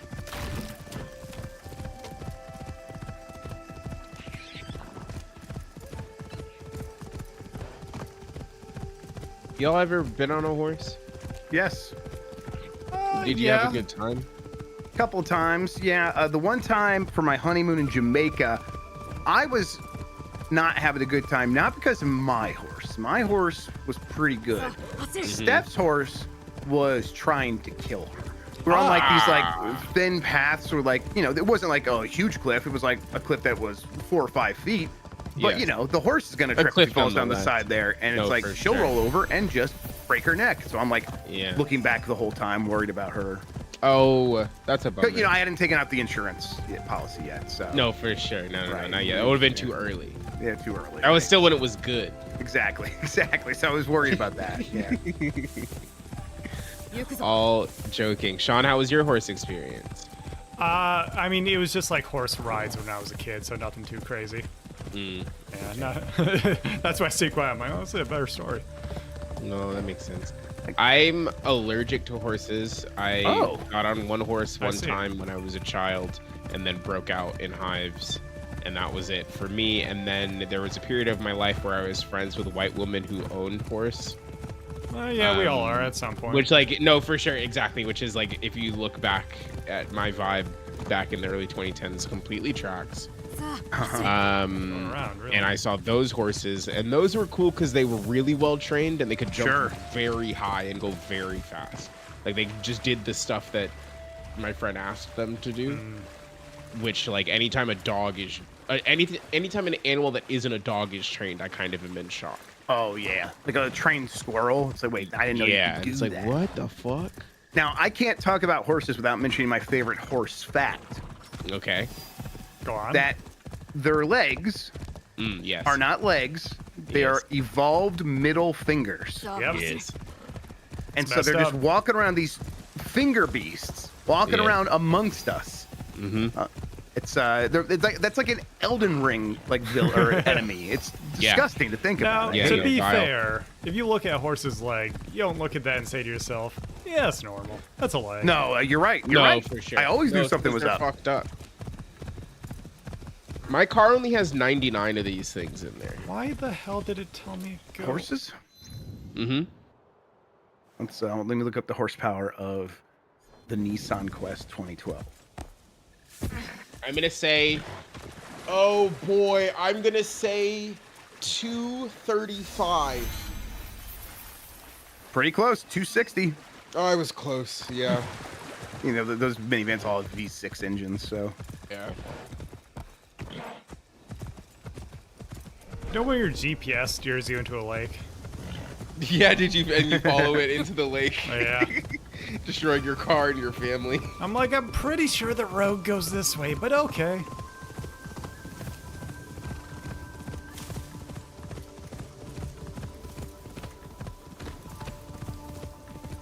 Anyways, yeah, like I said, we covered a decent amount of ground, you know, pretty quickly there. Yeah, that was not too bad. Yeah. That was nice travel time. The map is scaled appropriately. The hoof is a fingernail.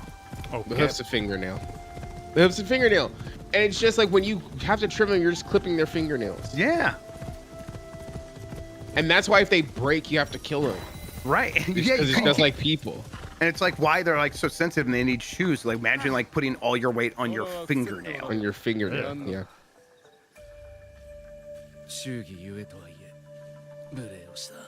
Lexi's upset us about the St. Patrick's Day introduction to game breaking news yesterday. I don't know why she would be. I don't get it. Sounds ungrateful. Yeah. 伊勢貞為殿にお会いしたく。わしが貞為じゃ。 This guy looks really sick. Well, I've seen a lot of Naruto, so someone tells me he's the most powerful one. Mm-hmm.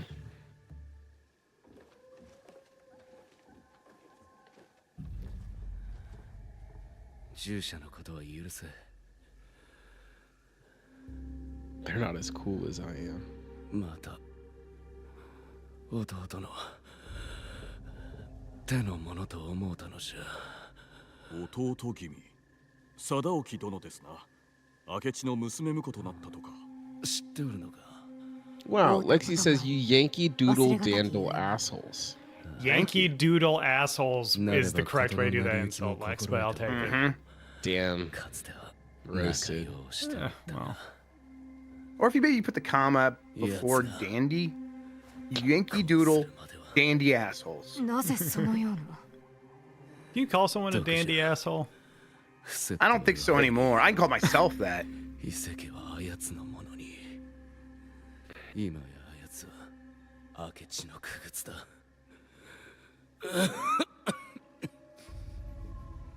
Is this the guy what got the bugs in him? Yeah, probably.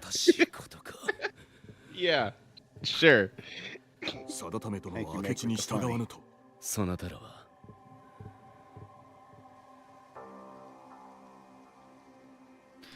Man, I was looking at the chat. Yeah, well, you hit X for the conversation log. Oh, just like that. How convenient. All right, now we read the whole thing. Okay. All right, so now do you understand? Okay, so I can choose for someone to cut in, and okay. Yeah, I'm not gonna mention that. 明智は我が父の敵。あやつだけは許しません。ならば。 互いに fuck that guy also. 弟君と確執があったとか。確執どころではない。 Double trouble, you even say. 明智が率いる怪しき一党に加わりおって。知っておるか。百騎衆。さよう。諭せぬものかと思い。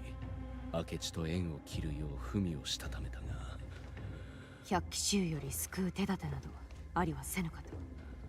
かもしれない。なれど弟じゃ見捨てられぬ。ところが死者が嵐山の近くで襲われ貞興の返事を奪われてしもうた。恐れながら貞為殿自身が百騎衆ではない証はどこに。 文を取り戻せば我に偽りなきことがわかろう。弟君はいかように聞く耳を持たぬならばわしも山崎城へ出向き始末をつける。それが兄の務めじゃ。幸い味方がおる。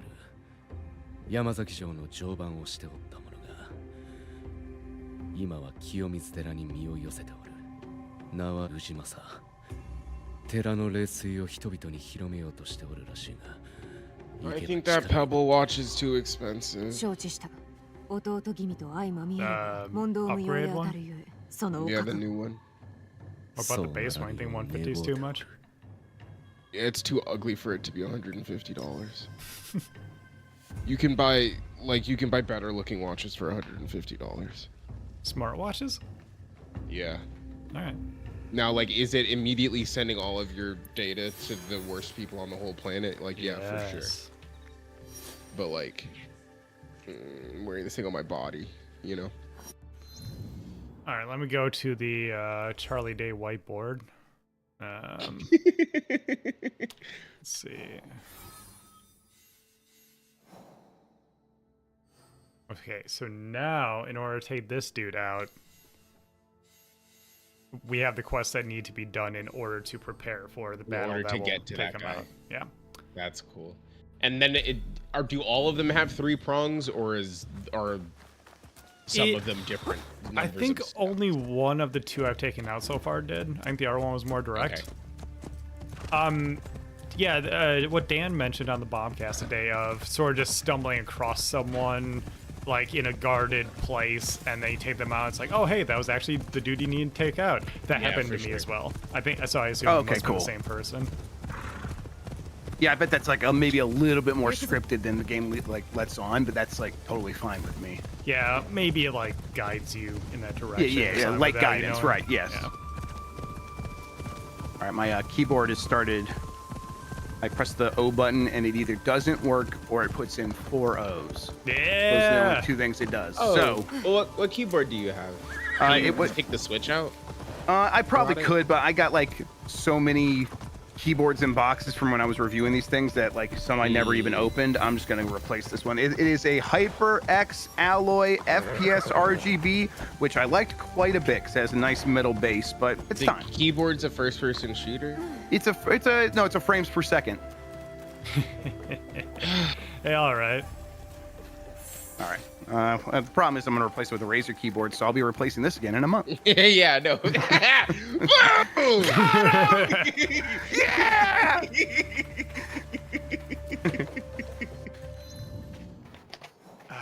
Is there a perch? Haven't I not done? Oh, I haven't done that one yet, but I have done this one. Nah, it's quicker to go out. I do want to show off getting up to a perch, though. Let's do this one.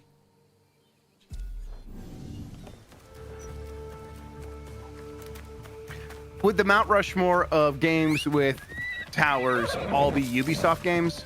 Well, Breath of the Wild. Breath of the And Wild. then, okay, Breath of the Wild. You're right. Okay, so no.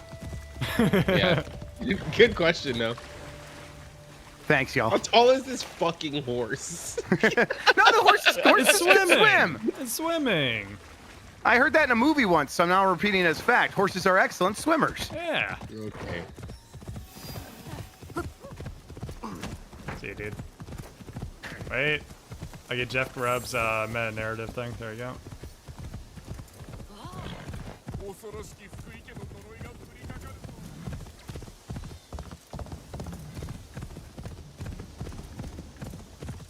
Do either of you want to pack for me for GDC?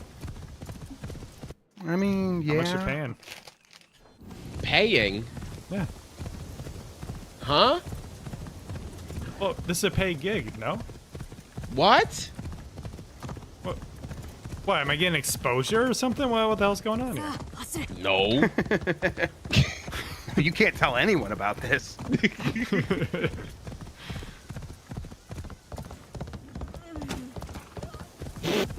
Just bring that woman over for no reason. Can the waypoint guide path be disabled? Yes, it's off by default. I just like turning it on. Should we play more Repo? Yeah. Yeah, probably. We probably should like have like a real honest go to see how far we could get. Yeah, and play the game for real. Play the game for like, real. do try yeah. hard. Try Play the hard. game for real? Yeah, with sweaty Repo. Mm-hmm. I think this one might be straightforward on to take dudes out. All right, I gotta reach around the back of this computer. I'll be right back. You got what? Oh.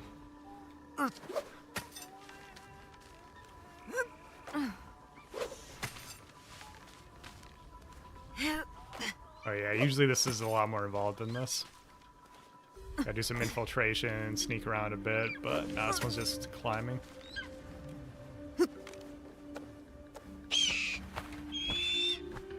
See? Eagle. A lot of fucking birds up here. We've synchronized. Wow. I still think before Ubisoft sells themselves for parts that they should try to make an game that is a map the size of Ghost Recon Wildlands. Yeah. And it's got guns, but it's got the movement stuff of this game, but the base stuff of a Far Cry. And they just call it Assassin's Creed World. Definitely. Or like maybe like Ubisoft World. Yeah. See where you're going for. Is there a hay bale or anything? Yeah. I think they actually took fall damage out for this one. So I think you can just kind of pick. Just like press, yeah, no. So it's not gonna work if you just gotta like, and then jump. There you go, just jump right off. There you go. Oh, wait a sec. Yeah. Boo! Hell yeah. This game sucks. The game thwarted Nikki. That rules.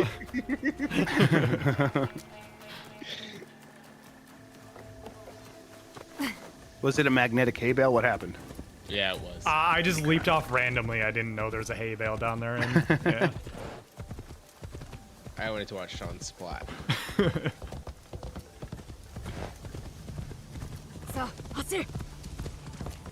Then you see on the bottom there, the leftmost option, if I hold left on the D-pad, that's what turns the guidance on. They give you a lot of choice. I like that. Yeah.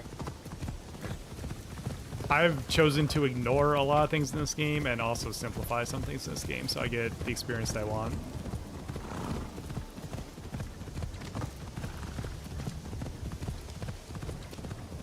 Oh, nice. You plugged your new keyboard in. Right, that's awesome. That's right. It's a bit noisy. Oh, that's how it should be. I know, I do like it, but the other one's a little bit quieter. Hang on. Oh, what's that? Oh! That's a little better. Here's mine. 鬼に見つかったら一大事だというに。見たいなら竹林の方だ。寺の裏の道を行くといいが、奴は素早いぞ。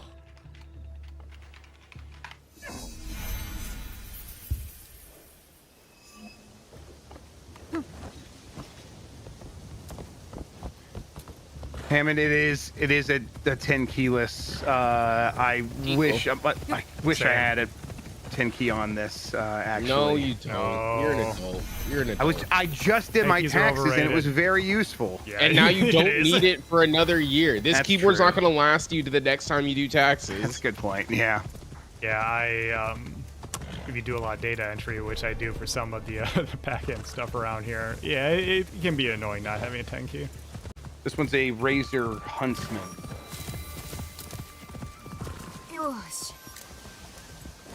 Okay. Horse doesn't like bamboo. Horse doesn't like bamboo. Listen to Dan, though. Oh, you know what? Cut it? Yeah, I was going to say. Bamboo cutting does feel good. Bamboo cut!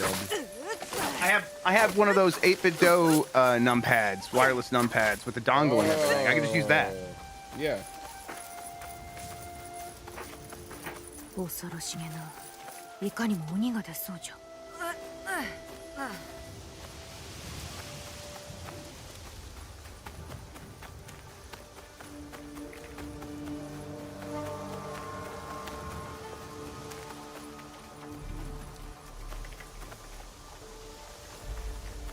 何者じゃ。Oh.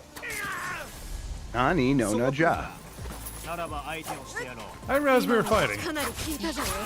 やるな。だが俺にはかなわん。海を返す気になったか。 Is this a named enemy? Genojo? Yeah. A little bit of wub. Hey man, you got a little bit of blood on you. It ain't mine. さあ、文を出せ。いい勝負だったな。ほれ、どうせ俺には読めん。Oh man, hell yeah, can't read. Oh, mechanized my taxes are quite a pain in the butt, yes. Mine aren't. Yours are a pain just because you don't pay into taxes, right?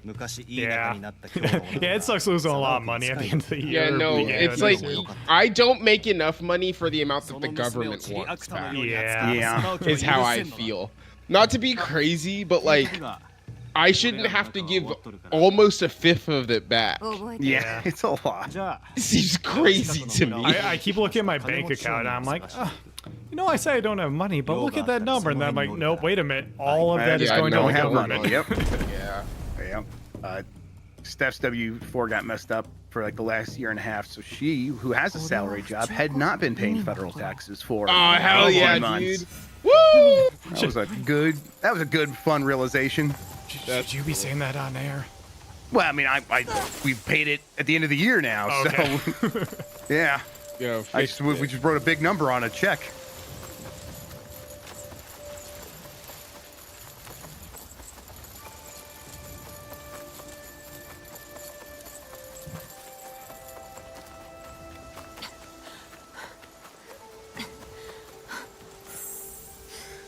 Go ahead and open this one up real quick. Codex, never mind. It went away. How the hell do I do that? I've never done that. It would be the back button, but now you can go to the Codex here, and it's going to be. But maybe try one of the cultural discoveries or something like that. You just pick a random one. Yeah. So I've been going over these things, and I find that they are good at like giving you just enough that when now you're playing the game and the NPCs are doing their barks or whatever, you have context for that, and that's been really nice. I'm like having fun just like learning stuff in these games. Something they've been doing this in a lot of recent Assassin's Creeds, and they'll have like a mode entirely dedicated to the tourism sim side of things. Usually that comes out after release, but even just like playing it normally and diving into this stuff here and there, I've been really enjoying it. Who are you?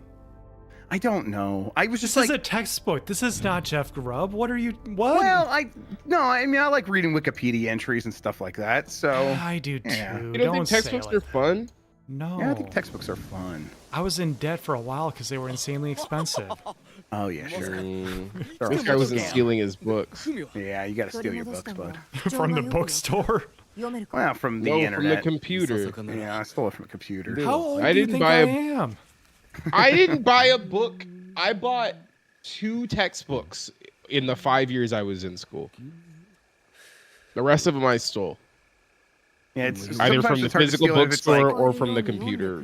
No, you see, my school was very smart because there were specific books that could only be bought at our bookstore. I was going to say, there's somewhere it's like, oh, the professor wrote this book. And it's like, oh, come on. And guess what? Guess what? Updated every year. Changed every year, so you couldn't use the old one. Yep. That's fun. College is a racket. Oh, yeah.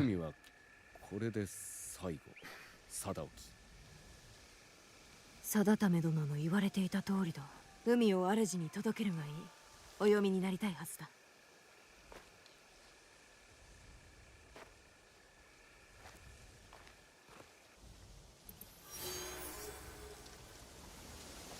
Oh, I did the thing. Okay. And then what? One last thing for. Wait. I got another thing. Look at that. It's another thing. This dude sucks. Another pit. It's Ronald Reagan lifting all boats.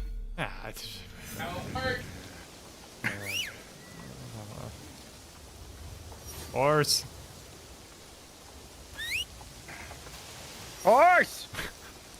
Did I kill my horse? Is horse dead?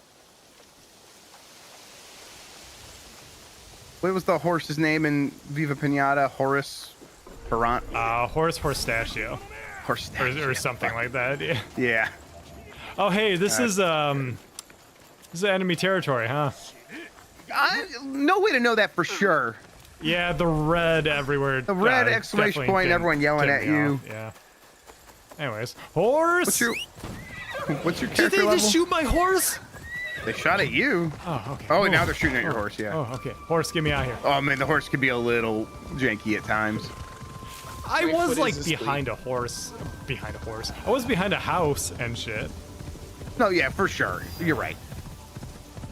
But just like the oh, I'm running full speed, I'm calling my horse. In other games, it'd be like they'll kind of catch you in mid-run. Here, it's like they'll stop your character, have you run back a little bit. I mean, they're playing it safe. I get it.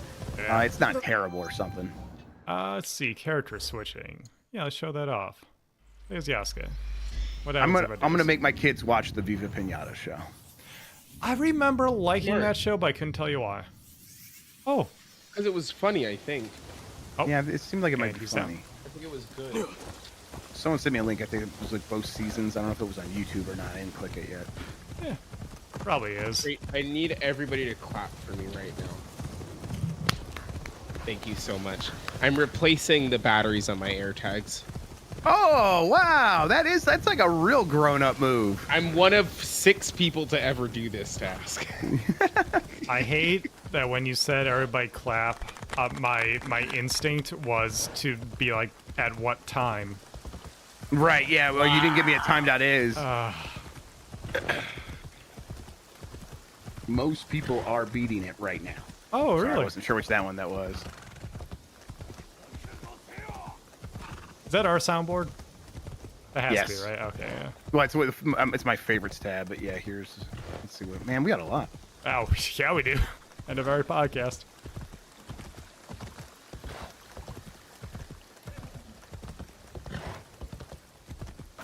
Oh, or something like that. What's your favorite battery shape and why is it the CR2032?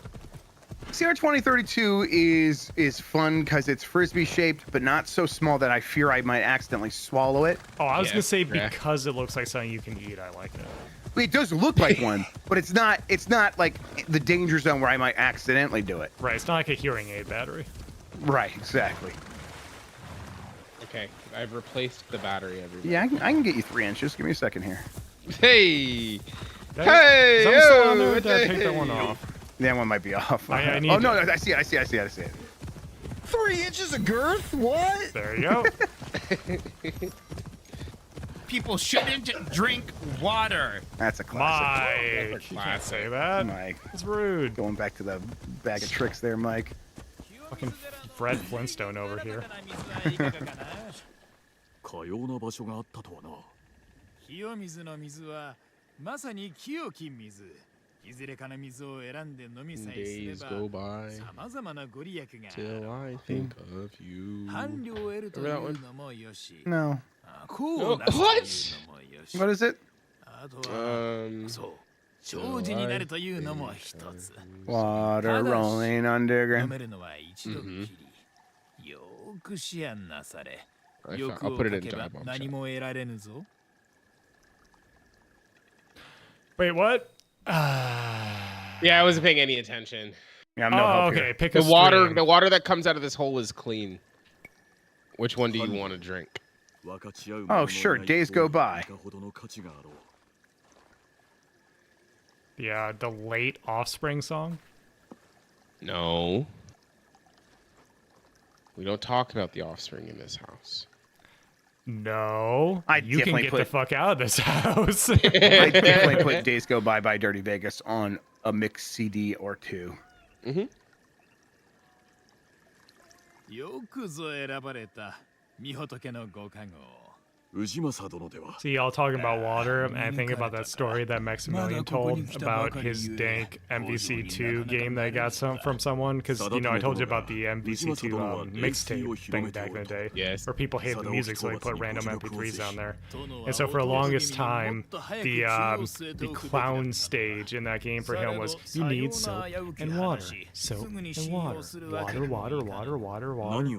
And that's just an incredible song to be playing Marvel 2 too. Yeah, no, for sure. That's what the developers intended. Yes, そう exactly. やつは商人をなぶるのが好きでな。聞いてみるといい。他の商人も知っているやもしれぬ。成敗してまいります。その後お話を。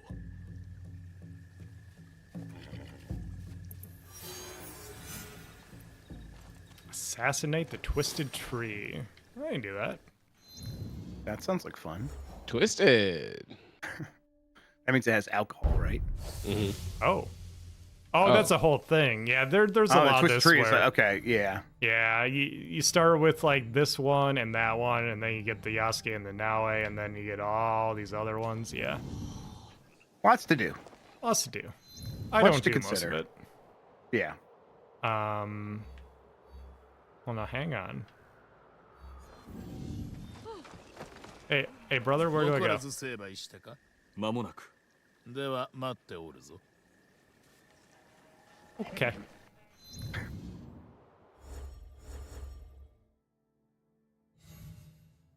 Assassin the Twisted Tree. Go to board. Huh, this is the first time I've had to do this. Talk to the merchant. Wait, okay. Which one do I do? This one, I would assume, yeah?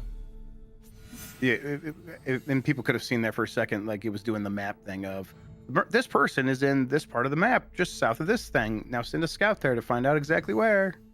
And I think that's okay. It's just not some deep system. Well, yeah, because with the way I have the markers set up, I don't have to do that anymore. Just because I don't like that stuff. So this is new.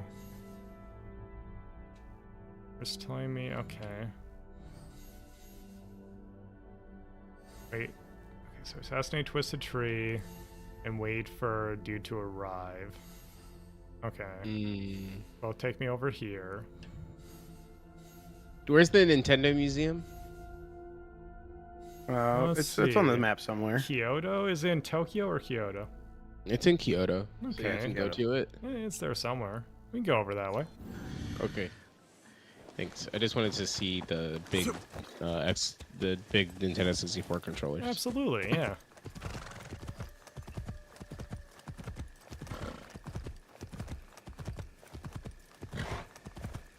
Wait, so if I roll up as Yasuke, do I just walk in and just murder everyone? Yeah, it's hello a great there, fellow question. samurai. Yeah. Yeah. Don't have to do the stealth aspect because everyone knows that you're. I would have to be an assassin in Assassin's Creed. Yeah. Right. Seems right. When you're trying to spell the word assassin, you guys say assassins. Assassin's Creed, yeah. I do. Yeah. I do it every time.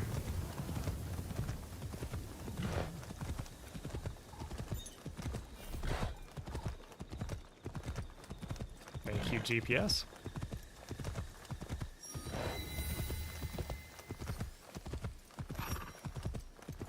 You think the horse is slow because Yasuke is a big dude?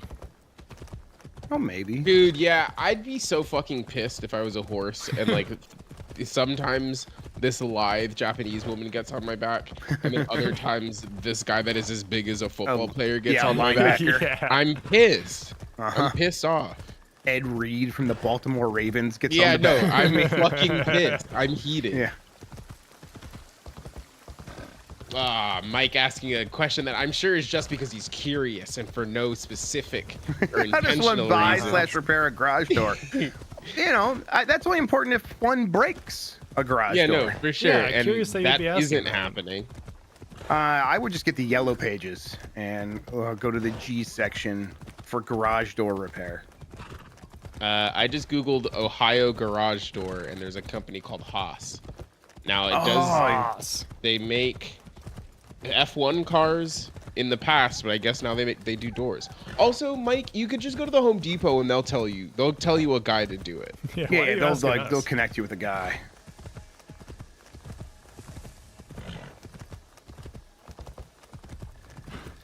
Hey, how frequently should I check my sump pump? Your sump pump. I think that's a once a year thing. That's frequently.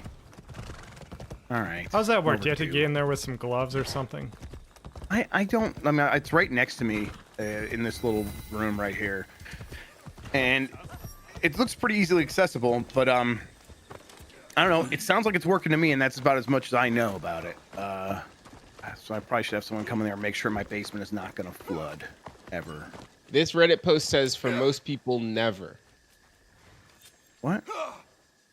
I'm supposed to The just trust question that this thing is says- going to keep working forever? Listen, this person says sump pump maintenance, how often? And then this person says never. That was a great freeze frame. Yeah, that was good. Well, Reddit's never scared me wrong before. Cosbot says you should check it sometimes. Not bad. Pretty Not bad. good. Yeah, okay. I'm gonna get like a 3 out of 5. Here's my question, Greg. Say you checked it tomorrow. What are you looking for? No, yeah, I don't even know. I don't know. I'm like, are you still pumping the sump? As you yell into the machine. And it says, yes, Jeffrey. And the machine says back, not much. What's sump with you? Damn it.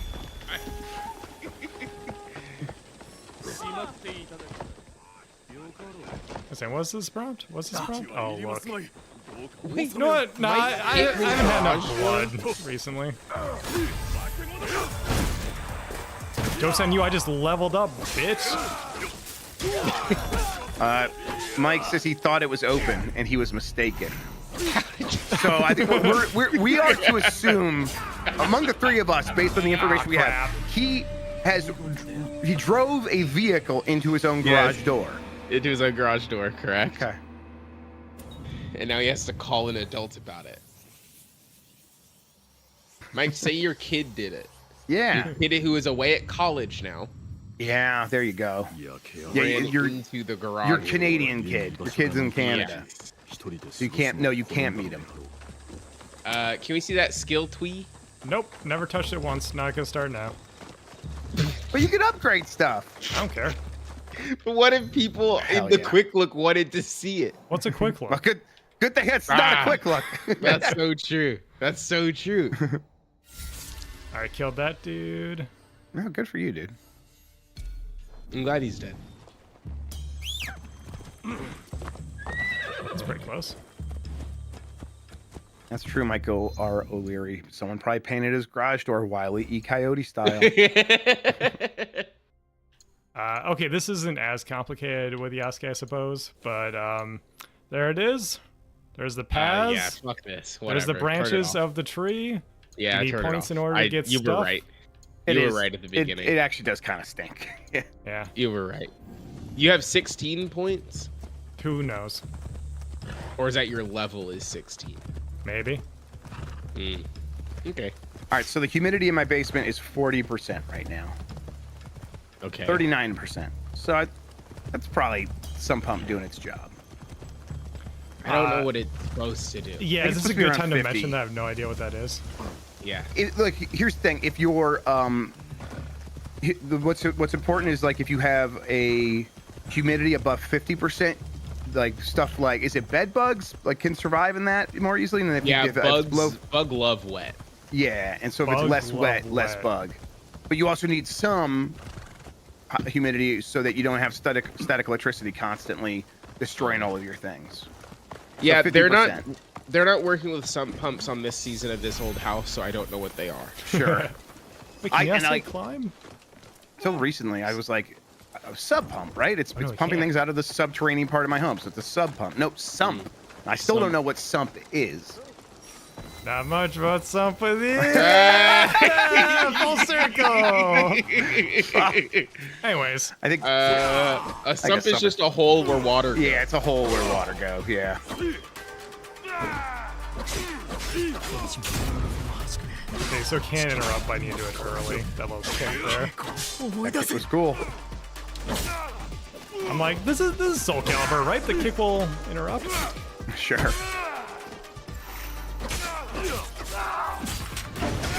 Special move interrupts a little bit. Cut down that bush. Cut down you. Okay, and the radon in my basement's 4.8, which is too high.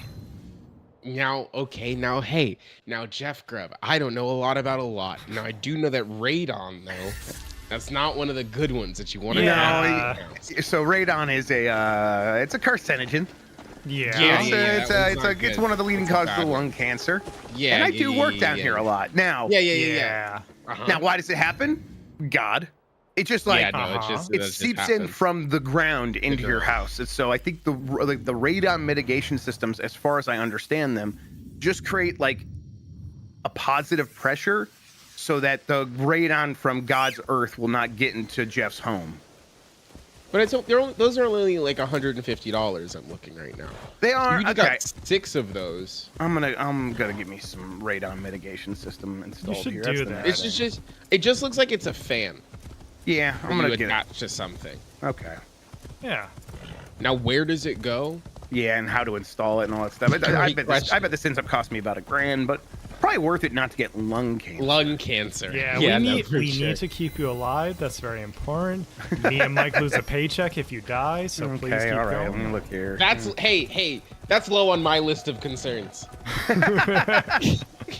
I want you to just not get lung cancer because I think that would be bad. Okay. I don't know. I The love money being- thing was pretty. No. no. I love being on the Home Depot website because it shows you what the stock is, and the idea of going into Target and then being like, we have 68 of anything is kind of crazy. But my local Home Depot has 68 of these radon fans. You can just go grab right now. So close, you know? All right. Just hop down the street. I'm gonna get a free estimate. Wait. For estimate. Hold up. Is this dude staring me down? Yo, you want a Yeah, piece he of is. this? Kill You want him. a piece of Kill him. this? Kill My him. name's Mr. Radon. You want a piece of this? He's killing this guy on the street. Oh, he's a rodent, so yeah, I can't assassinate him right away. I do generally like Naue better, but Yasuke has had some great set pieces so far. Remember when we were in the rain, he was just like staring everyone down, cutting them left and right? Yeah. That was pretty cool. That was cool. Let me take this guy out, and then I think we'll wrap up. Okay. So far, this seems like a good one of these. Yeah, I think it's a good one of these. Yeah, it is one of these. Okay, it's interesting to hear Jeff say that, because as someone who has played very, very little of the series, this is exactly what I thought the series was. I don't know how much it has deviated from the past few games or in the past few games, but you know what? I like it overall. I'm not completely in love, but playing as Naue and doing the sneaking in, assassinations and everything, it's been very fun so far. Yeah, it's a Assassin's Creed is a spectrum where like they have like a certain like they play around in a certain space of what it can be, but the last few have all been in this similar space, and I think that this is doing a lot of the fun stuff really well. So yeah, I think it's a good one. Have the past few been more like what Yasuke's gameplay is, or is that kind of new to this one? You maybe like actually a little bit more of an average between those two these two characters. Gotcha. But closer to Yasuke. Let's see, that's a way in.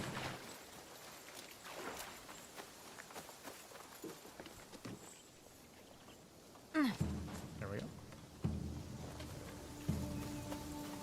尾張の大内家はここで死んだ。斧が野望ゆえに。 We're back here, huh? Where are you?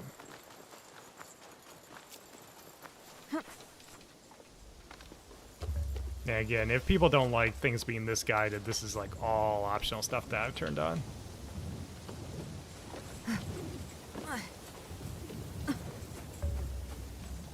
Okay, there we go. Yeah, let's do another infiltration to round things out.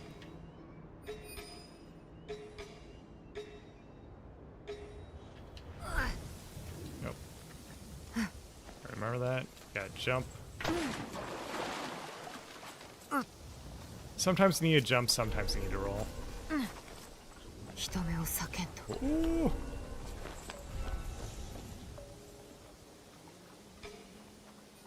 I did do the Skyrim trying to climb up a mountain you're not supposed to climb up in this game. Yeah.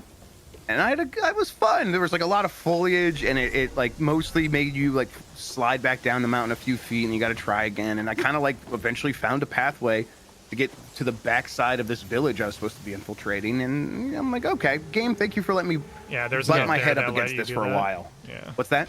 There was enough there that let you do that. Yeah. And like there was obstacles, and there was just so much there telling you shouldn't be doing it this way if you want to just be having fun. Yeah. And I'm like, well, how dare you tell me how to have fun? I am a grown man. And they're like, yeah, that's very mature, Jeff. But go ahead and find your own way to have fun. Nice, sick move. Now, how long can you lay down there? Got him. Longer than you can. Wait, do you have the little straw? No, I wish I did. That'd be sick. That's funny. I'm gonna upgrade the little breathing straw. It looks like there's a dead body in there. Not dead! Not dead!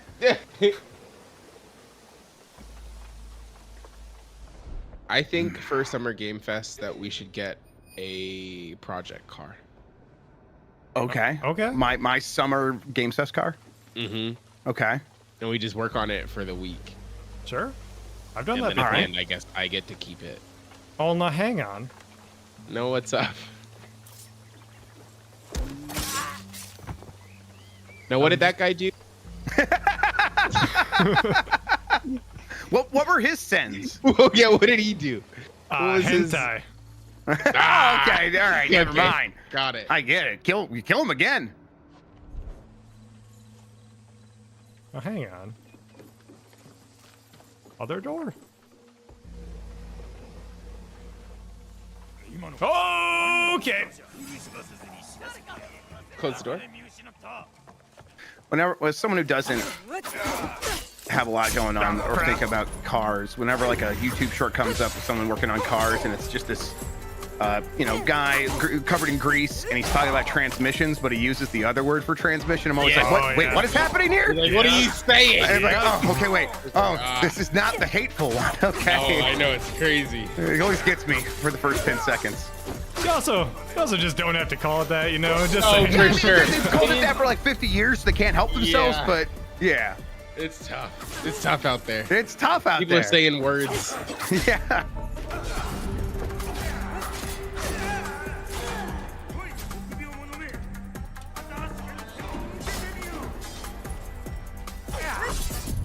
Yeah. Gotta be careful. He's like, I'm out of level rations. 12, bad boy. I mean, you don't have any Christ. health. No. Yep, I And now wasn't you have expecting zero to take health. that one dude on. Yeah. No, so you should, I guess, open the front door to this house where they all were. Well, look, On who the can say street. what's the front and what's the back? Yeah. It's impossible to know. That's Outside really of true. Jeff, who gave his PC a reach around earlier. Yeah, well, that's where the USB ports are. Got access, we got access. Yeah. Tickle the port. Okay, so don't open that door because it's the front door. Wait, which door did I go through? Is it this? Nope, it was No, the other that one. It was one. the other one. Yeah. Okay, but what if? See, this dude right here, erased from the timeline. Doesn't exist anymore. That's what Yeah, I'm look at talking that. about. Now, I'm pretty. You know what? I'm sorry. You didn't do anything. For what? Oh, Hang on. Don't narc. Oh my god. Everything is fine, Nikki. Everything is perfectly fine.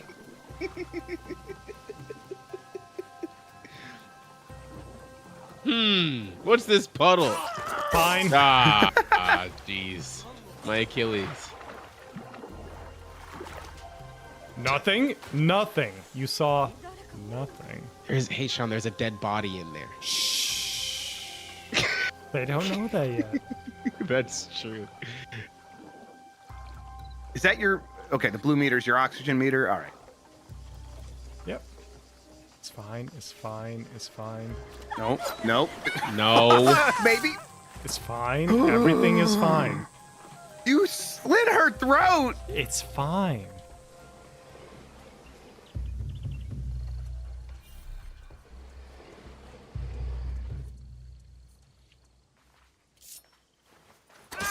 Yes. Oh, is he too high level to assassinate? He's a boss, so I can't just one-shot him. Oh, there he goes. If he was significantly lower level, I would be Right. That's huge, though. You got a lot of his health. Yeah. I mean, even like a regular enemy, I went up against one that had way higher level than me, and I did the assassination. He just grabbed my arm and threw me away. It was nuts. Okay, I hear That's something. what I would do. Hang on, dude. Hang on. Oh, yeah, Nope. you see that? You see it? No. Yeah, there you go. Oh, shit. Oh, no. He didn't care. Oh, God. Oh, boy. Oh, boy. Okay, hang on. Right hang on. there, Jimmy Johnson. Rations. Do we have any food around here? Where is the food around Hey, here? I'm hungry. Do you Where's have the anything food for fridge? me? Yeah, I'm really anybody? hungry. Can I borrow? I just want to eat. Sustenance. I just really hungry. Food. Get parried, nerd. Almost. Oh, bow and arrow. Oh, someone's got a, yeah. Yeah, kunai. Goodbye. Hey. Just run. God, just run. No, just Wait, run. what? God, run. No, ignore that guy. Who's You don't need this to. dude? It doesn't matter. Oh, there's Don't worry many. about it. Plural. Well, that's his waist. Oh, God. Show them what you can do to that bamboo. Frighten them off. Now it. All right. Okay. Okay. Yeah, perfect. Where could you have gone? I am one with the rice. Mm-hmm. Okay, everything is fine. Everything is fine. And nothing bad happened. Anyways, I got some stuff. Oh, good for you. Yeah, where was it? I got something somewhere. It may was a Yasuke thing. Actually, yeah, let me see. Plays Yasuke? Well, you know, who can say what's going on right now, game? イノシチは死んだ。あやつが今日に及ぼしておった力を忘れ去られよう。 So those other guys that showed up, were they also part of the tree tentacle or whatever it was called? The tree tentacle, yes, that's what we were calling it. Yeah, how many of these dudes do I have to take out? Do I have to take out all of them? Is that what the game's trying to tell me here? Because this thing is, yeah, assassinate the twisted tree. So yeah, I probably have to walk back in and take those dudes out, which I will do on my own time. Sure. Jeff, Nikki, thanks for joining me for this not so quick look at Assassin's Creed Shadows. Thank you. Thanks for showing joining. it, Nick. Why did I call you Nick? No. Keep going go down on. that path. Yeah, Figure out what you're that doing path great today, was, bud. bud. Yeah, keep going. I'm on top of it. And I don't even think it was because Nikki's here. I think it was because I was thinking of Naue and mixed your name with that, and that became. I don't know. I'm gonna go lay down. No, that's fair. Okay. Anyways. Get one of them all. Thanks for watching, everyone. We'll see you next time. Jeff Grubb needs to go to bed. Bye-bye. Grandpa's bedtime.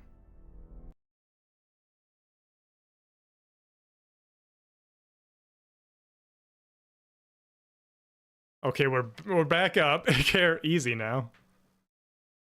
One keeps going up. Okay, where should we send people? The number's red. Let me see.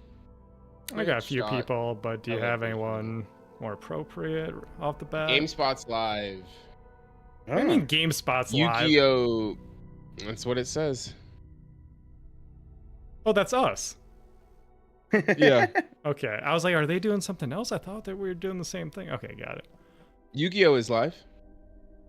Nah, Konami doesn't need us. Okay, can I do it from here? Everyone's seeing the windbag. Windbag, Jeff, can you do that? I don't know what window to pull up. Sure. Thank you. /rain the _windbag. All right, that's gonna take here momentarily. Thank you. All right, bye everybody. We're raiding now. We'll catch you tomorrow. Is tomorrow the day I'm doing Game Breaker News at a different time? Okay, so it's at a different time tomorrow. I think a little bit later. 10 a.m. Yes, and Pacific then time. we'll go right into 33 Immortals. So go down the